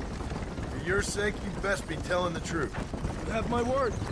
After that trick you pulled on me with the munitions train, I ain't sure that means very much. You have Espinosa to blame for that. I'm now done. After everything we've been through, I think we can trust each other, don't you? How did you find them? They were captured just outside Chuparosa. Every rat must come out of his hole eventually.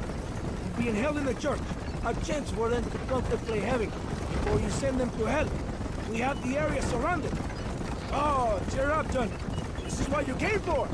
You're so tense all the time. Come, let's have some fun. A little competition with my soldiers to see who's the best shot. What do you say? Anything's better than talking to you. Ah, excelente. Okay, each man gets 5 shots at the local wildlife. Whoever kills the most, I will give $25. Carlitos, muéstrale cómo se hace. No tienes ninguna posibilidad. Soy el mejor tirador en todo Nuevo Paraíso. Never did tell me why you're hunting these outlaws. I guess it beats getting a real job. You know, if you were less secretive, people might be more inclined to trust you. Are you married? Or do you rape young girls like your colonel? No, I could never touch a woman like that. It's not my way. But for them, it's an honor to please their leader. My wife and child have been taken from me. That's why I have to find these men. I can sympathize with you, Senor Baston. I am married to my country, and these rebel traitors, they're trying to take it from me. No, I never took a wife. A woman can be a powerful force, like my mother, or a destructive one, like my mother. I find it better to avoid them. Too many strong men become weak by giving in to temptations of the flesh.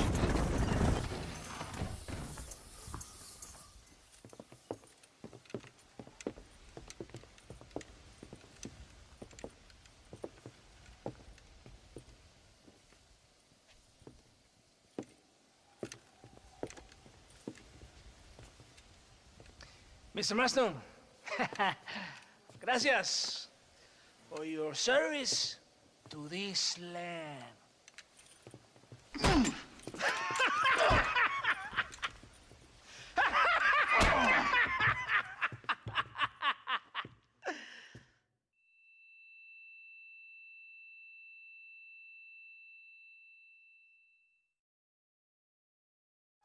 ¡Levanten esta pizza, mierda!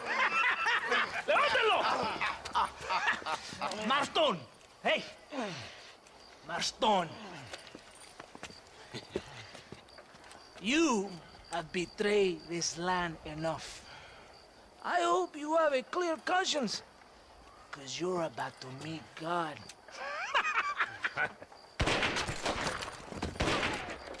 My brother! They will kill you if we don't get your ropes off. Over here, I will free you.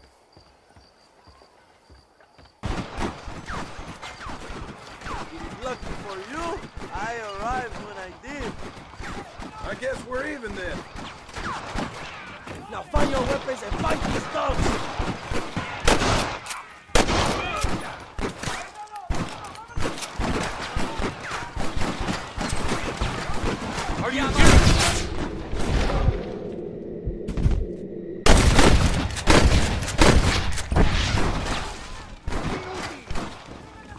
Voy a disfrutar esto.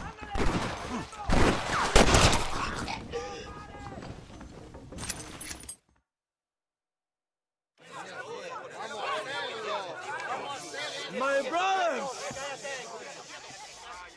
Today, we have proven that the days of this evil regime are numbered.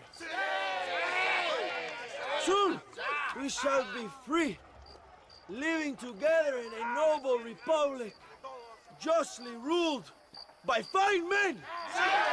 But, el trabajo, the job is not done. Our struggle is not over. We will fight all day and night until local tyrants like Allende are no more. And him and all his dogs are brought to the sword. We shall be free. This time things shall be different for every man and woman in this land. And one day soon, Allende will know justice. My brothers, fight on! In our hearts, we are all free! Let us make it so! ¡Viva la revolución! ¡Viva México! ¡México! ¡México! ¡México! ¡México! ¡México!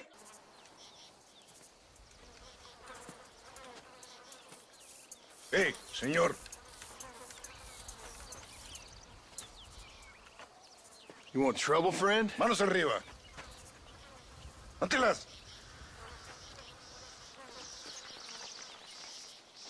Tranquilo. Tranquilo, amigo. Tranquilo. Ya lo tengo. Muévese, cabrón.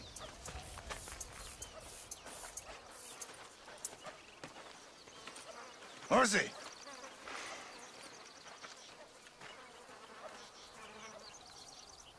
El mundo es muy difícil. Tenemos que jugarlo bien. Ah, Mr. Marston, I knew you would come. Thanks for the welcoming committee. I'm sorry, we cannot be too careful. The world is very dangerous. Especially when you greet it with a gun. Please.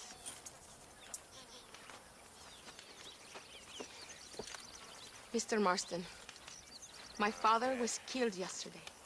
The army found him and accused him of treason. They cut out his heart and fed it to their dogs. Allende did this. Then he took the honor of 2 young girls. I'm sorry to hear that, Luisa. My father must not die in vain. His death must mean something. It'll mean that war is brutal and unnecessary and good people die. And that's all it will mean. That is not enough. Well, you know I'll do whatever I can, but I have problems of my own. We all have problems. This is about the people. My father died for his people. For these men and for millions like them, that they may be free. While there are guns and money, there won't be any freedom, Luisa. Mr. Marston, the movement is on the brink of great victory. Allende knows this and has sent for reinforcements. Abraham Reyes asked personally that you stop them reaching Escalera. They are coming by the old trail. You must ambush them. I have my own family to worry about. Mr. Marston, I have lost my father. My mother is in the United States. My sister has fled. I have no family. Just because. Please. Good actions make you a good man. Then I'm doomed. But I will help you, out of respect for your loss. Thank you, Mr. Marston. Thank you. Come on! The army convoy is already on its way.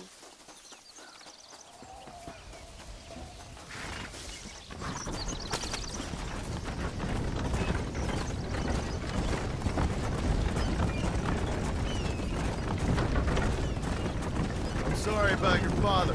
His death must not be in vain. Now we shall fight even harder to win power for Abraham. I admire your devotion. He is a true revolutionary. A man who puts the needs of others before his own. A man who fights out of love rather than hate. But you know this already. I heard about the battle at Chuparosa. How he killed nearly 100 soldiers to save your life. It'll go down in legend. I'm sure of that. Can I trust you, Mr. Marston? In what way? You have done so much for me and my family, but I still can't forgive you for helping Allende, for what you did to the rebels. I'm here for 2 men, that's it. Not to take sides. And certainly not to fight a war that isn't mine. It makes no sense. You make a choice by not making a choice, you know. Allende betrayed me. I saw him do bad things. Things that disgust even me. Allende es pura maldad. One day I will cut his heart out.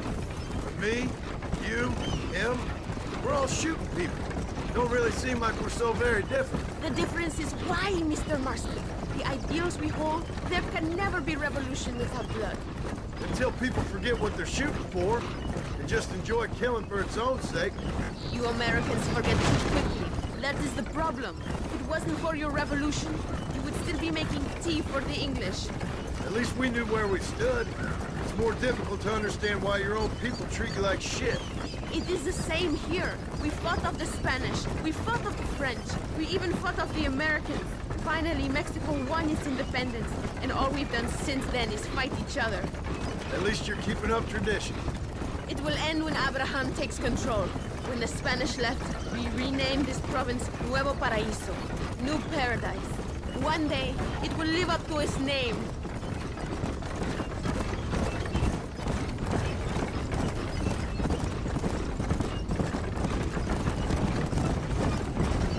Why do you doubt our revolution so much, Mr. Marston? I guess I can't pretend to understand your country's politics. But you think we are fighting for nothing? Take no notice of me. I ain't got much faith in power just now. That is exactly why we must continue to fight for change. Nothing ever really changes.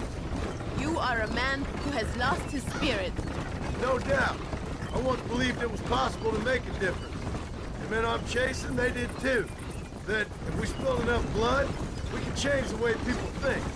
Revolutions are always won with blood. And after the fighting's done? Freedom. We ain't never free. Be honest with yourself, and you will be free. That must be what I've been getting wrong all these years.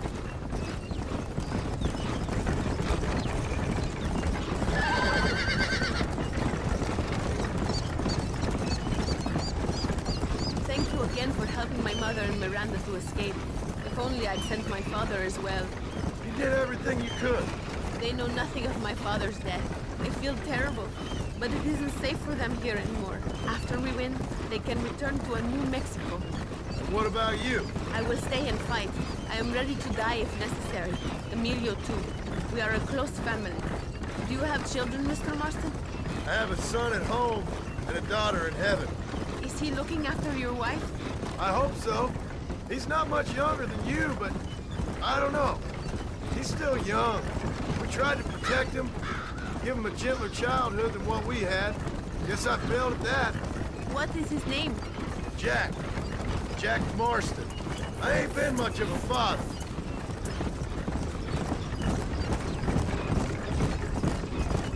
It is not far now. The army convoy will be coming from the east.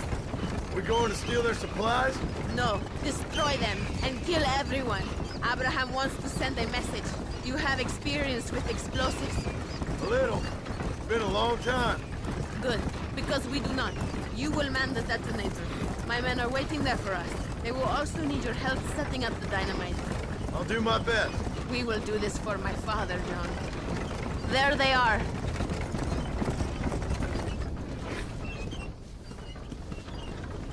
These men will help you rig dynamite on the road. Please tell them where to place it. I'll be waiting up above, watching for the wagons. Okay. Follow me, gentlemen. You are the expert, gringo? Show us where. They are coming. Get ready, John. Oh! Ataquen! Mátenlos! Thank you, Mr. Marston. We are a step closer to power. My father would be very proud. I hope it was worth it. I must return to Campo Mirada. Meet me there when you can. I will do my best to return the favor. Vamos! John, thank God you have come. That wretched animal de Santa has been sent to oversee a massacre in El Sepulcro. Come, we must stop him and finally kill that vermin and all of Allende's other followers. Hurry, I don't know how much time we have.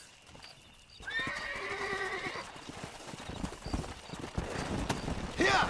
Maybe the Santa can tell you where to find Javier Escuela. It is good that you are helping Luisa. It ain't right what happened to her father. She's a brave girl. She can fight as well as any man.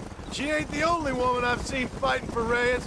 Yes, women, even children. Everybody must become a soldier if we are to win this war. That's a lot to sacrifice. I just hope it's worth it. It is better to die free than live as slaves.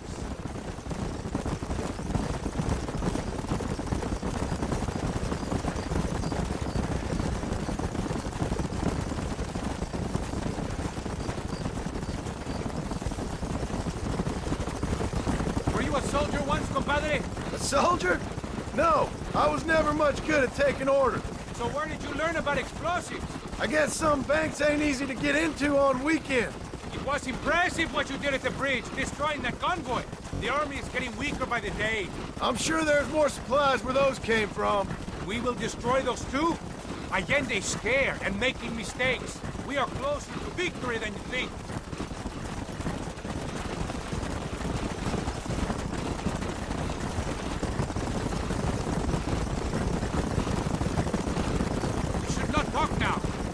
The ambushes.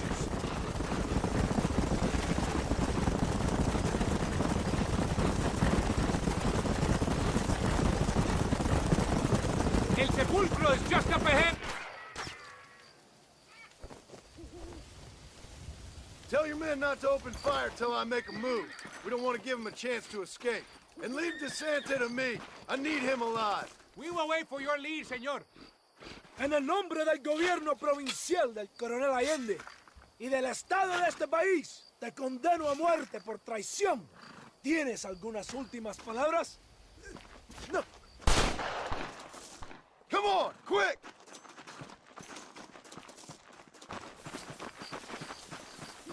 Aurelio, te haré famoso con un balazo. Por favor, quédese conmigo, ahorita.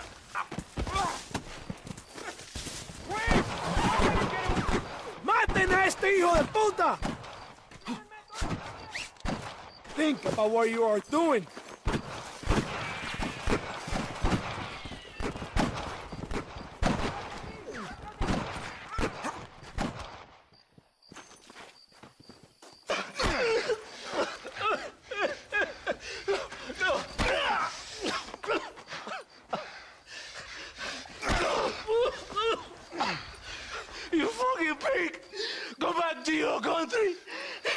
Where is Javier Escuela? Wait. Okay, all right. Shit. All right. Casa Madrugada. It's hold up there.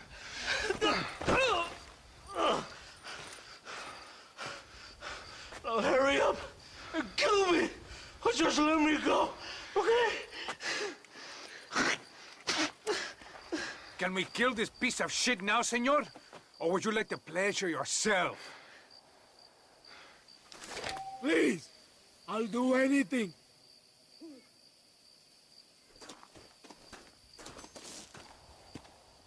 Go on, finish him.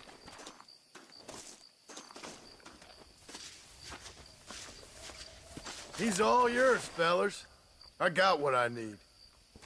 ¡Esto es para México! It is done. Come on. Now we find your friend.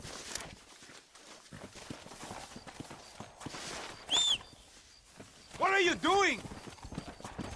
Thank you, compadre. It should really have been you. I don't like to kill a man on his knees, even if he does deserve it. That man is responsible for hundreds of innocent deaths, maybe thousands. He will burn in hell. Go, keep moving. We all will, my friend. Espinosa is dead. De Santa is dead. The army is without leaders. We must move on Allende now before it is too late. First, you need to help me find Javier Escuela.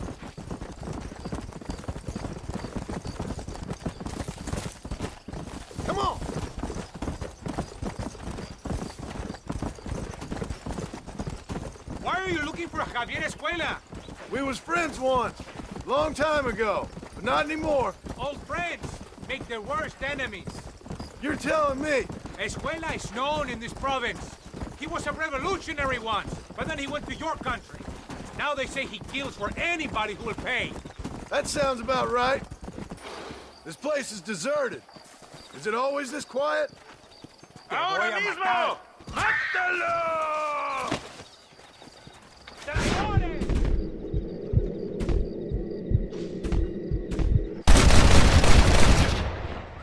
Hey, you, lady.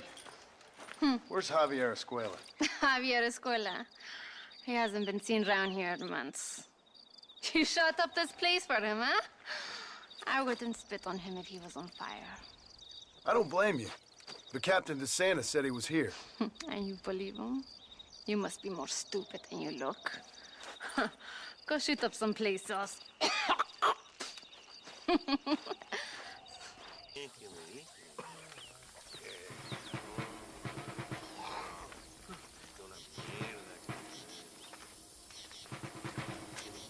Tenemos que movilizar fuerzas en el extremo sur de la llanura para que los flancos del este y el oeste. Where is Abraham Reyes? Here, amigo, here.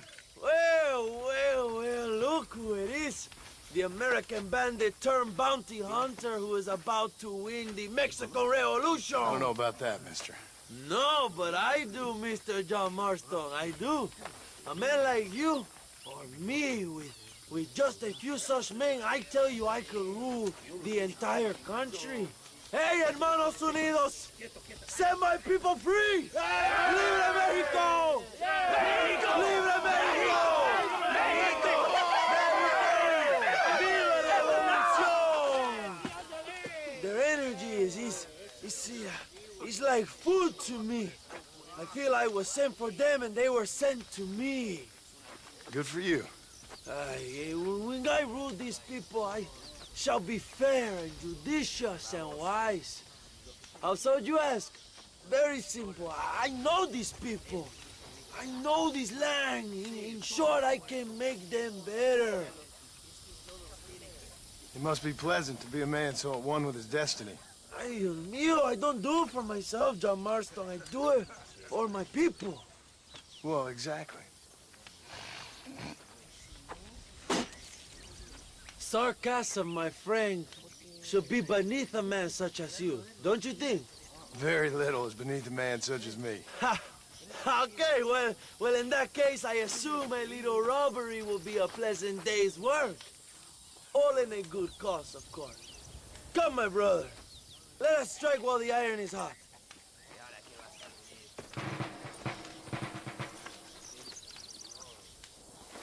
Vámonos, mis hermanos.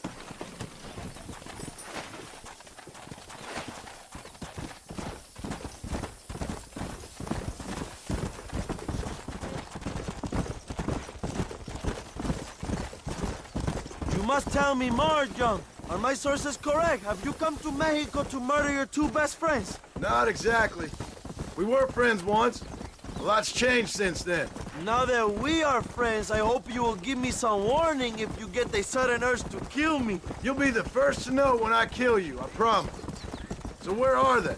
Who? Williamson and Escuela. I'm not sure exactly where. They are definitely in Mexico. That much I know already. You told me you'd found them. And I will. I have my very best... Oh, watch what you're writing. If I find out you're lying to me, Reyes, you'll really see the man I used to be. I will give you your friends, I promise. Just give me time. So how did you meet these Williamson and Escuella? We ran in the same gang together, under a fella called Dutch. We were all bad kids, lost, angry, and forgotten. He kind of saved us. And turned you into criminals? Dutch didn't see us that way. We robbed banks, stole from the rich, and we gave the money to people who needed it more. So he was a revolutionary too, like me? I suppose. He saw that the system of power was rotten, that good people had been crushed for too long, and he believed that change could only succeed if it was brutal and relentless, make America what he felt it was supposed to be. I like this. Carajo, cuidado, John. I don't know. but I gotta find him once I'm done with them two. In the end, he went insane. Lost faith in everything. And everyone. Mierda, you're slowing us down, Marston. You have quite a story, John Marston. I really am a little jealous. Jealous? Of his poetic potential, I mean. It would make an excellent corrido. A bullfight? No, mi hermano. That is a corrida. No, a corrido is as Mexican as Mexico itself. A song, a poem, a story, a ballad. A musical tribute to a heroic man and their great deeds. There are over 100 written about me. Remind me to stay away from men with guitars. In a country where most people cannot read the newspaper, song is a powerful means of communication. We do what we can to battle the lies and propaganda of the government. I know. I've seen your posters. In the capital, they are already talking about my legendary escape from El Presidio. How I fought off 1,000 Mexican soldiers with my bare hands. Finally, the people have the truth. I have to know, what did you think of Agustin Allende, John? I saw enough to know he ain't a good man. It is bad enough he beats the people he swore to protect, but it is worse that he enjoys it. Something must have made him that way. Cowardice made him that way, my friend. That and Sanchez, of course. Who? General Ignacio Sanchez, our country's kind and generous dictator. Everything comes from him. It is like a father who beats his son, and then his son takes his dog outside and rapes it. That's a very specific example, Abraham. Allende es una marioneta. How do you say, a puppet? Everything he does is controlled by Sanchez. In America, they told us Sanchez was making things better here. Pinche propaganda. He talks about economic reform, about how this is a new golden age for Mexican people. But look around you. The people are poorer than ever. Oh, watch where you're riding. Not far now. Chuparosa is just up ahead. We must hurry. The train will be leaving soon. What's on that train that's so important? I received information that the army is transporting a vast quantity of supplies to distribute to their forces. Do we have a plan? I will explain when we get there, but those supplies won't be arriving. I figured as much. Today, Allende will pay a high price for his treason.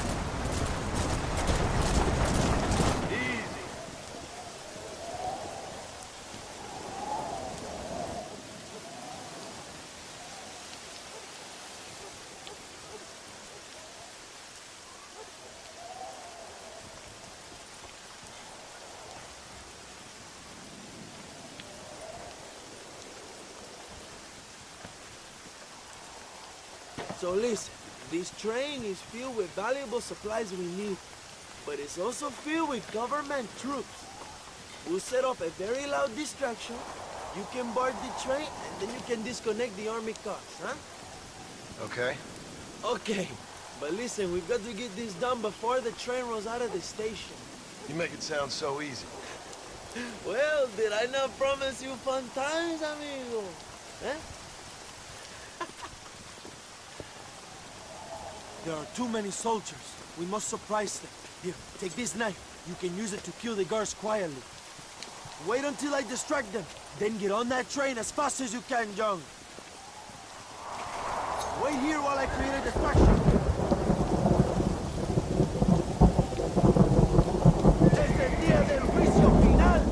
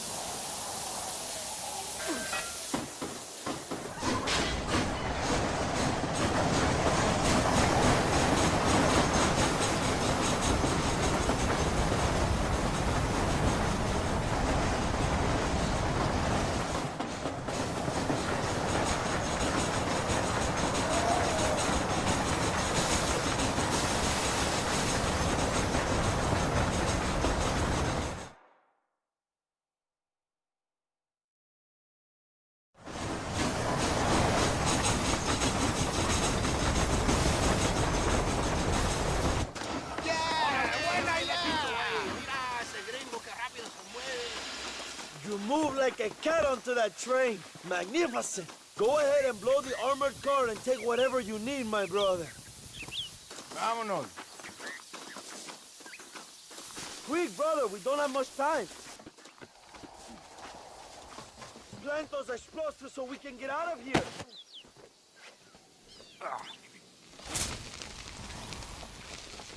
¡Cubran!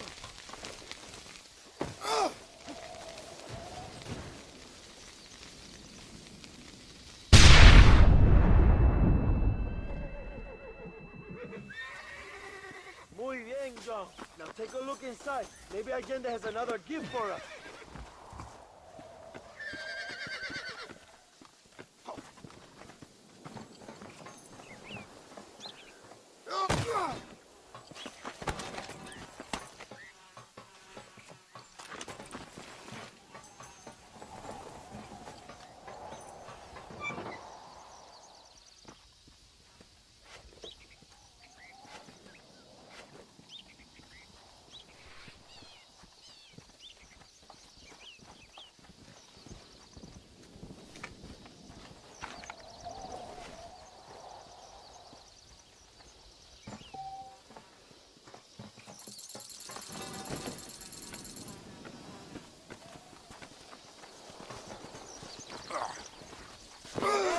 This is a great day.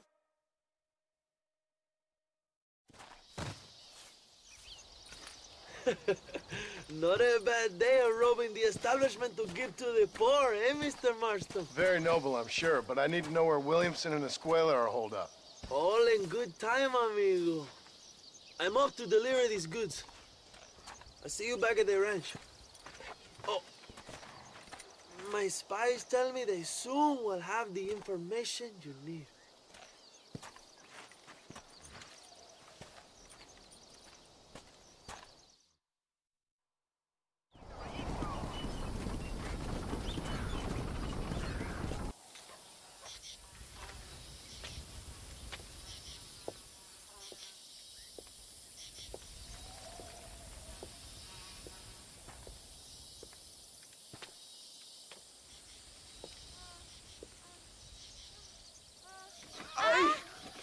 ¡Por puta, qué chingado! ¡México!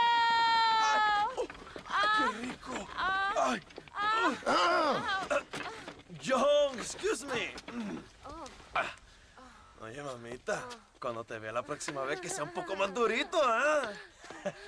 And I mean rougher, ¿eh? What would your most loyal follower, Luisa, say about that? Who? Luisa, the girl from Campo Morada? Her, a gentleman never tells, but she was a most wonderful... I just say she was increíble. Yes. Let me tell you something. I strongly recommend her. You take her when you have the chance, my brother. She thinks she's your wife. My wife? These peasant girls, they believe every word a fellow says. So naive. It's really quite charming. I love peasants. Don't you love peasants? I love them. They have such purity. Are you gonna marry her? Ha! Marry a peasant? My dear boy, don't be absurd.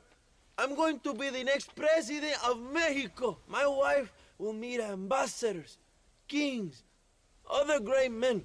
The very thought that I would marry some peasant girl with a tight gun and the hands of a farmer, well, I really don't think so. My mother, que Dios la cuide, would turn in her grave. Interesting. But come on, let's run. I've got an amazing present for you, my brother, huh? Yes? The man you seek. Together, we will bring them to justice. Let's go.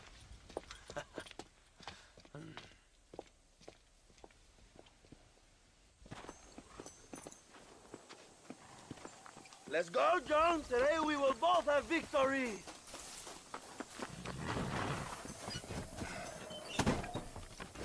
Let's ride, my brothers.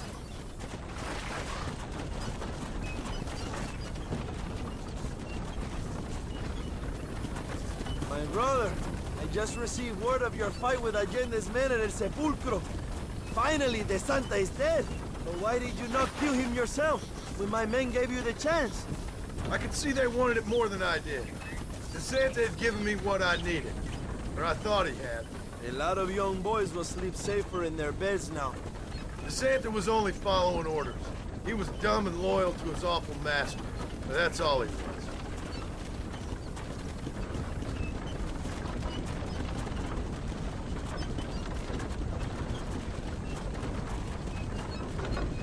Where are they, Abraham? They are at El Presidio, John. Can you believe it? The place we first met. The scene of one of my greatest victories over Allende's traitors. You could not write a better story. It's a story I want to finish. It is a story we both want to finish, my brother. If my rebels can take El Presidio, then we can move on Escalera. The revolution is happening, John. Are you sure they're there? Escuela and Williamson? Javier Escuella is there. That much I am sure of. I don't know about Williamson. Escuela will do for now. I am told they paid Allende to hide them. They have been in his protection since you arrived in Mexico. See, you should have trusted your brother out of hand all along. When we have them, then you can start making me feel bad. Immediately after you thank me for everything I've done for you, amigo.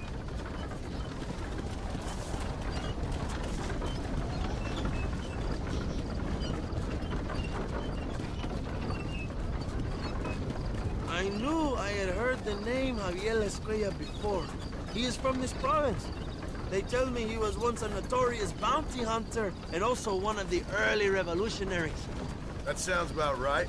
All before my rebellious urges took hold, of course. I think I was still traveling in Europe at the time. I was living in Madrid with the ambassador's wife. That sounds about right as well. Escuela was always a torn man.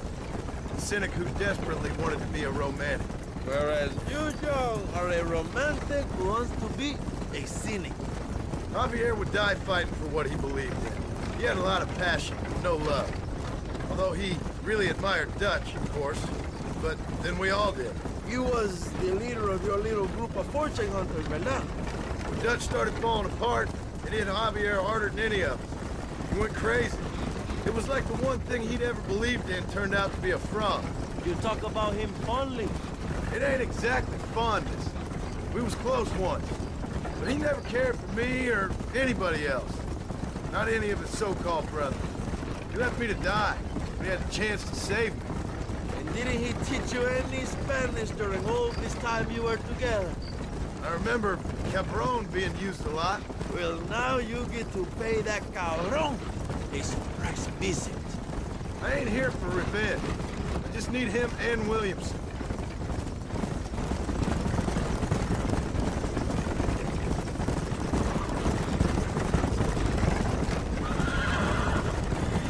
So who was that girl back there? Another loyal supporter of free Mexico. What? You want a name? You can't even remember the name of the girl you're marrying. Have you ever known power, John? I'm a semi-literate farmer and hired killer. I ain't in the power game. Then you will never have the knowledge that any woman will bear your child. And for her, it will be an honor. I've known about enough bastards without making too many more of my own. A man like me cannot be with just one woman. It would be an injustice to the people I have devoted my life to serve. You have an interesting way of serving the people. Kind of like a national gigolo. I owe it to the future of Mexico to breed, my brother. If I can get noble blood flowing through the veins of peasants, can you imagine how great this country can be? An army of reyes, of kings. I wish I'd never asked.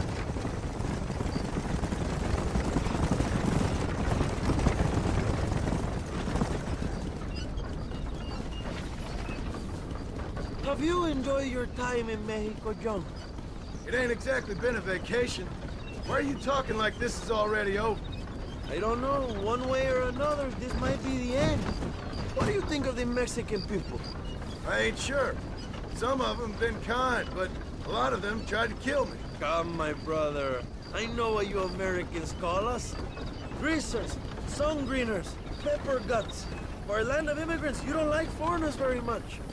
I don't care who a man is, what he does, or where he's from. If he treats me right, I'll do the same. It's that simple for you, isn't it? You would make a fine socialist. What about the Chinese workers here? I hear you ain't exactly made them very welcome. That is different. They are an inferior race. You have all the makings of a great leader, Abraham.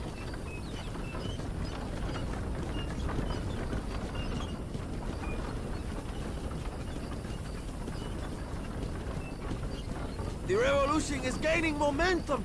Do you have any idea how many times I've thought about the day I will march into Escalera and storm Allende's mansion? I think I have some idea. Soon it will be me sleeping on those silk sheets and the colonel lying with the cucarachas. From what I've seen of Allende, you might want to wash those sheets. You might be right, my friend. Do you really think a revolution can work? Do you have enough men? Revolution begins with one person, John. One person ain't gonna defeat the Mexican army. The poor are many and together we are strong. They are ready to fight. If it does work... It will. If it does work, and you take down Allende, what then? I will give the greatest speech of my life. But after all the fighting and all the speeches are over, what will you do? I will march on the capital and take on Sanchez himself. All right, when Mexico's yours, and you have all the power you desire, what will you do with it? Like any great leader, my brother, I will delegate.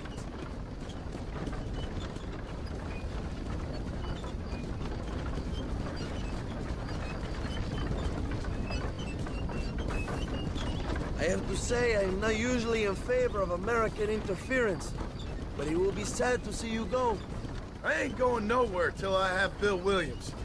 What will you do when this is over? I want to go home, work my land, and grow old with my wife. That is hard for me to imagine. It's hard for me, too. But I've pulled this trigger too many times now. I'm getting tired. Well, get ready to pull it a few more times. El Presidio will be heavily guarded. Oh, I think I got a few more left in me. Maybe one day you can return to Mexico like Lando Enriquez. A famous outlaw come to die in the sunshine. I can always use a cynical American renegade on my staff. I'll bear that in mind.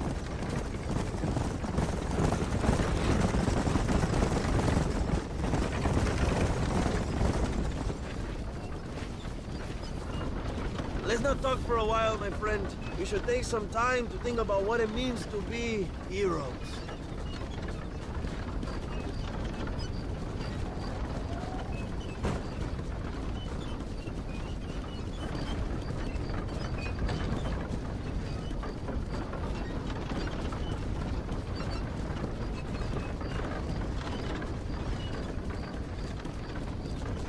El Presidio is just up ahead. Prepárate, mi hermano. This is our time.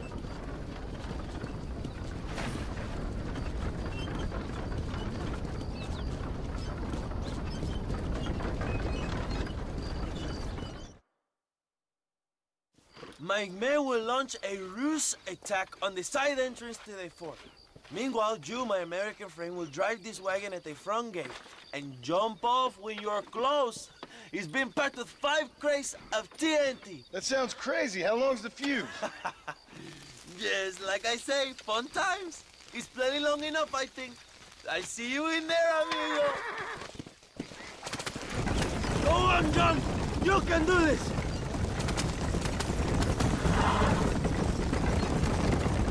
Come on.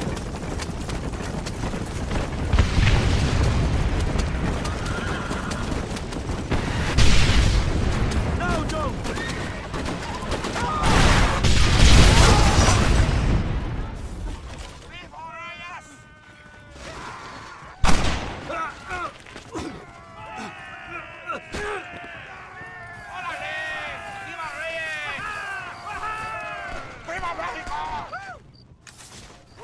We will keep the army occupied, John.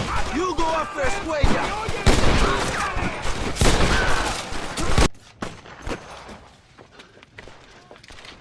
Hello, old friend. It's been a long time. Hello, brother. It's good to see you. I heard you was coming. You took your time, no? Come on, you're not gonna shoot your own brother, are you? We was family. Yeah, we were. Then you and Dutch went crazy and family didn't mean so much. So now you do the government's work. And what do? You just work for a different government. Come on, brother. I think we should go our separate ways, huh? What you and Dutch did was wrong. And the way you left me was wrong. Now, I hate to judge, but as it turns out, it's you or me. The way I see it, might as well be you. We thought you was dead, brother. I promise. I'm telling the truth. Besides, I can give you Bill. And Dutch is in Colombia. I can take you straight to him. Hmm? You left me to die? Whoa. To save your own skin, and now you expect me to care about you? You got it all wrong, brother. I've always loved you. Even now.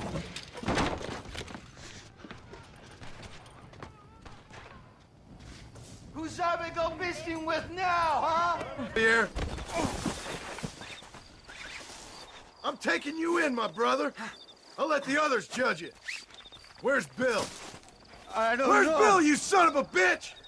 Do you think I won't kill you, brother? He ain't here, brother. He's with Agenda.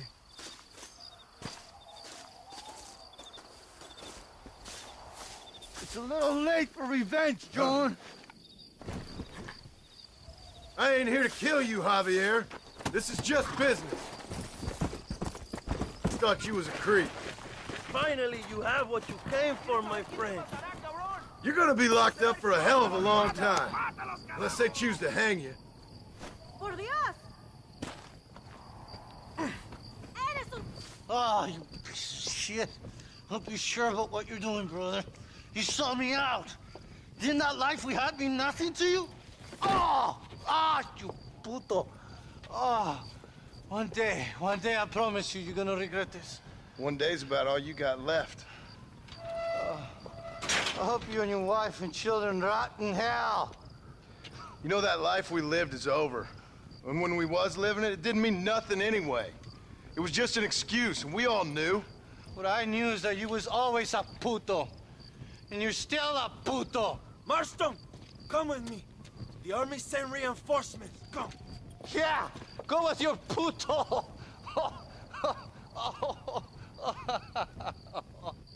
We have to hold the fort down. Use one of the cannons.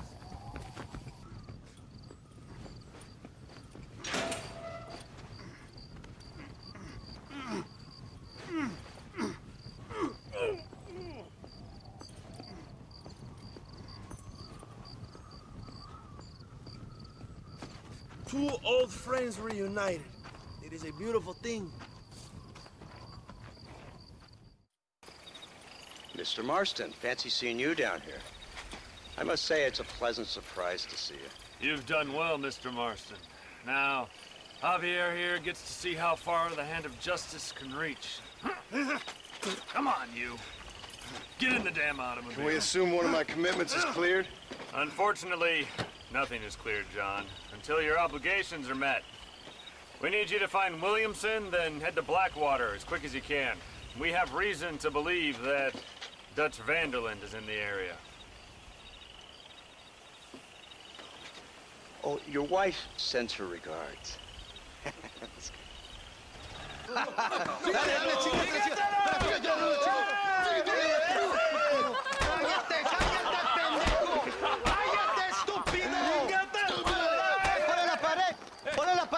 Voltealo. Quítate, estúpido. Le voy a dar un balazo. Quítate. Quítate, pendejo. Quítate.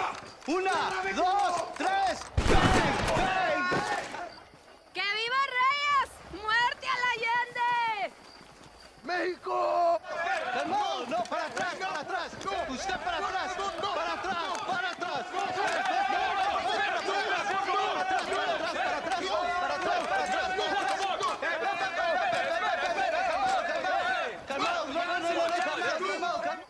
Escuchen, rebeldes. Escuchen cómo cantan mis oídos. ¡Aguantamos a traidores! Son uno otra vez.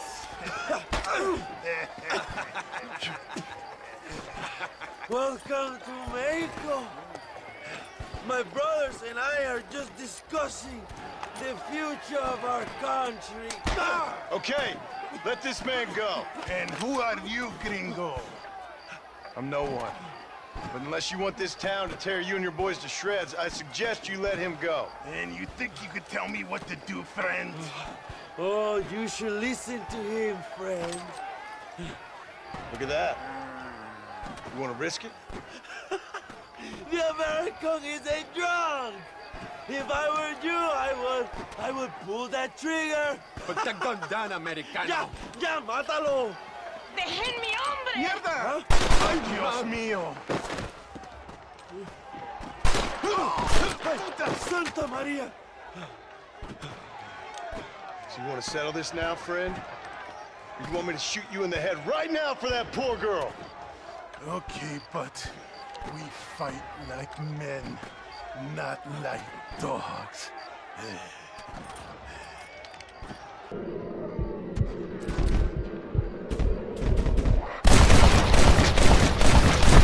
Gotta be faster than that, my friend.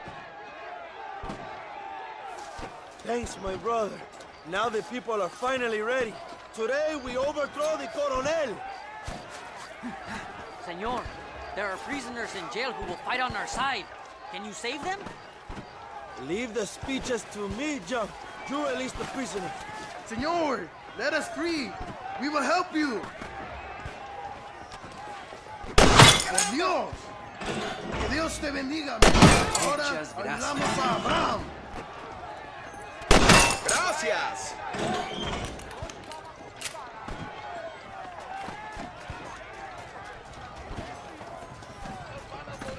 ¡Matas tus hijos de puta! ¡Van a morir en la calle como perros!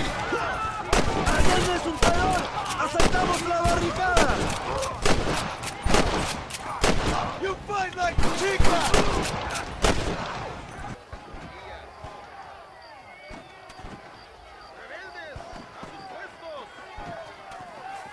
Now, John!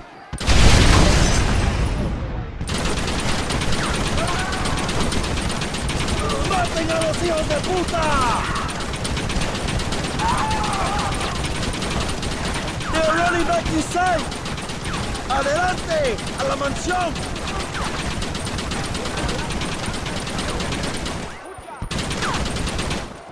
That's enough!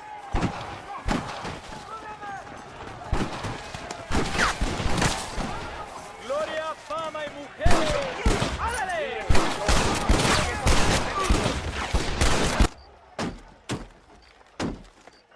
Come on! We can still get to my stagecoach! Go then. I'll cover you. They're getting away! We have to stop them!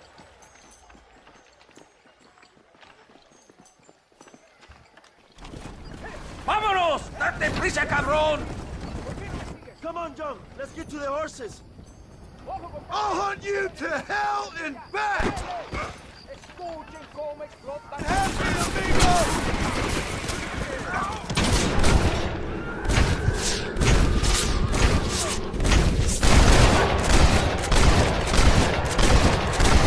Now I'm fucking with you, Bill!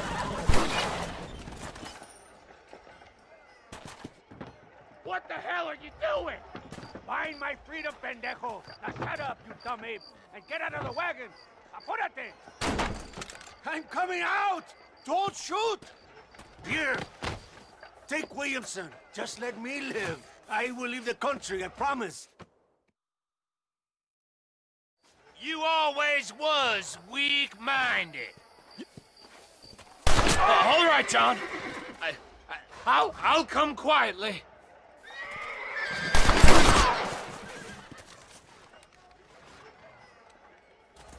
Allende is dead! Mexico is mine!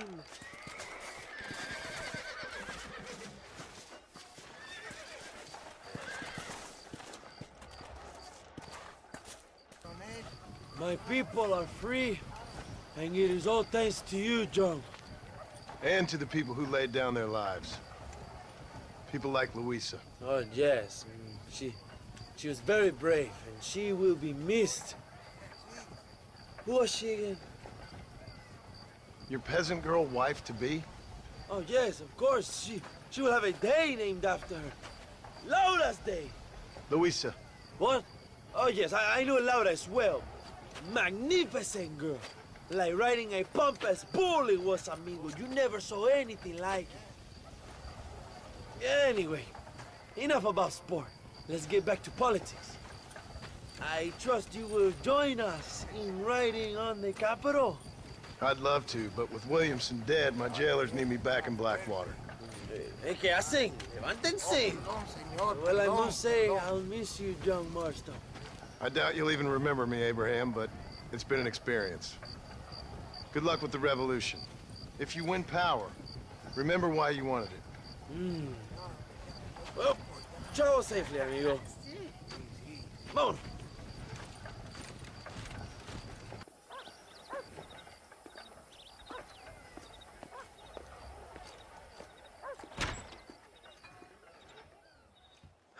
$101, $102, $103, $105, $106. I'm here to see Mr. Ross. $107, $109. Edgar Ross. $113. Upstairs on the right. $114. 115, 116, 117.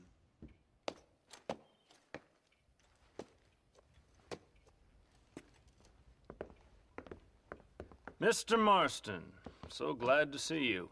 How was your journey? Where's my wife and son? Being well looked after. Well looked after. I want to see him. Mr. Ross wants to speak with you. We've had some important developments. You want me to take out a gun and blow a fucking hole in your head right here? Right now? You want that? Mr. Marston. You want that? Mr. Marston, I ask you to calm down. Why? Why? I did what you asked. I got you Williamson and Escuela. It's over. Stop playing games with me. No one's playing games with you, Mr. Marston. But if we were to play some games, there'd be some interesting ones we could play. Thanks, sir. Like hanging you for murder, or confiscating all of your property, like that little farm of yours, or having you put in an electric chair. Those are the sort of games we could play. But we choose to play a different game. So calm down and play along with us. Where's my wife? You know, I forget, but I hear it's very nice this time of year. Mr. Marston, please, I've never insulted your meager intelligence. Do not insult mine. We've done this little deal for your freedom in exchange for all your men from your old gang. You gave us Williamson and Escuela. We still don't have Vanderlyn, but now we know where he is. Then go and shoot him. No, sir. I want you to shoot him for me. And then I'll let you be.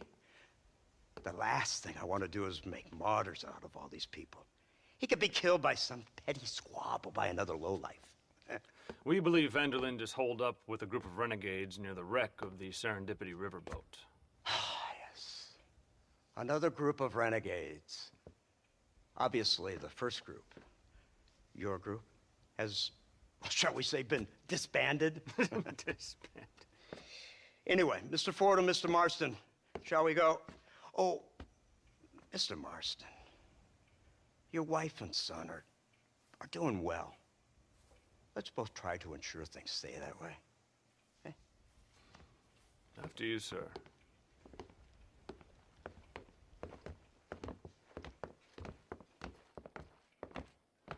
Oh, Mr. Marston, one more thing. This is for you. You're too kind. See, I have nothing but your best interest at heart. Let's hope it doesn't go off by mistake.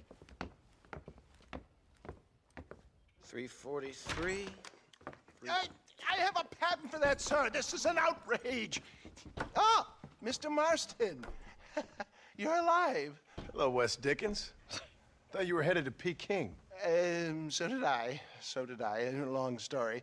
But now it seems I'm being put under arrest and charged with narcotic possession or some other such nonsense. Ross, have him release this man. Why? Because he's a harmless old fraud, the kind of man that built this country. And because he helped me get Williamson. Did you hear that, officer? The man's a hero. Let him go. Come on, Marston. Moral degeneracy waits for no man. Let's hurry along. 344, 345, 347, 348, 3...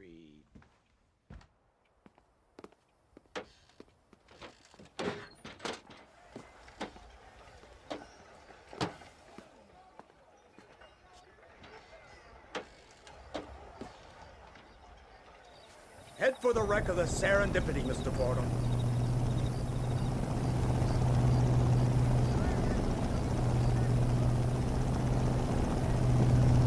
Isn't this something? Lawmakers and lawbreakers working together for the good of civilization. Like you always say, sir, the higher the stakes, the smarter you have to play the game. I can't imagine I ever said anything quite so trite.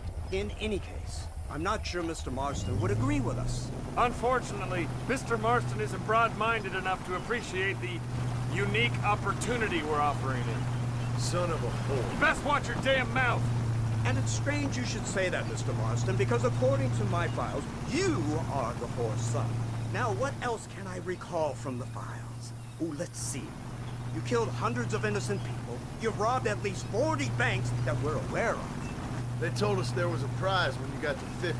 I'm glad this is all such a joke to you. I want my family. And I'm sure all the men you murdered wanted their families too.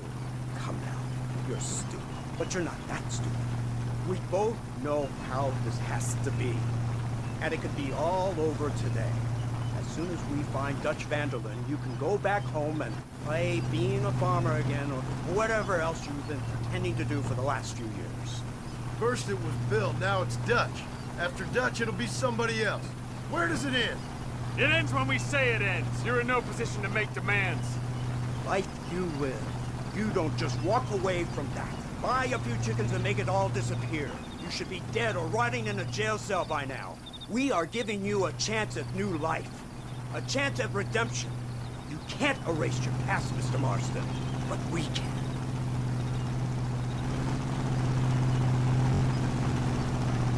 She's running well, sir. Such an elegant way to travel. What do you think of this automobile, Mr. Marston? Slow. But so convenient and reliable. Are you comfortable? No. You see this, Mr. Fordham? The brooding cowboy. There aren't many of these left, you know. A bit of a cliche, admittedly, but still a dying breed. Like the buffalo. Just as dumb, but not quite as noble. They move most cows by rail these days, I hear. Not where I'm from, they don't. But you aren't from anywhere. A new dawn is breaking, Mr. Marston. This is the age of the machine. And soon, we'll all be living on the moon. Maybe. This is the future. Anything is possible. Finally, this godforsaken land is entering the 20th century. Prosperity has arrived. In the form of assholes like you. It's not far now. The old Serendipity wreck has been used as an occasional criminal hideout for years. We were informed that Vanderlyn and his gang are making camp there. We'll stop on the cliff above, and you and Agent Fordham will go on foot. I'll stay with the vehicle and keep watch. And you'll do as I say, Marston. Don't try anything stupid. Oh, I think he knows what's at stake. Don't you, Mr. Marston? Let's find Dutch and finish this.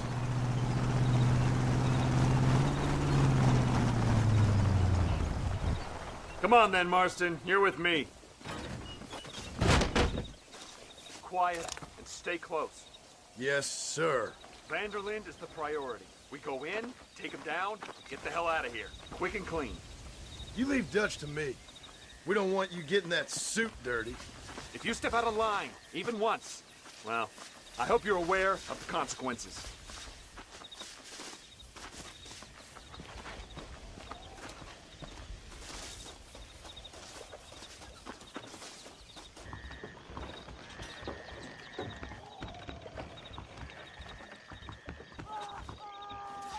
Did you hear that? Go see what's happening up there. I'll wait here.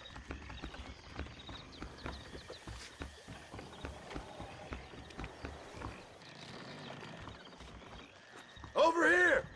I found him! Good God, that's our informant. Gnosis, what the hell's going on here? It's a trap! Shit, Marston! You'll have to carry this man! I don't think he can walk. Bastard! Come on, we need to get him to safety.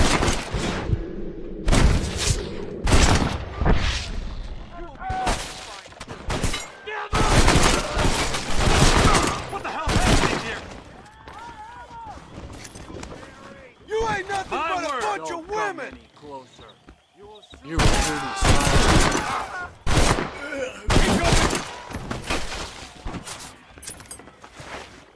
Hurry before any more.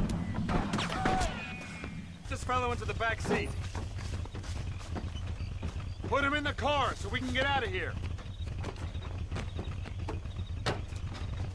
Let's go. There might be more of them.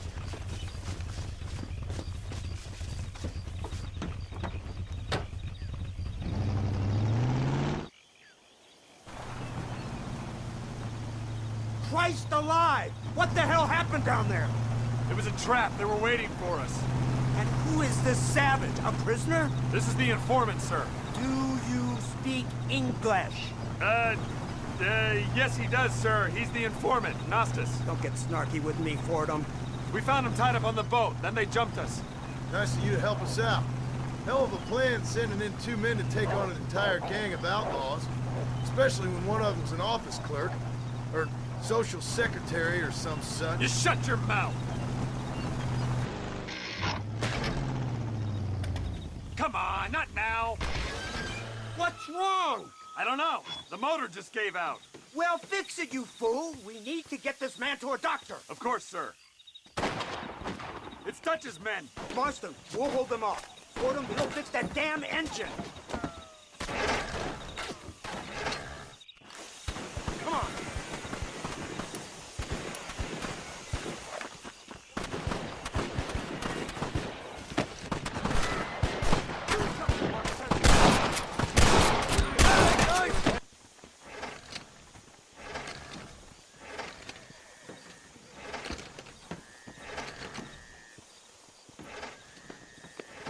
I can't see any more of them. Fordham, are we ready? Yes, sir, I think so. Come on, let's get back to Blackwater.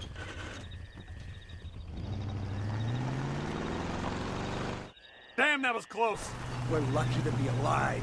I'm beginning to see why Mr. Marston here has made it to such a ripe old age. You'll make me blush with all these kind words. So much for this automobile of yours. If this is the future, God help us all. It's not the automobile.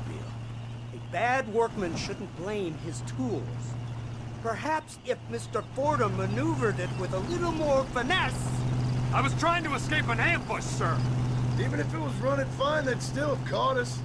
I can walk faster than this piece of crap. Give me a horse any day. So what now? Do I get to see my family? Where is Dutch Vanderlyn? I don't know. In that case, old boy, no, you don't get to see your family. It's a fairly simple agreement, Mr. Marston, even for a man as devoid of intellect as yourself. If you'd like me to explain it to you again, I'd be more than willing. No, you've said enough. We'll find Vanderlyn soon enough. For now, however, I suggest we call it a day. So how does it feel, taking a man's wife and child from him? Does it make you feel good? How does it feel to kill hundreds of men in cold blood? You're a coward. You're a murderer. Actions have consequences, Mr. Marston. Come now, try to look on the bright side. The bright side? There ain't no bright side. Your family is enjoying a much-needed vacation, and in far more luxurious surroundings than those to which they are accustomed, I assure you. Soon you will be able to start a new life together, absolved of all your sins. We should take the Indian to Professor McDougal, see what he can get out of him. Good idea, sir. I just can't communicate with them.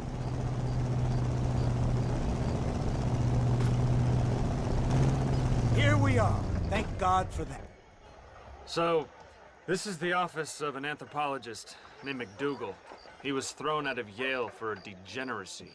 We should tell you something. Indeed, but he's been helping us deal with the natives in this area. They see him and they presume we're all idiot academics. Huh? Give me a hand here, Marston. Ah, Mr. Ross. Mr. Fordham? Good day. Good day. What on earth's going on here? Kid got shot in the leg. Beat up pretty good. We'll send a doctor. Now, McDougal, we need information from this fellow about Dutch Vanderland. Can you see what you can find out for us? Do my best, sir. Make sure you do. Professor McDougal has been a good friend of the U.S. government, Mr. Marston, just like you. Why don't you see if you can help him in his study of the native problem in this county? That's a good fellow.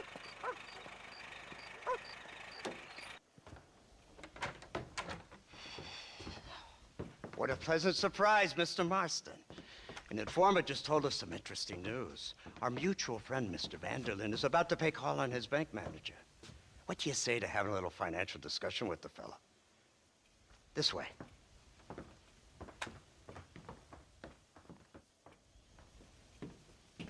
Let's get up on the roof. We'll have a clear shot at them from there.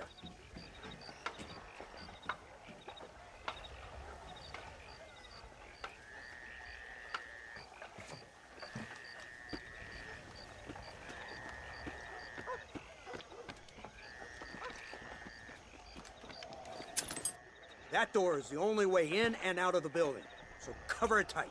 Do you see those horses to the left by the building across the street? Dutch's boys hitched them there. They'll have to run that way to make their escape.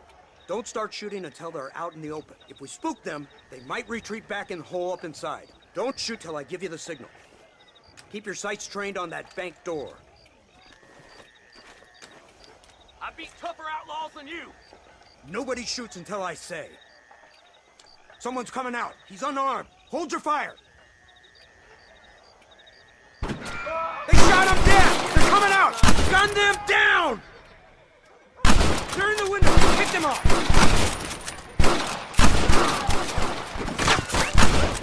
It's all about now. Marston, headed to the bank with Hopkins and Manning. Get Dutch. Be careful. There may be some innocent people there.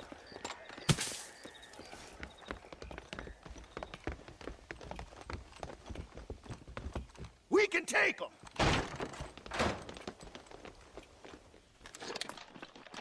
Let's move! They'll cover the windows from up top!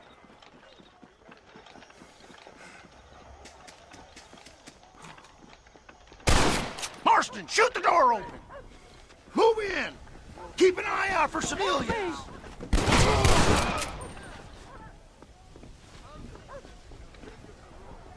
Follow me!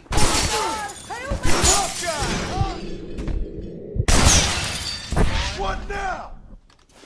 Please don't kill me! I ain't playing here! Oh, my lord! Last chance, you sons of bitches! No! Please! You people get out of here! Head to the town hall! Come on, let's check out upstairs! I will feast on your blood before the next sun rises, hombre.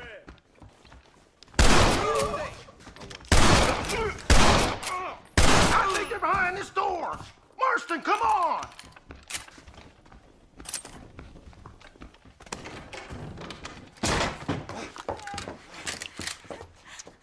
Oh, it's nice to see you, John. Hello, Dutch. How's Abigail? Well, I hope. Ain't seen her for a while. 'Cause you've been chasing me? Let the woman go, Dutch. Of course. Of course. How's your little boy? He ain't so little now. No, he must be what? 15? 16? Doesn't time fly? Don't adjust. It's over, man. Of course. Of course. I surrendered, John. You're the master now. I've been my master since you left me to die. We all make mistakes, John. I never claimed to be a saint, but equally, I never took you for an errand boy. Just trying to help my family, Dutch. By making compromises we all have to. Now let her go.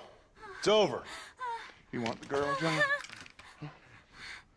You always were the romantic sort. You know, gentlemen, This man here, oh, he married a whore. Used to ride with us.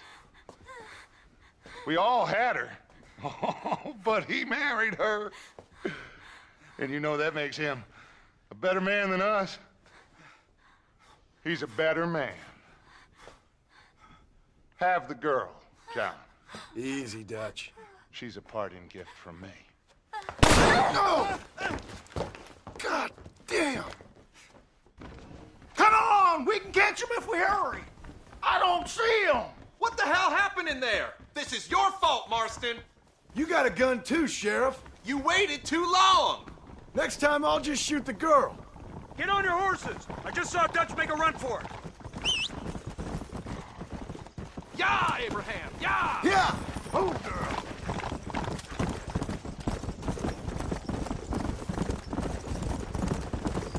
Hey, what happened in there? We saw Vanderlyn escaping from some men. He stole off with the bank manager in an automobile. Let's just say, Dutch ain't gone and got himself saved. He killed some poor woman. There's an old logging camp further down this road. It's been abandoned for years. My guess is that's where they're headed. Come on, follow me.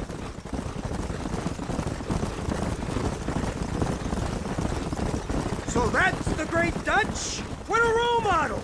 The man who made you who you are. I guess so. Has he changed? No, still the same crazy bastard he turned into. How was it seeing him after all this time? Did he tug on your heartstrings? It kind of reminds me of you. Violent piece of shit who went and confused himself with God. Isn't that sweet of you? And now you must kill him. Your side is chosen. My side ain't chosen. My side was given. I'd kill you 100 times before I killed Dutch, if it was an option. Hallelujah! I think we're finally reaching an understanding, Mr. Marston.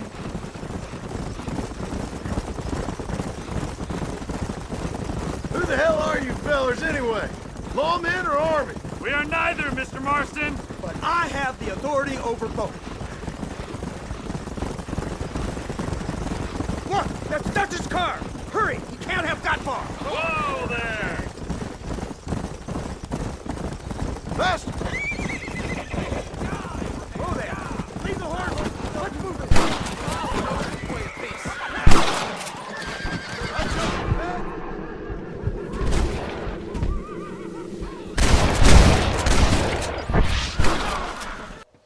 Where's Dutch, Marston? He got away.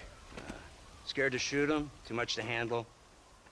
When the opportunity presents itself, I'll put a bullet in him, don't you worry. Won't like myself for doing it, but I'll do it. Ah, good man, good man. You know, at the end of this, you'll probably get a medal. I know I shall.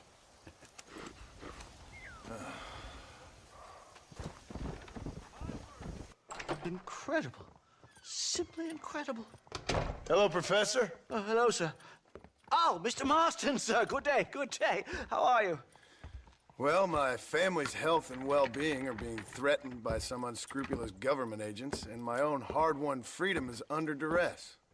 But these problems aside, I suppose I'm fair. Yes, the problems of civilizing nomads. Tell me, sir, are you from Norse stock? Not as far as I know. I was raised in an orphanage. My father was Scottish. Unfortunate. You'd make an interesting case for my theory of natural population characteristics. Really? Well, yes, a white man, obviously, but with a savage spirit. Trust me, sir, I mean savage in the best possible sense. Natural nobility, but also simple, pure. I've been looking at some blood samples through my microscope, and you know what? No. Well, of course you don't. It's a remarkable breakthrough. I've been looking at the blood of both natives and white men of corresponding height, weight, and age, and you know what? Again, no. They're exactly the same. It's remarkable. It completely refutes my last book. But I'll tell you what, sir. This sabbatical in the field may have been somewhat forced upon me by circumstance, but my scholarship has benefited enormously. Would you like to partake of a syringe of cocaine? I've quite enough for two. Not right this minute, no. So it's a remarkable drug. It entirely restores the ego. It takes one back to a primal state. It helps my thinking enormously. Nastas, come on. Come in, sir. would you like to take off your slippers? Or skin a rabbit? I know we cannot see the stars, but still my heart is pure, and we meet as equals. These savages must be spoken to simply in metaphors. No, sir. I grew up on a reservation and attended school. Oh, lovely. But I can show you what you want to see. I know where the group of bandits you seek are hiding. Both of you. Vanderlyn has attracted a following of young men on the reservation. They are turning to bad things. The savage heart cannot be conventionally civilized. I was right all along. Where's Dutch Vanderlyn based? In the hills, in Cochene. Let's go. I know a way there that is not guarded. Marvelous. It's simply marvelous.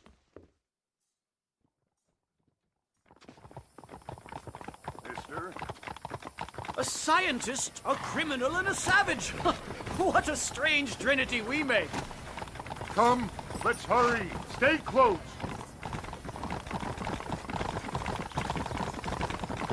So, I understand we have a mutual interest in Mr. Vanderlyn?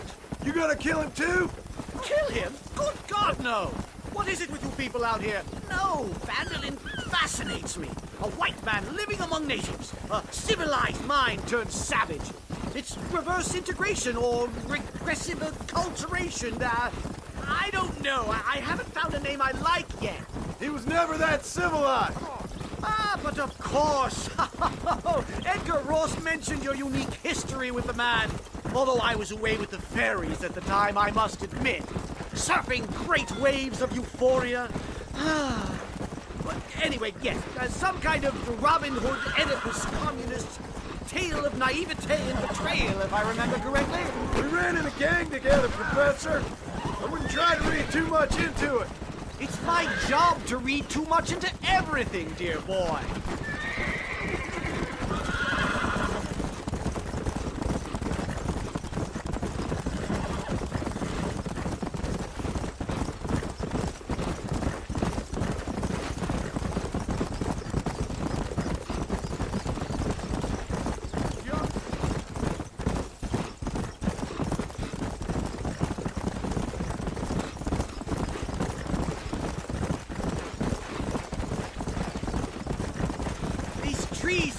Foreboding, Nastas.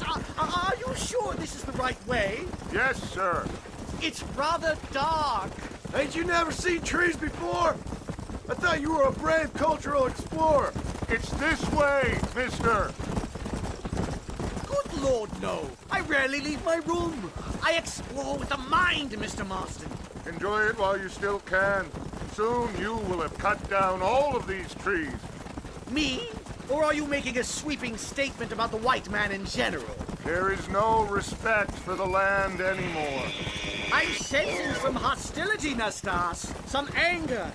Talk me through this primal emotion, where it's coming from. Don't worry about it, Professor.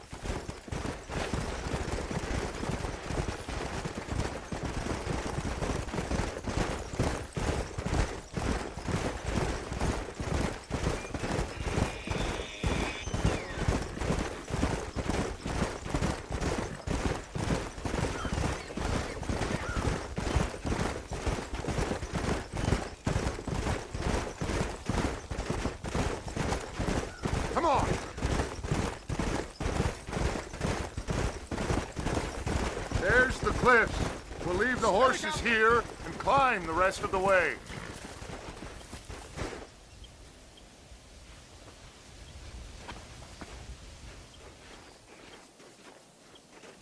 Remarkable. I'm afraid I don't really have much of a head for heights. More of a head for highs. well, anyway, I'm sure Nastas will help you. I must be on my way. I've got work to do. Thanks for the help. Goodbye, gentlemen. Enjoy yourselves! Let's get moving, mister!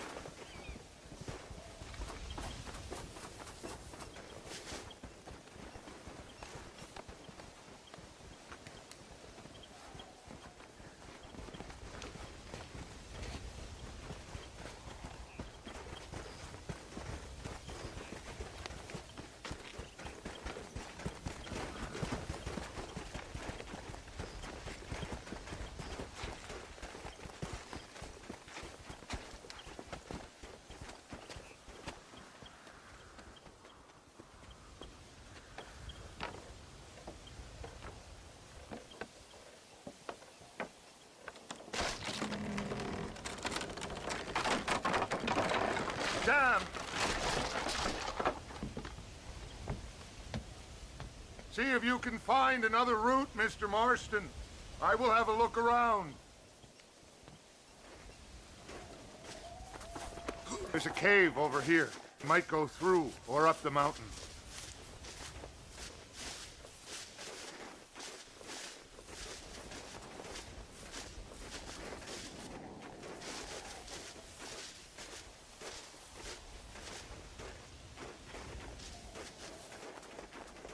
Good. This should save us some time.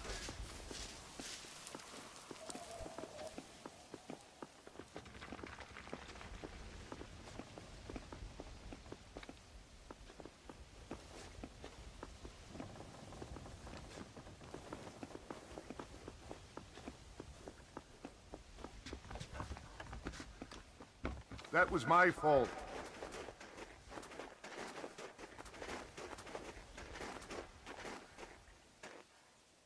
This way!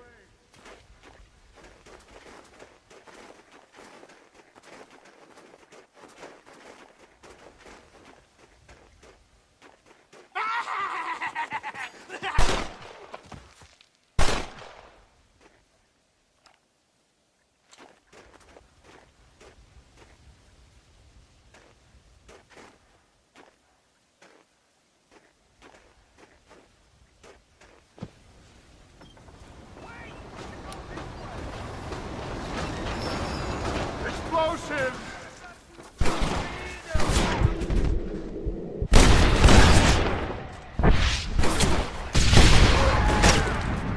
Hey! You should run off home!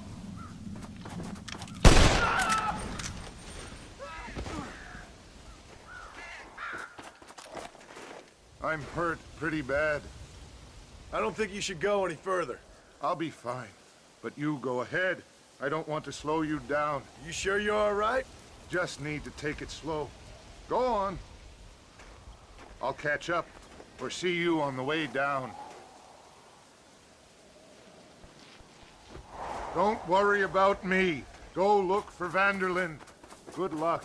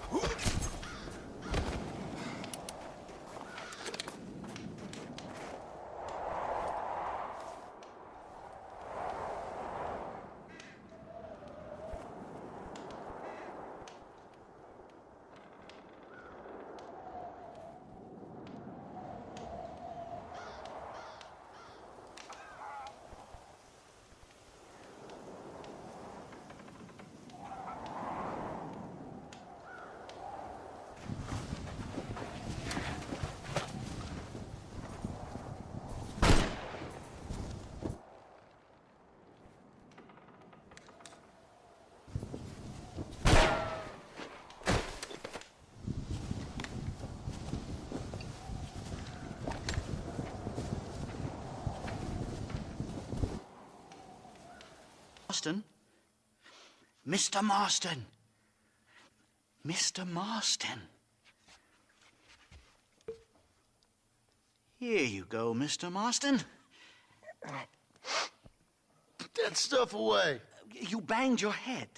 Nastas and I carried you down. Nastas heard the shots and he hurried up to rescue you, and he carried you down. I improvised an escape plan. I'm more of a planner than a man of action. Thank you, gentlemen. Friends of mine are with Vanderlyn. We must try to reason with them, sir. Vanderlyn's gang contains several natives. We must meet with them and try to save them from disaster. My people have already endured many disasters. Before, this was all our land. And now we have brought you civilization. Well, sure, it hasn't been easy, but it hasn't been easy for anyone, Nastas. Why, I knew a man in Yale whose father once shot 18 natives in one afternoon out in Wyoming.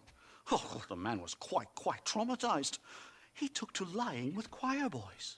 For a wise man, you are a very stupid man, mister. Gentlemen, I'm gonna leave you to figure out right from wrong. You are simple-minded, sir. Thus, I do not blame you for not understanding reason. Then again...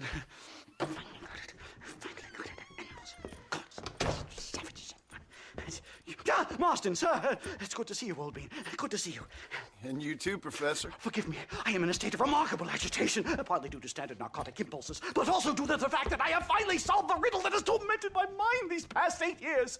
What's that? The nature of the savage soul. What makes some societies great, like ours, and others, not worse. I would never use a pejorative such as worse, but lesser. Meaning? What makes these beings less human than us? Closer to beast on the continuum between animal and God. You know, I argued with Fortescue at Yale about this. It caused a minor scandal. But I shall be proven right, sir. I shall. Mark my words. I shall show them all what civilization is all about. The redskins and the nubs at Yale. Come, sir. I have a way to sate both our desires. I will bring you, Vanderlint, and me, the evidence of savages reverting to type. Come, sir!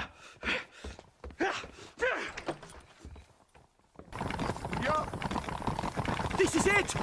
Years of research! What were you talking about back there? Where are we going? Nastas has set up a meeting. A powwow, I think they call it. A meeting of minds, of souls. Indians and whites, academics and criminals coming together to find a common understanding. Nastas, this fool's making no sense. Some of Vanderlyn's men have agreed to meet with Professor McDougal up at Bear Claw Cabin. Why the hell would they want to do that? I think they are interested to find out what conclusions a white man has reached on hundreds of years of culture and society from the comfort of his hotel room. Wonderful! Do you think I could ask for a skin sample from the soles of their feet? I don't think that's a good idea.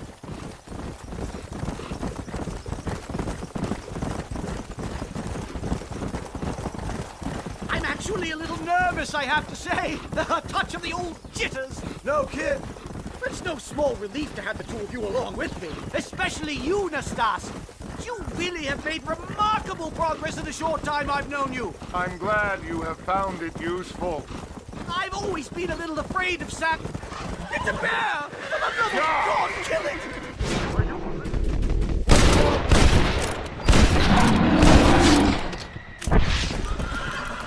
Yeah. My God, that was terrifying! I say we leave before any of its friends turn up. My goodness, I'm still shaking! What a ferocious animal! That bear showed no signs of aggression. If we hadn't shot first, it most likely would have ignored us and moved on. All very well for you to say. Perhaps you have some kind of primal bond with these animals, but I, sir... Easy. Slow it up! This is it. Hello, gentlemen. We come in peace. Those words mean nothing coming from people like you. Look at what you've done to us. Look at us! We live like animals, scrabbling in the dirt. Well,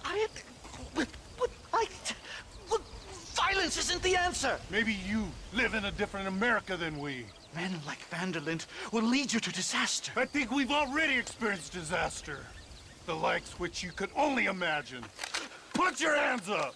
We come in peace! Do as he says, Marston. You call this a meeting? Give me your damn weaponry. This is not what we agreed to. You shut your mouth, you treacherous snake! Holy shit! Damn, don't touch! Professor, get down now! Look there! They killed the stars! Marston, you have to get us out of here! Just keep your head down! You ain't outlaws! You're chumps! Move quickly! There's plenty more where they came from! My God, I feel terrible! My head is pounding! Getting shot at'll do that to you! I'm completely drained! It's like my body is... It's can't be...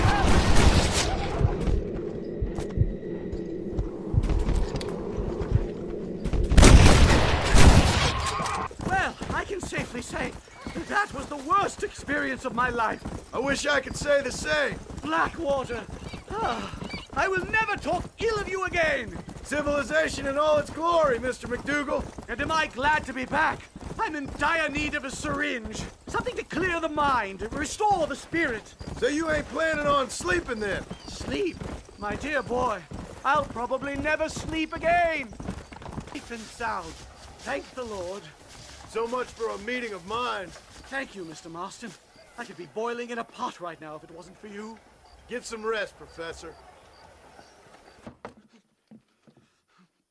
Professor! Oh, it's you, dear boy. Come in, and shut the door. What's going on? You leaving? Yes, sir. Yes, I am, sir. You know the thing that is vital, without which scholarship cannot proceed, sir? No, I don't. Not having a bullet in your flipping neck, sir. I am not cut out for this. No, I'm not cut out for this at all. Nope. They're fucking savages! Savages! I think we all are. Not me, sir. I'm from Connecticut. I'm a professor at Yale. I write books. I do not deserve to die out here. Where's my tincture? Oh, yes.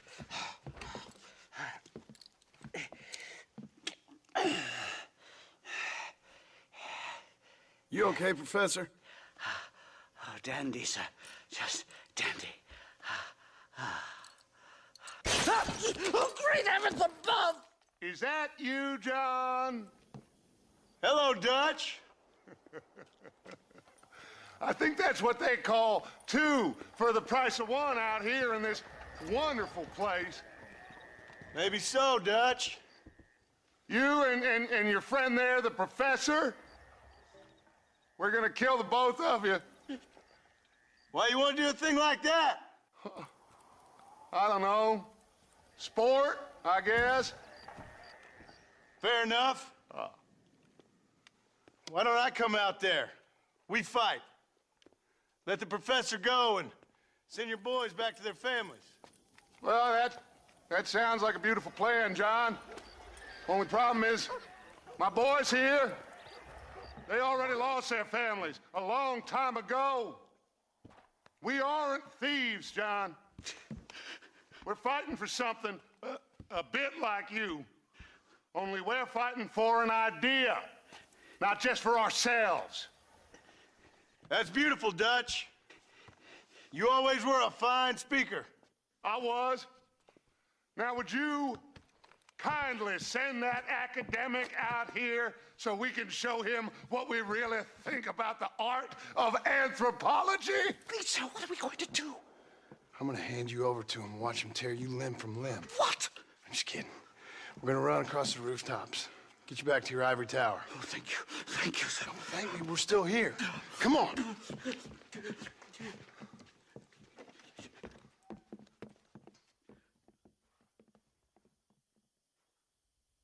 Oh. Yes. Oh, come here. Oh. Good day, sir. Madam. Look here, sir. What is the meaning of this outrage? You two stay down and shut up.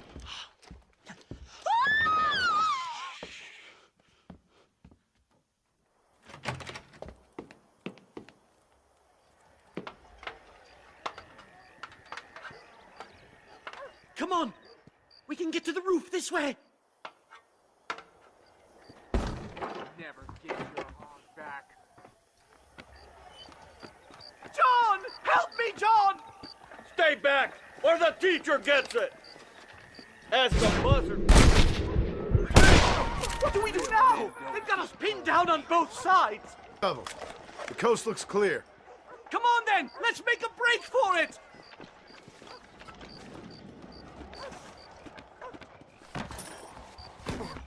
The horses should be in an alleyway down here!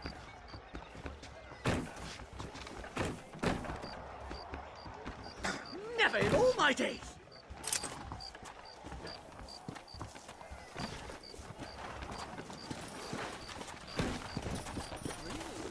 Come on! Let's get the hell out of Blackwater!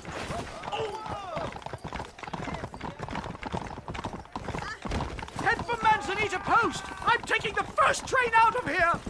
This really couldn't have gone more horribly! wrong. At least you got some good material for your next book. You know, I dreamt of documenting the last days of the Old West. The romance, the honor, the nobility. But it turns out it's just people killing each other. It always was, Professor. And the Old West ain't quite dead yet. Oh, I know, Mr. Marston. Believe me, I know. Can this get any worse?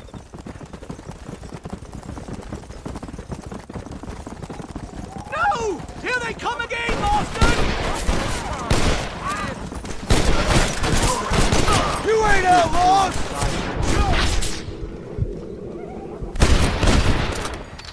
This is getting ugly! Come on!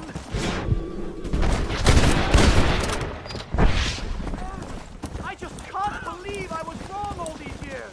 Or was I right? I don't even know anymore. My research is complete. Much as I thought. There's no civilizing this savage land. I could have told you that for nothing. Ah, but they'll give me a prize in New Haven for this. Well, they bloody better. Well, goodbye, Mr. Marston. Best of luck, dear friend.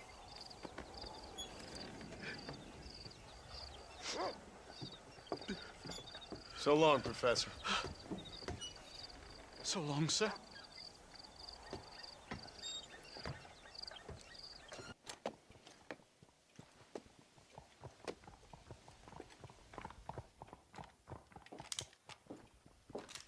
What do you want, Marston? My family.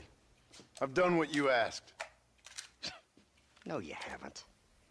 This is the land of opportunity, and I gave you the opportunity to save your family, and you failed. How could I possibly reward you? Marston, you're a public menace. We should have had you killed. I wish you had. But since you didn't, where's my family? Oh, spare me the noble savage fall on the sword tripe, will you, old boy? It's nauseating.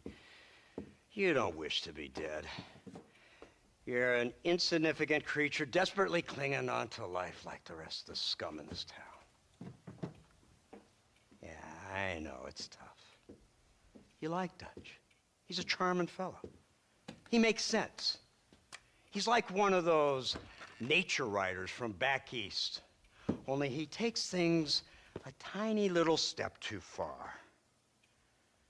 Rather than just loving the flowers and the animals and the harmony between man and beast, he shoots people in the head for money and disagreeing with them.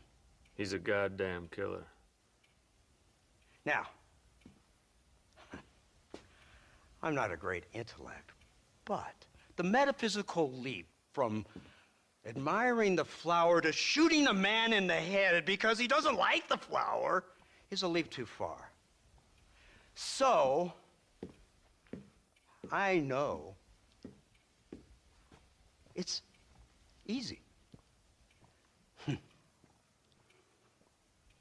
You see, me and Archer, we're the bad guys. We enforce the rules.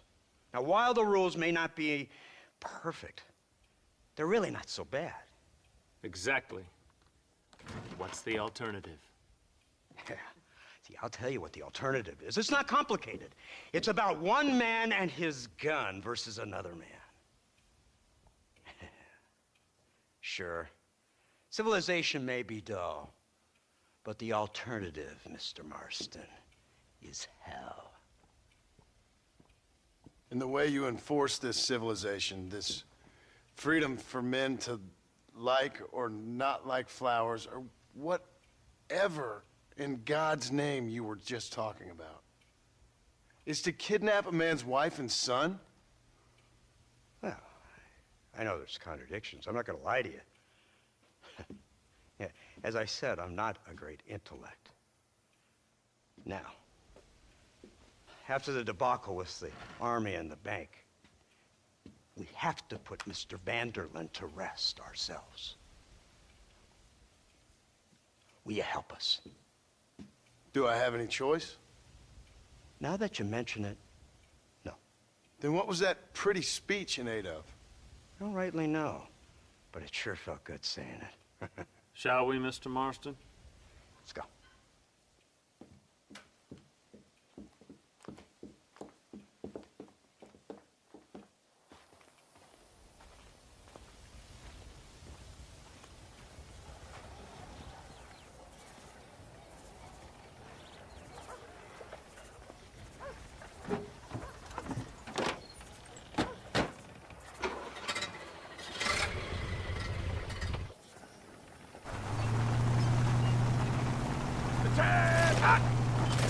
Now keep your finger off that trigger until we get out of Blackwater. Go quick! Take a look at this thing! Have you seen this? It's got a gun on the back! Oh, my born day. I never seen such a contraption. Iron Dragon! That's the devil's working. I never thought. They told me about these. The Army's been building them in secret. Oh my god! What kind of automobile is that? This killing machine of yours seems to be turning a few heads. Our armed forces have no equal. We have made incredible progress the past few years. Is that what you And call this it? isn't much more than a simple prototype. You should see what they're working on in Virginia. Soon there will be no war we can't win. The Army has made camp a little way outside town. They put word out a large cache of ammunition and food is stored there. Vanderland's gang needs constant supplies, so that should be enough to draw him in. No mistakes this time. You hear me, Marston? I thought you were talking to Fordham.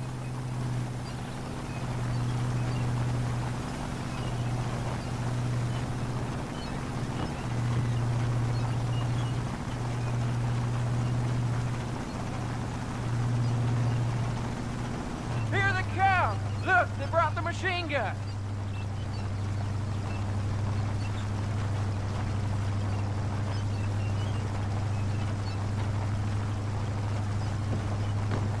What's the word, Captain? We spotted one of Dutch's men about an hour ago. I think he took the bait. Let's get in position then. Have your men ready to run them down if you have to. Dismiss! Load weapons and get to the sandbag! Move! Are you ready to finish this, Mr. Marston? I guess so. They are! Open fire! Live to the slaughter! So much cover!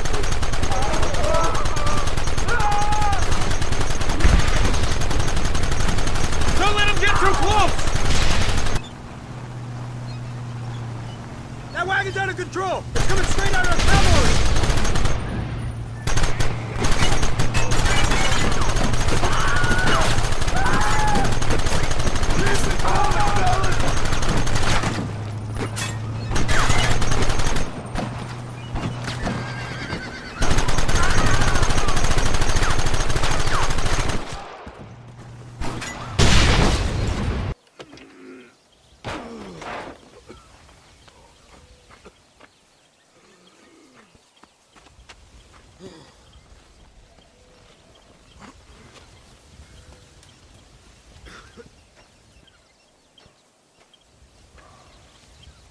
Well, Mr. Marston, it seems like your mentor Dutch no longer looks quite so kindly to his student. That man is insane. So it seems. I think we need to get him before sundown. As you say, Captain. Otherwise, he'll be gone again. And what if I say no? Now, before I shoot you myself, let me just point out the obvious. The one person we have left that can appeal to Mr. Vanderland is the last person we know who knows him. Your wife. That won't be necessary. Mr. Ross, Captain, let's go. Mount up, men! Let's move out!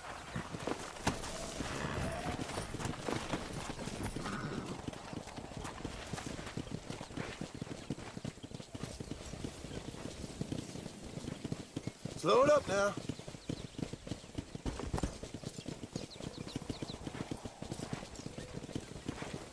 I can't believe Vanderland has built himself a fortress in the mountains. He's crazy, but he certainly ain't stupid. You've already seen that place, right? McDougal told me you went up there with that Indian chap. I seen it all right. We'll be lucky to last 5 minutes with this many men. Governor Johns is going to be very pleased. Nate Johns? What's he got to do with any of this? Let's just say he has a vested interest in cleaning the filth out of this region. I don't think our old friend Dutch realizes what a great favor he has done us, inciting all this hate among the natives. Like you needed an excuse. See, this is what happens when you fraternize with savages. How could you ever follow a man like that? How could you ever follow a man like Ross? Vanderland is a psychopath, a murderer, and a rapist. Ross don't seem too different. Dutch was a good man once. A far better man than you. So what made him this way? I don't know. Bastards like you. Seeing that things never change.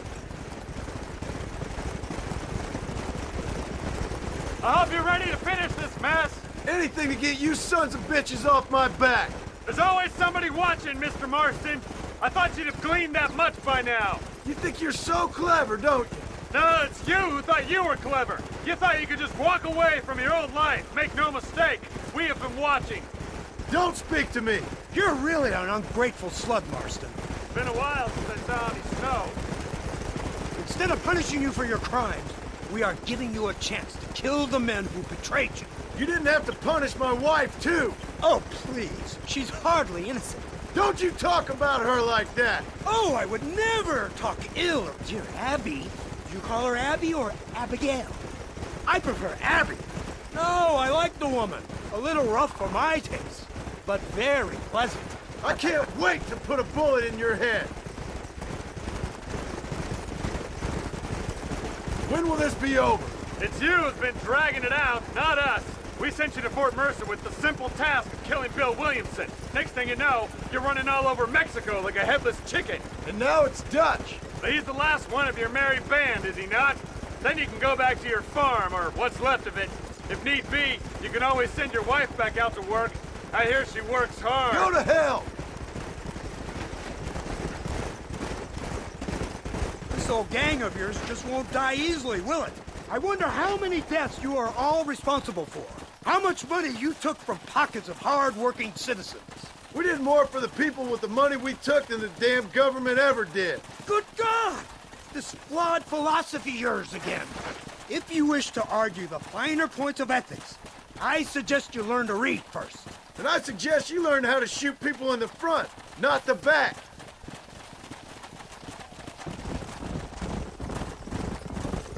So you're the one who's gonna kill him? Dutch? Yep, that's what they keep telling me. But if you feel like doing it, please be my guest. This is suicide, if you ask me. My scouts have seen that fort of his. I wanted to wait for more men, but them city boys back there weren't having none of it. And you answer to them? Unfortunately, it seems that now we do. They said you was in a gang with this Dutch Vanderland. I was once. A long time ago. Don't seem like the kind of fella you want to run with. Unless I completely misjudge your character, of course. When he turned crazy, I left. At least I tried to leave. Till those suits back there came and knocking, threatened to kill my wife and son if I didn't go after them. Strange times we live in, partner. Strange times. It's a funny business. Army, government men, criminals, with all due respect. You're telling me? Too many hands on the tiller, if you ask me. This is how mistakes happen. My boys don't know who's giving the orders no more. Take it from me, mister. When we get up there, it ain't gonna matter. It'll be every man for himself. Come on. You, blow that gate open. Move, soldier.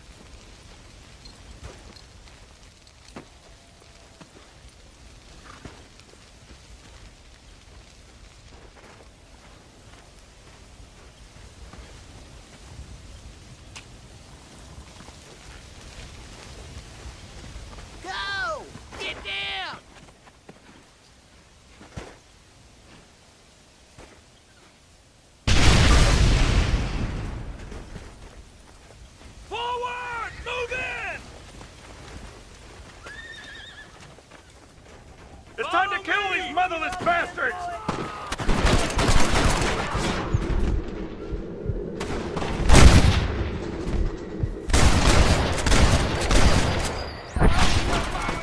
When are you sending the men out to fight! That ain't nice!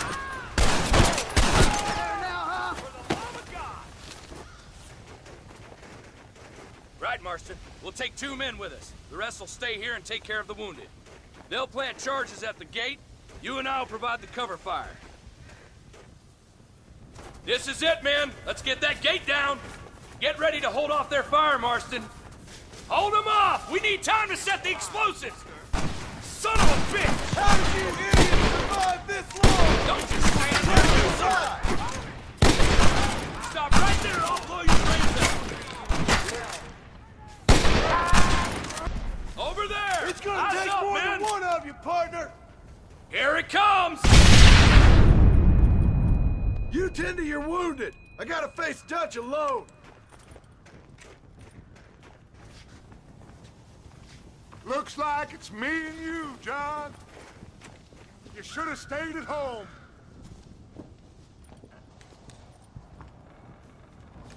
I suggest you follow me. This is the United States Army!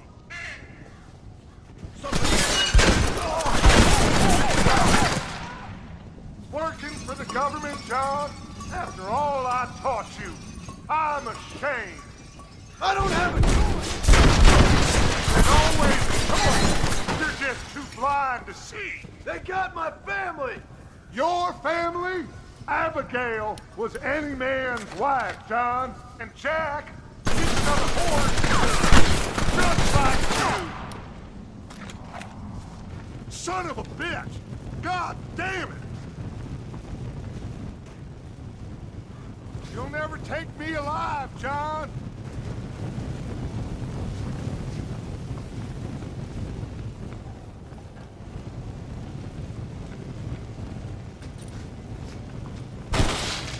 It's over, John. I ain't leaving here without you.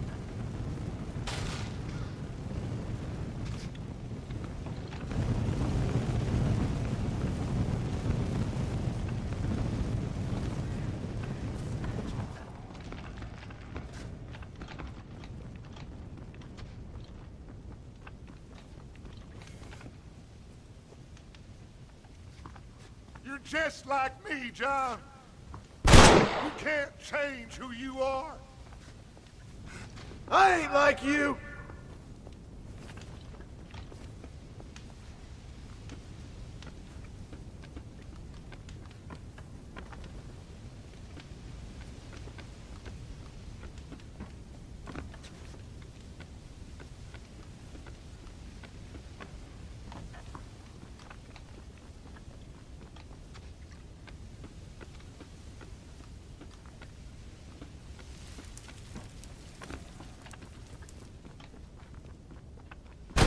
You can't erase the past, John. Killing me, it won't make it go away. That's where you're wrong.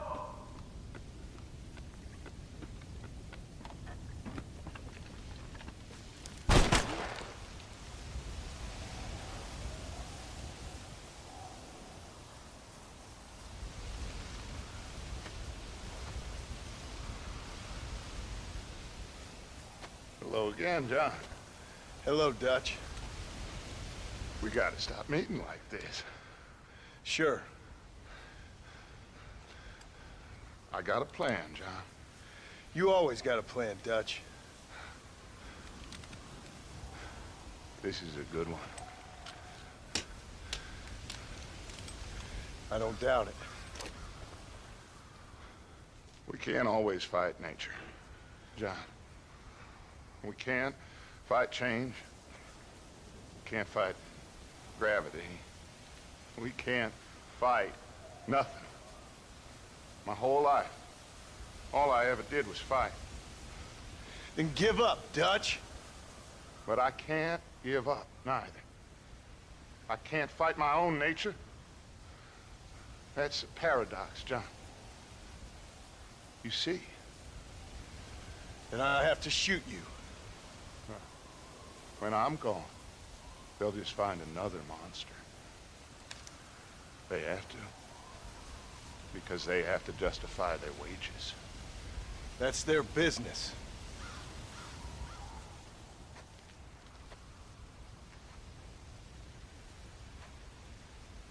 Our time has passed, John.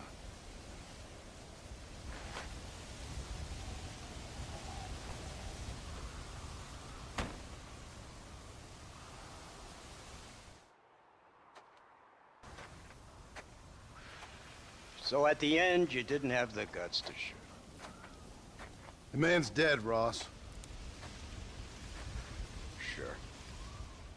Can I see your gun?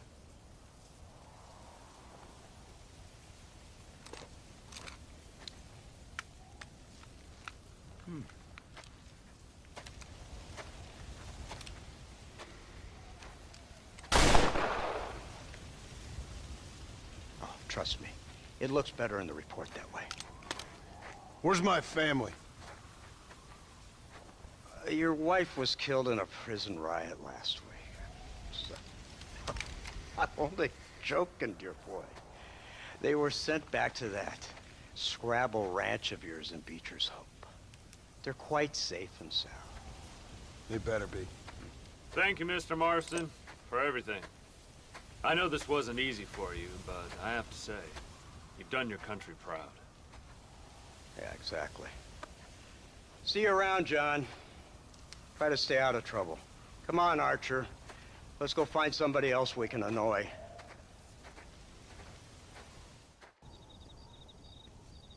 Abigail! Jack! Anyone here?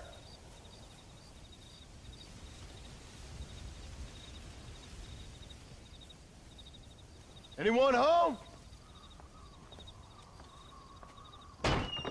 Oh, darling.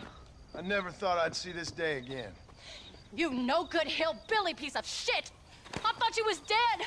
I thought you was dead, John, huh? Where you been? Where you been? You know where I've been, darling. You know. You saw Dutch, didn't you? Yeah, I saw him. And Bill? Yeah, I saw him too. And you didn't go back to him? I left that life. Just as you left yours. How'd they treat you? Oh, I can take care of myself, John. One guard got funny on me one time, but I wasn't so ladylike and he didn't try it again. Nor no one else.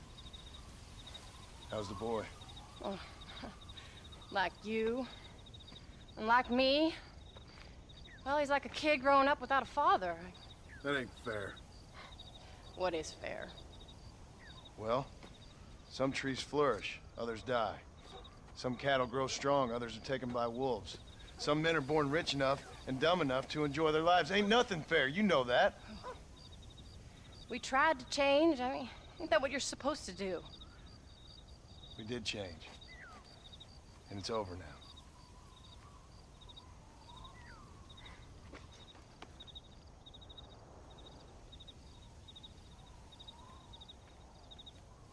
Jack! Jack, come here, boy. Hello, sir. Come here. How you been? Coyotes ate all the chickens and poachers took the cattle. I tried, Father. I tried. I know you did, son. I know. And don't you go blaming me, boy. Don't you go blaming me. I ain't blaming no one, old man, but since you're still alive, there's 4 mouths to feed. And no cattle. That's a nice way to greet somebody. Why don't I get a warm and tender embrace? Consider the fact I ain't put a bullet in your embrace, old man. You were supposed to look after the place. I did. Well, I did my best. Thing is, there was too many of them. I thought you was dead.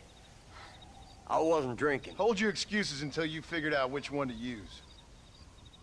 Jack, go get your bags packed, boy. We got work to do. We leave in the morning. Go on. Yes, sir. Where are you going? Well, it's getting kind of dark now, but in the morning we've got to go get ourselves some more cattle. I've got friends at McFarland's ranch.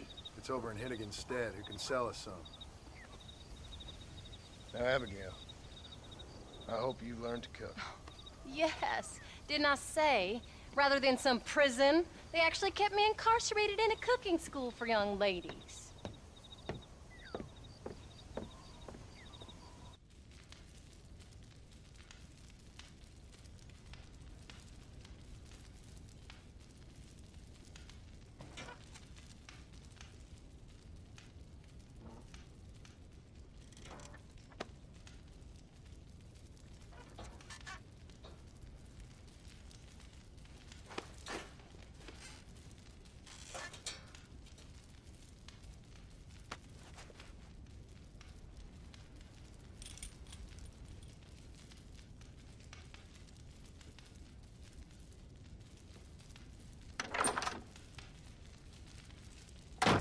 Come on. How you feeling, Jack? I'm feeling fine, sir. We got a decent ride ahead of us.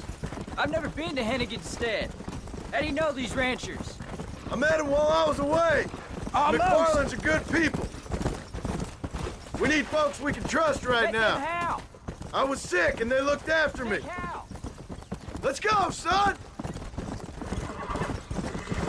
Whew! Not so fast!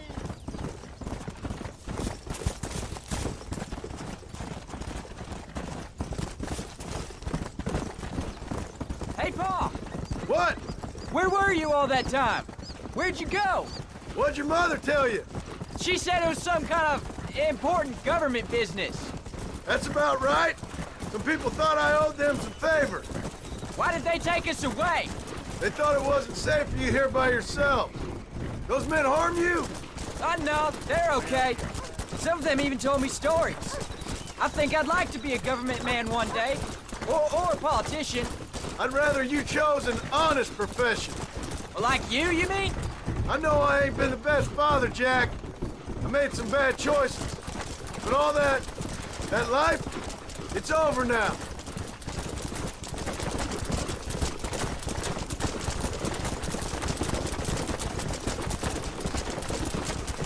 Oh, was it something to do with Mr. Dutch and Bill?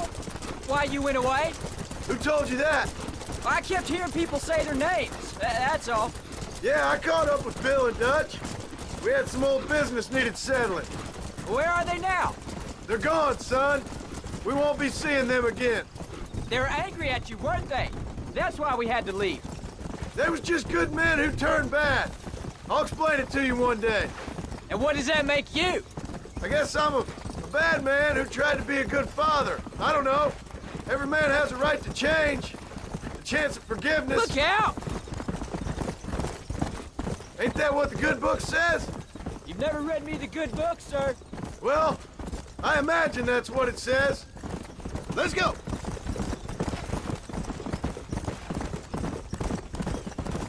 Come on. So, you ready to learn about herding cattle? I've never seen you herd anything, Pa. Apart from the odd pack of drunks. The McFarlands were good to me, and I helped them out in return. I learned a few things along the way. Wait till you see their ranch. There's the ranch. Come on, let's see if we can find Mr. McFarland. There you go. John Marston. Now, there's a face I thought I'd never see again. Some of our public servants in Blackwater sent you back on another homicidal errand to protect and save us from Lord only knows what. Thankfully not, sir. I was hoping you might still be able to sell me some cattle. My boy, it would be a pleasure. Bonnie's out in the crowd now. She'll be more than happy to help you. Take care now, Mr. McFarland. Good luck. Let's go.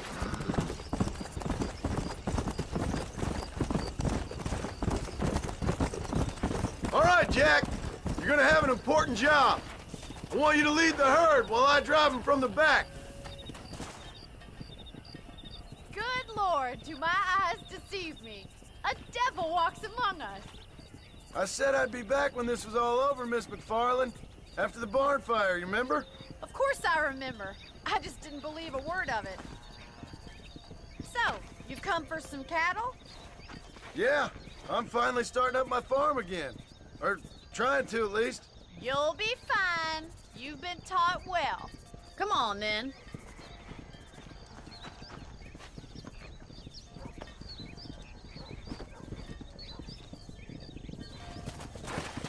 Easy.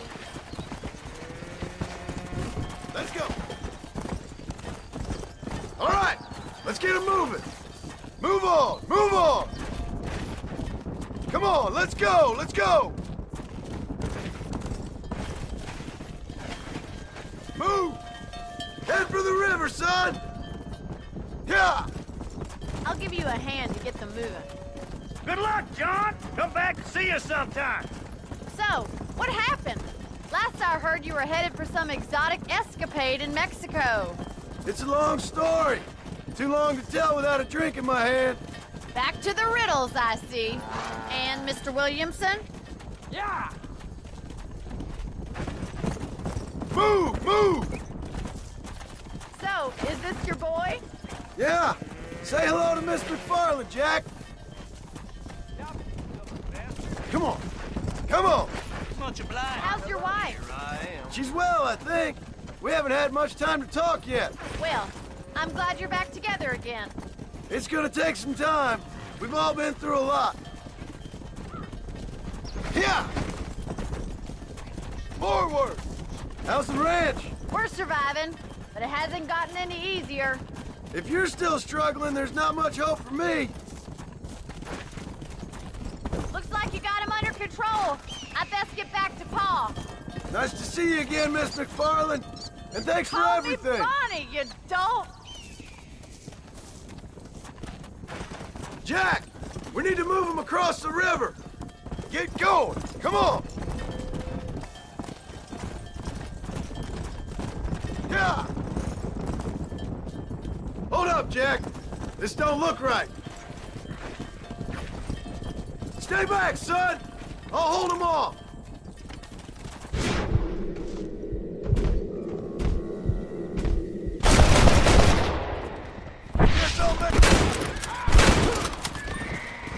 Come on. I think that's all of them. Jack, wait there. I'm coming. You all right? You're not hurt, are you? No, I'm fine. I'm fine. I wasn't scared, honest. Sorry you had to see that, son. Those men won't be stealing from anybody else. All right, let's round up the stragglers and get moving. Move! Let's go!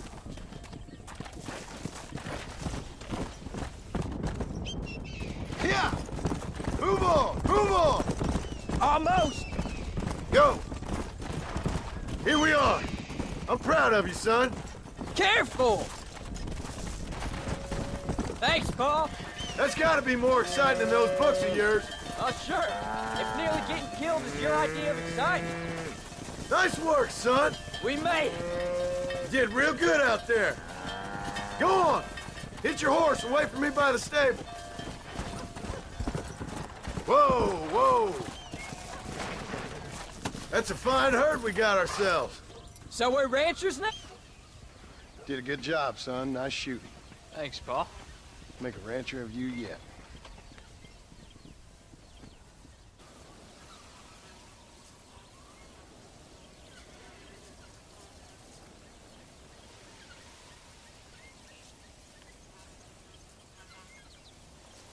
What's the book, boy? Nothing, sir. What's it about? Well, it's an adventure, sir.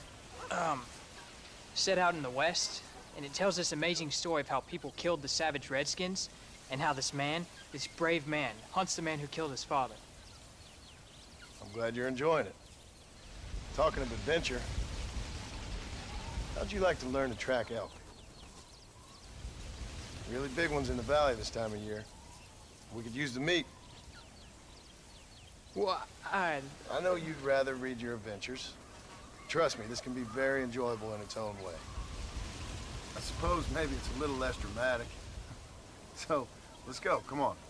You may get to see me get gored by some massive wild beast. Then you can write a story about that. Very funny, Paul. I've forgotten how funny you was. Grab your things. Find something, you stay back and I'll show you how to make a kill. Whatever you say, sir. You sure you're ready for this? I guess so. Now the trick to hunting is calm and patience. You gotta think and move like an animal to catch an animal. A rifle helps, doesn't it? Elk don't stand still, son. I wouldn't know. This is the first time you've taken me hunting. There's lots of things I ain't done with you, but I'm gonna try and make up for that. Easy. You don't seem too excited about this. What do you want me to say, Paul? Yippee? Are you sure you're all right? I mean, I know all that business must have been hard on you. Jack, he's on to something. It wasn't nothing. I'm not a kid anymore. Well, it won't happen again. It's over. Until the next time, you mean? There won't be a next time. Don't make no more promises, Paul. I've heard them all before. You know, one time I hunted a bear up in tall trees. You never seen a bigger animal in all your life. I read this story about a girl who was raised by wolves, and she'd hunt goats with them and everything. Look, I see one. Yeah, I see it. This one's mine. Stay with me, son.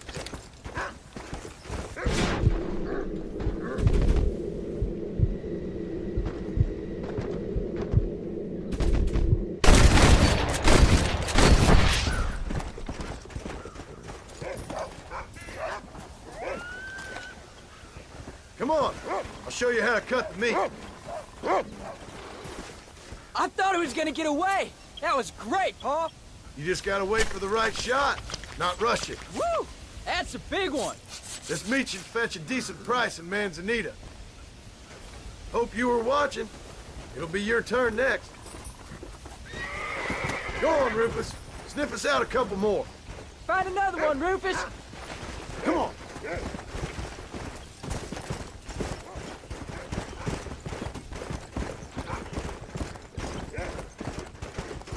You ready to take a shot, Jack? Of course, Paul. Remember, it's all about timing. Wait for your moment. Don't snatch at it. I know. I saw how you did it. Go on, Rufus. Go on, Rufus. Look, they're over there. Let's go. Get after them. You saw how I cut the meat, Jack. Now it's your turn.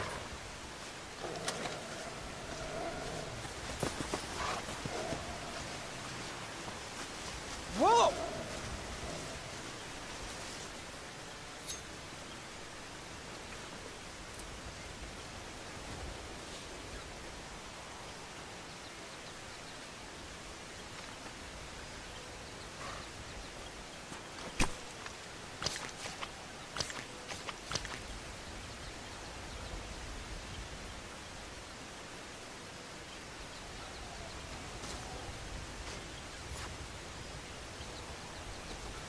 Nice work, son. You're a quick learner. Now come on. Let's get this meat over to the trading post at Manzanita. Did you see me? You did good, son. Can't we shoot some more? Only kill what you need. We'll go out again soon. You know, I didn't think I was gonna like it. I told you you'd have fun, didn't I? All right, here we are. Jack, you wait here. I'll be just a moment. Well, howdy. Hey, mister. How much did you make? Never you mind. Enough to keep Rufus out of the stewing pot for a couple days. And what about me? What do I get? You get to eat, son. But I did half the work. That isn't fair. What can I say? I'm another corrupt landowner. Yeah. I'll be rich one day, then you'll see. I sure hope so. Then you can look after us when we get old.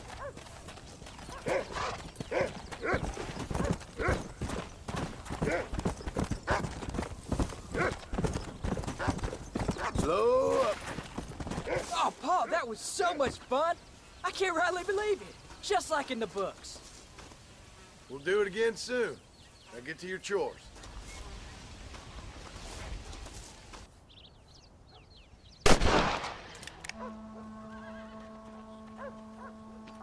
You're tensing up.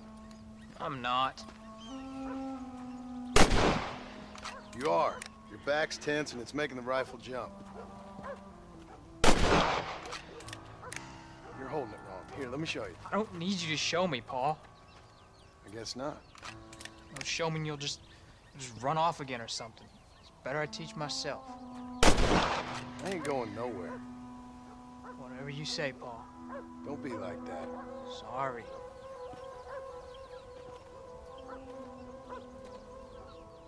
Wolves been after the herd. Gotta get out there and scare them off. You wanna come with me? Safer with two.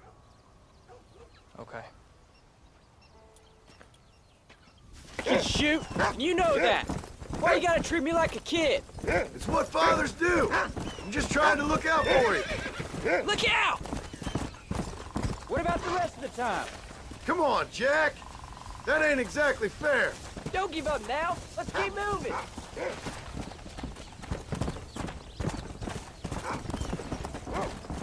I'm sorry, Paul. You don't need to be. I don't mean to be moody. I'm glad you're home. I really am. It's just every time you go off, well, I worry you're not coming back. I swear, if it was down to me, I'd never have gone anywhere. They can't make you, can they? It's complicated, but seems they can. Yeah, I know. I wouldn't understand. Just some things you start have to be finished. What was your father like? I didn't really know him. He died when I was just a boy. Died of what? Why do you want to know? Oh, it just sounds like a good story, that's all. It really ain't. He died in a bar fight. At least, that's what they told me. Jack, he's found a scent. Stay on me now. Come on, we can't stop now. Let's go. Paul, is Uncle really your uncle? No, at least I sincerely hope not. He's probably lots of people's father, though. Well, why do you call him Uncle then?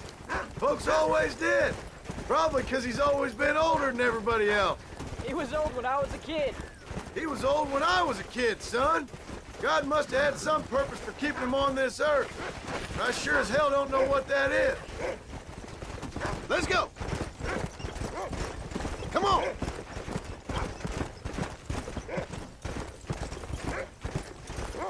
That's it, boy. He's found him. Whoa there. Come on.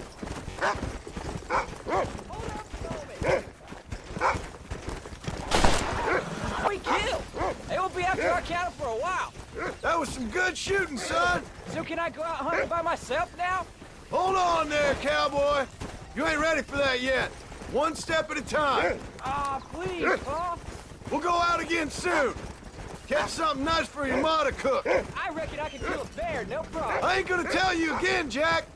You don't leave the farm without checking with me first, you hear? Yes, sir, I hear you. Go.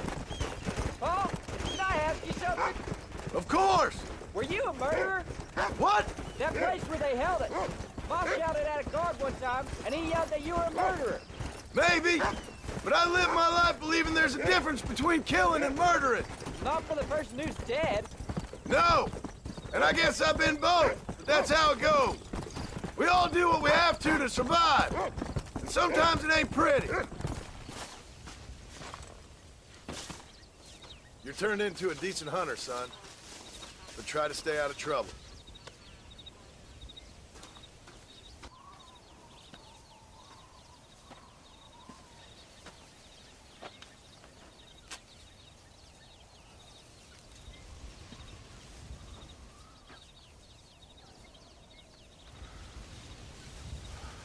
John! John! What is it, old man? It's Jack. The kid. The kid. Well, I just saw him out in the valley. Seems your tales of hunting got the better of him. He said he was going up to the pass, track down that grizzly that's been seen up there. Kid can't hunt a grizzly. Thing will eat him alive. I know. I tried to stop him. But you're worthless as a lawyer at a lynching. Damn you, old man. This is my son. Anything happens to him, you'll wish it was you that bear attacked.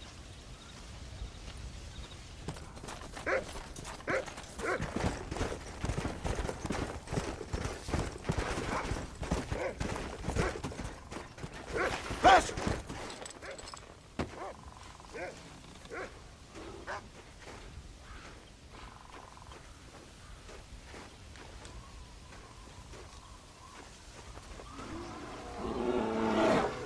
Paul, help me! I'm hurt! Jack, stay down!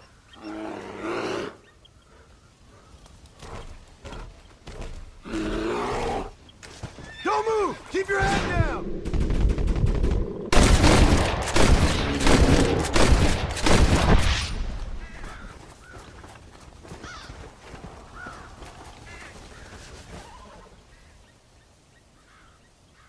What the hell were you thinking going off on your own? You're just a boy. No, I'm not. I can skin an elk, rake horses. Come on, let's get you home.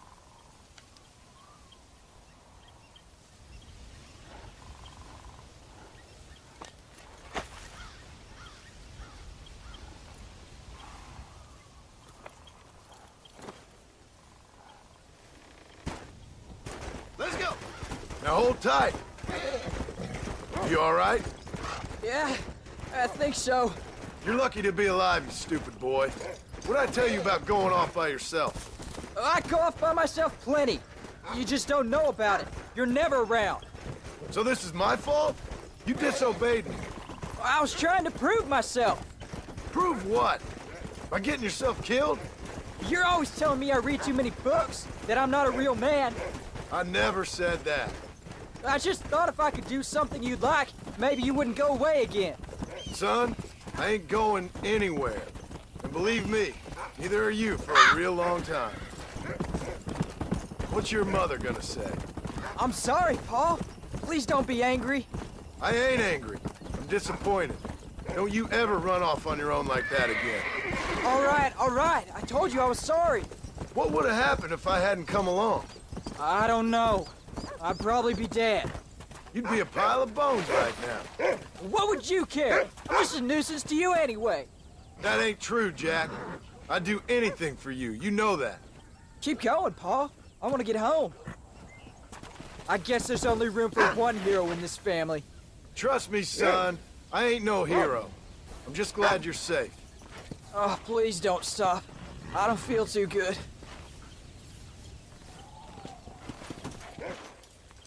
I'm sorry I made you worry, Paul. Don't be too eager to grow up, son. Ain't as much fun as it looks.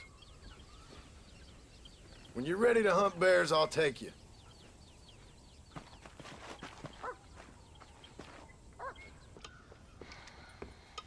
What you cooking?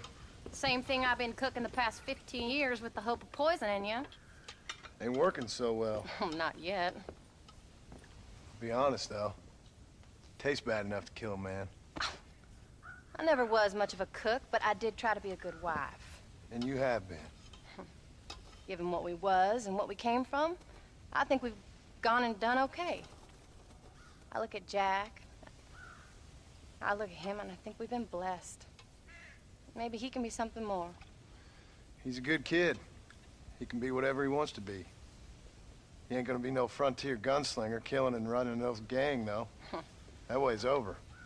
Railroads and government and motor cars and everything gone and done away with all that. And he ain't gonna marry no orphaned working girl running with a bunch of hucksters, neither. If he meets one like you, I hope he'll marry her. Stop. For an illiterate gunslinger, you sure know how to make a girl blush. God damn crows! John! You have got to go deal with them. They've broken into the silo again and are eating all the corn out from it. Of course, my angel. Hey, get out of there. All right, all right. Go on. Scat. Shh.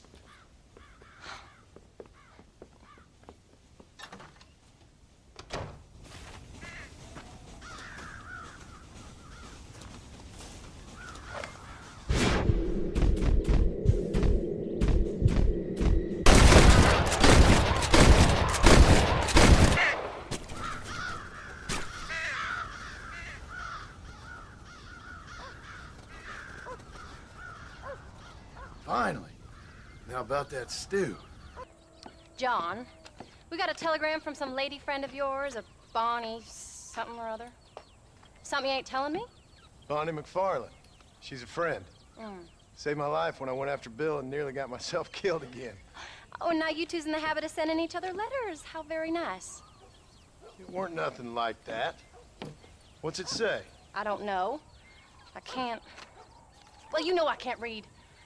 Give it here. You read that thing out loud. I ain't hiding nothing. Dear Mr. Marston, stop. Need corn sacks. Stop. Emergency. Stop. Weevils and moths ate entire county supply. Stop. Can you help? Not exactly the most romantic request, now is it? I guess not. She saved your life, you say? Yes, ma'am. Well, then you're gonna have to help her and her family out. We've got a plentiful supply of corn sacks over near the silo. About the one thing Uncle didn't manage to have stolen while we was gone. Okay. Hurry back, John. And John, what's she like? You know. A little bit like you, I guess. She's a woman in a man's world.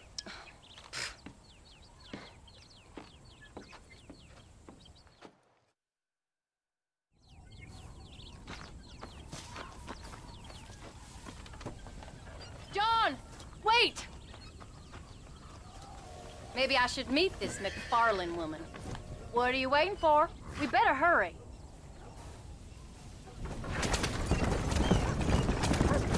I don't think I can let you go off again without me. Fair enough. I'm glad of the company. You only had to ask. Ask? I was waiting for you to ask me. I thought you'd want to keep an eye on the boy. Oh, while you were off cavorting with cowgirls in the next county? I don't think so, John Marston. You only just got home. That Jack has seen enough of me for a lifetime. So, is she married? This Bonnie McFarlane? No. What does she look like? I don't know. Pretty normal, I suppose. Normal? What? Normal like me? No. Normal as in 2 eyes, mouth, nose, that kind of normal. Besides, ain't no woman fine as you. A little flattery. Now we're finally getting somewhere. If you find yourself in a hole, the first thing to do is stop digging. Another pearl of wisdom from John Marston. I sure do miss those. I never took you for the jealous type, Abigail. I ain't jealous so much as curious. You heard what she wrote. It's just some corn. She saved my life, and she was decent enough to me, so I owe her this much at least. How did she save your life anyway? She found me half dead on the side of the road and took me to the doctor. Most folks would have left me there. Half dead from what? Bill didn't take so kindly to me visiting unannounced. Bill never did like surprises. How was he? Same as he was when we left. Angry and dumb, taking his revenge out on the world. People down there was really scared of him. Of Bill? You gotta be kidding me. He was only frightening if he was afraid of dumb fools. Bill weren't so bad, but when Dutch went crazy, Bill took it hard. For a while, we all thought we'd found something right. A better way to live, but it was just a lie. So you saw before they did. Maybe. But they was still kind of a family. A family that left you for dead. You knew the truth, John, and they hated you for it. Where'd they take you? Who? Those government bastards. Where did they hold you and Jack? I ain't sure. They kept their eyes covered there and back. Can't have been too far from here, though. They treat you right? It ain't the first time I've had a gun to my head, John. You're forgetting your marriage proposal. Very funny. No, they learned pretty quick what would happen if they laid a finger on me. Sons of bitches. It wasn't them or being there. I didn't care about that. I've been in far worse situations.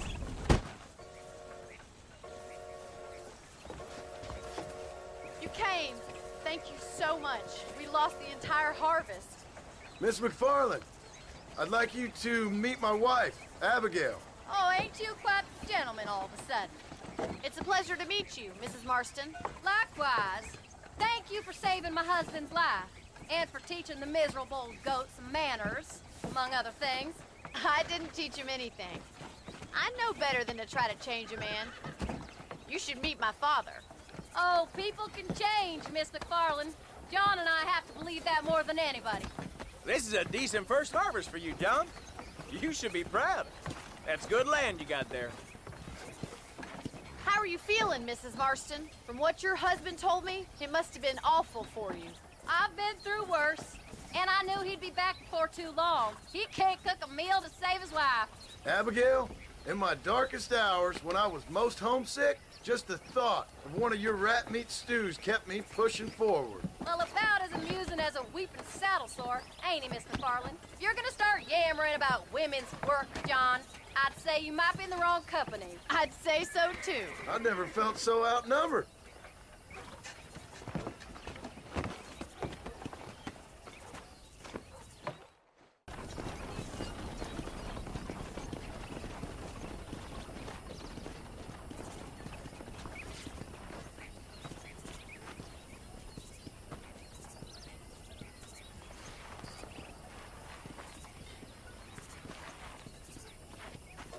Ma'am?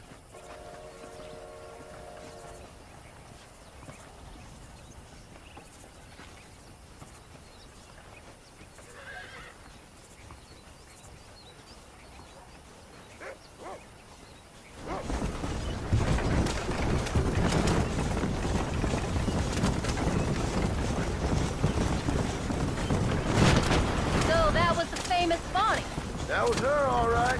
She's pretty. She's normal, like I said. Well, you always wanted to be a rancher. I'd have thought she'd be just your thing. The perfect rancher's wife, if I ever saw one. I already got a rancher's wife. I'm only teasing. I like her, and I'm glad she saved your life. Most of the time, anyway. The McFarlands are good people. She did flush better than a shepherd's sunset when she saw you, though. I have that effect on women. You've clearly had one too many blows to the head. You ain't wrong about that, Mrs. Marston.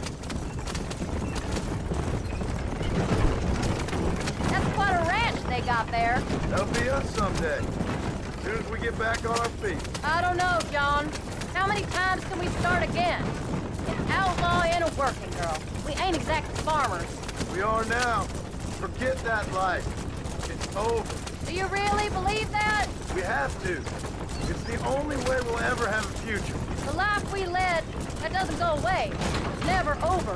You think those government men are just gonna leave us alone now? The old gang's dead. I did what they asked. And that's it? A life of crime forgiven? We're back together, ain't we?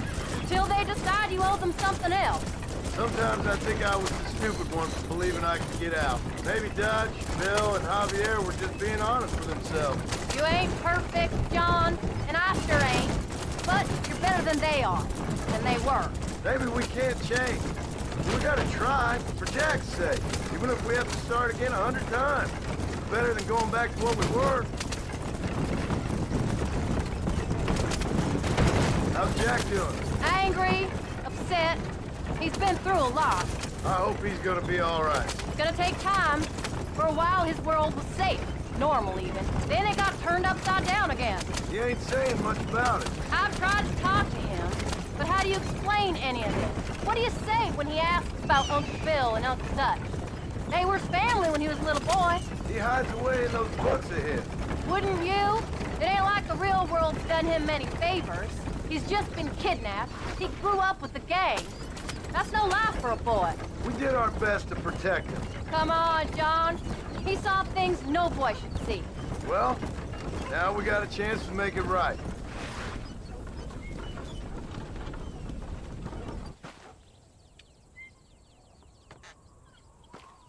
We did good today, John. I guess I better go fix us something to eat.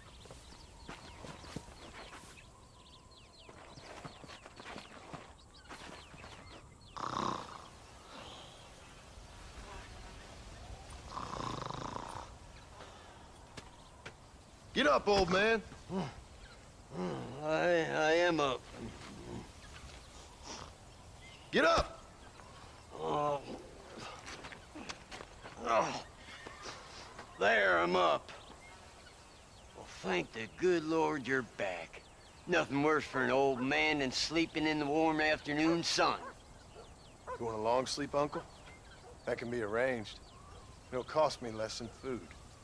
You always was a hard and nasty man, John Marston. You always was a useless, conniving thief. And where's them cattle? Did you take them to pasture? It's coming around to that. When exactly? It's easy to pick on the elderly. It's easy, but it ain't dignified. Come on, old man. Do this together. On! Go! Whoa! Whoa there! Damn!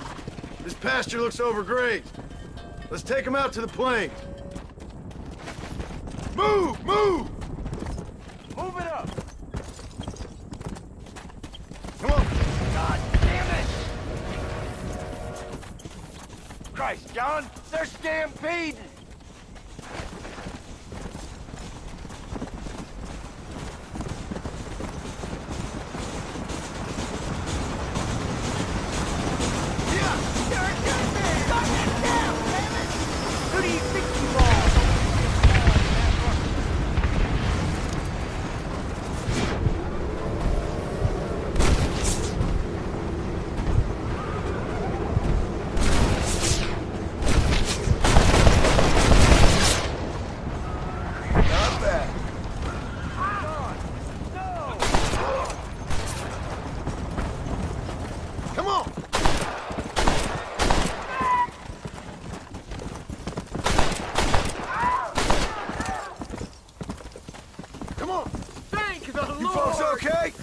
think we're safe. Thank you. I thought we were done for. Just helping out. Now you take care.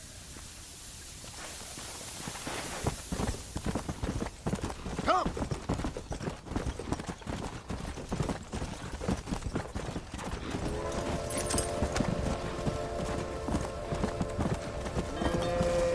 Come on. The hero returned. They don't know how lucky they are.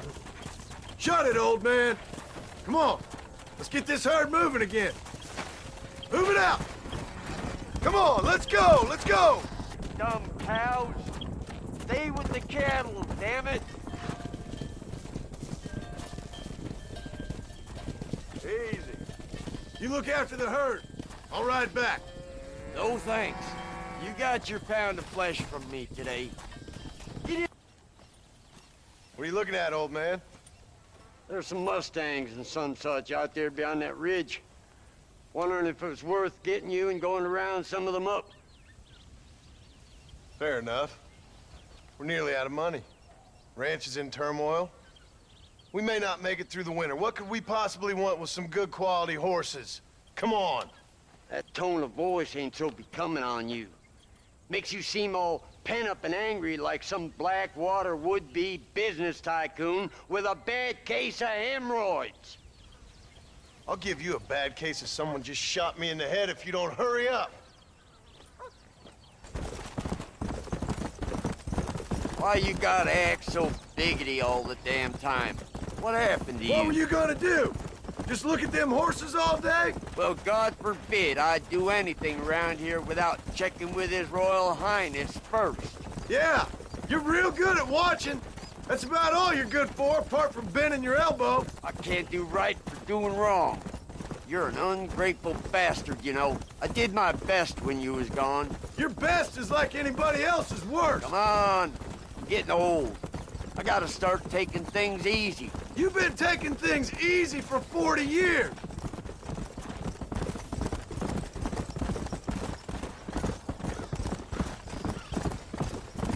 There you go. I see him. Come on.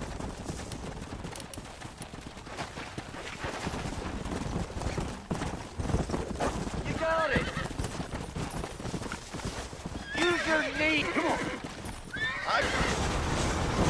Shut up! I think that's enough for now. Let's get them back to the ranch. Let's go! That weren't half bad for a couple of old reprobates. I learned a few things while I was away. Anything you wanted to know, you only had to ask me. You? What the hell do you know about any of this? I was a rancher myself back in the day. Firstly, I don't believe you. And secondly, if you was, why have you been hiding it all these years? You act like I never do anything. I do plenty. You're asleep half the day, and the other half you're so drunk you couldn't hit the ground with your hat in 3 throws. I taught you a few things, John Marston. Like how to steal beer when the bartender's not looking, and piss without taking down your pants. All useful skills, partner. Look at these here horses. Fine as cream gravy. It sure will be nice to have some money in our pockets. Any money we make's going straight back into this ranch, not down your gullet. Oh, come on. I ain't working for free here. You ain't working at all. That's the problem, old man. What about today? And all them cattle I herded. I'm always sucking hind tit around here. You got food in your belly, ain't you? A roof over your head? You're so tight. You get out of bed to turn over so as not to wear out the sheets. Don't push your luck. A little bottle wouldn't hurt, though. Something to ease an old man's aches and pains. This is why they say you should never hire the people you drink with. Whoa there. Make sure there's enough fresh hay. We need to keep them strong. All right. Damn, a little gratitude wouldn't kill you.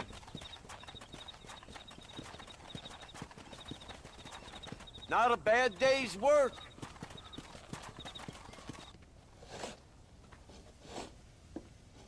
Hey, Jack. Hey, Paul. Need a hand with that? No, sir, I got it. Looks like you have. You know, you're real good with them tools. Thank you, Pa. We'll make this land real nice one day. Me and your mother will do our part. By the time your turn comes, hell, this could be the nicest farm in the county. Maybe, Pa.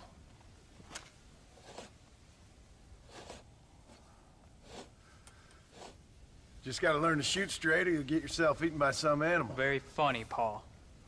Thank you, son.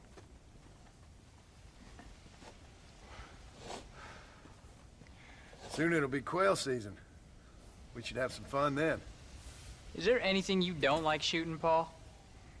Well, I ain't met the thing yet, but as soon as I do, I'll let you know. You can even put it in one of them books you read. Yeah, maybe I'll do that. Today, John Marston stopped shooting. Now, I ain't no literary man, but I don't think that'll sell. People like shooting in them things. I think you may be right there, Pa.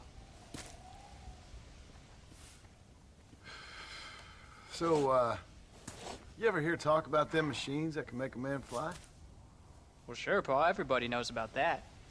You know they're gonna be bringing one of those machines around the country next year for a demonstration? One of them machines can turn men into angels. One of them machines can turn men into angels. John, come here. John, come here, quick. Take a look at that. Jack, go into the house, lock all the doors. Whatever happens, don't come outside. You hear me? Whatever happens. Okay. Come here, son. Whatever happens, keep the doors locked and your mother inside. Promise me, son. Promise me. Who is it, Pa? It's just some old friends. Me and Uncle take care of it. Now you go inside and you keep the doors and the windows locked. I hear you. Then run! Yeah, run, boy. Well, old man, looks like things is about to get settled once and for all. So it seems.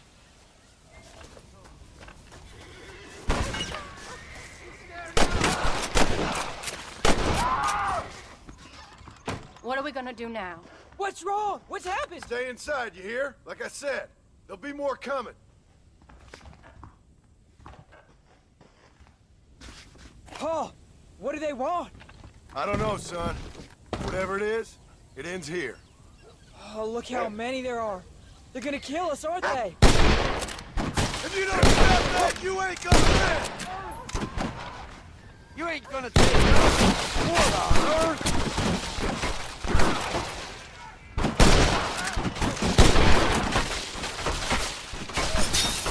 Uncle, are you all right? Damn it! I'm hit. We're gonna do this together! Not again! Come on, boy! Get away from here! Hang in there, Uncle! I'm gonna get you out of here safe! Ain't time, John. I ain't gonna make it off this porch anyhow. You take Jack and Abby.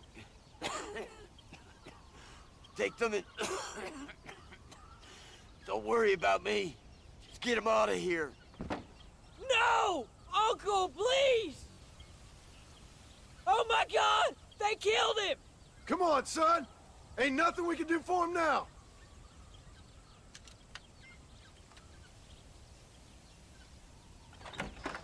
We're leaving the farm. I'll watch from the silo. You two go to the barn, get the horses ready. John! I'll meet you there.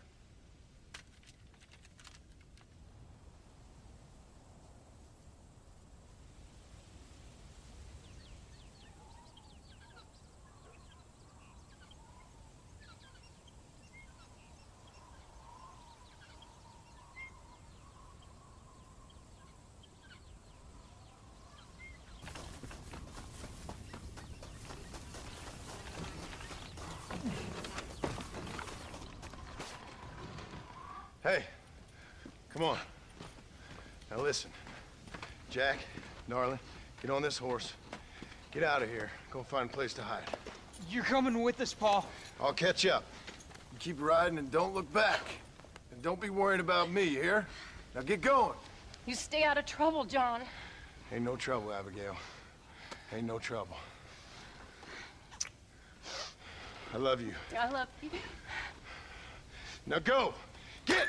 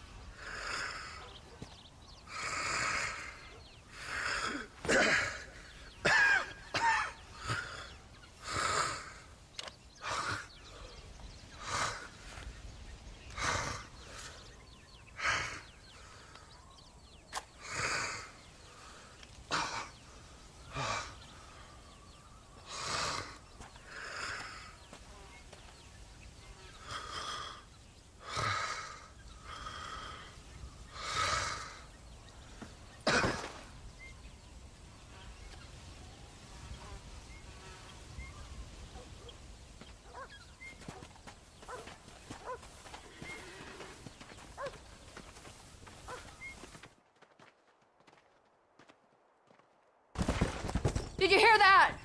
Jack, we have to go back for Pa. Let's go!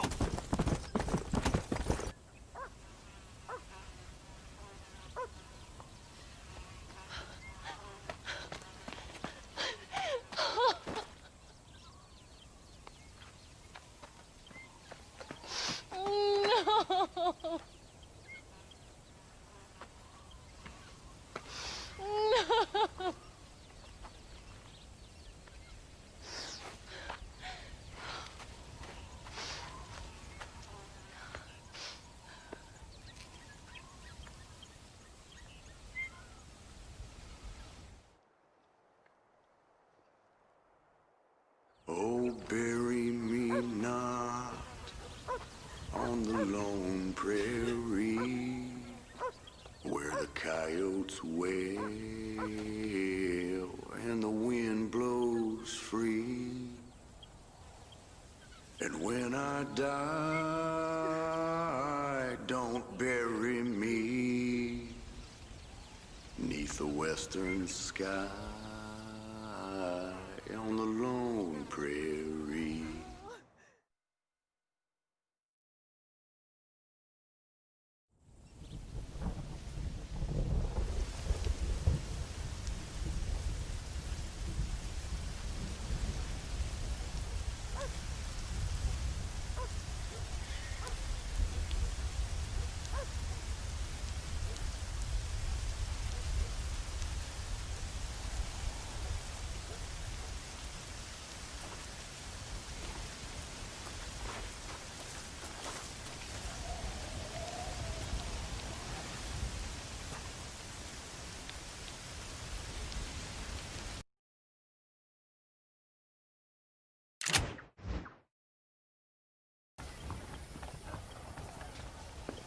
Hello, sir.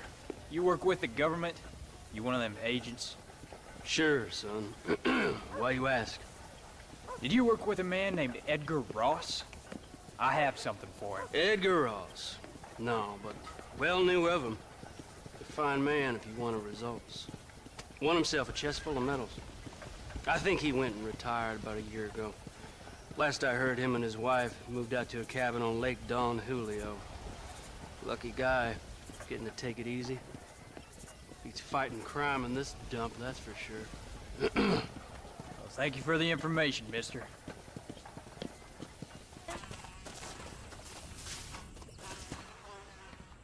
Excuse me, ma'am. Hello, young man. Hi. What are you doing out here? Are you out visiting the lake with your family? No, ma'am. I was looking to deliver a letter to Edgar Ross. Oh, that husband of mine.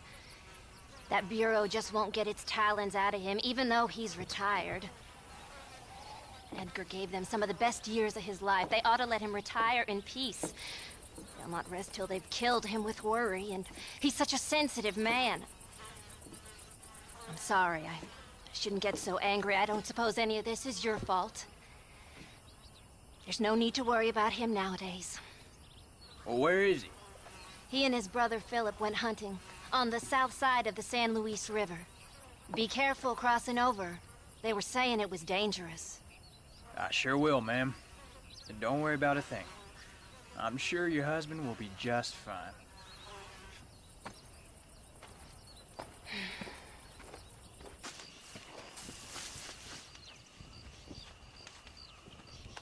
Hey there, mister. How's the hunting? Oh, pretty good, son. Got me a few rabbits, coyote, elk. Still looking for some trophies for the parlor. I've got a letter here for Edgar Ross. You know him? I heard he was down in these parts with his wife. Of course I know him. He's my brother. Gone down river, duck hunt. Must be a pretty important letter to have come all this way. Oh, yes, sir. Real important. I'll be on my way home as soon as I deliver this message. You best be off then. Just don't get on his bad side. He's got a filthy temper.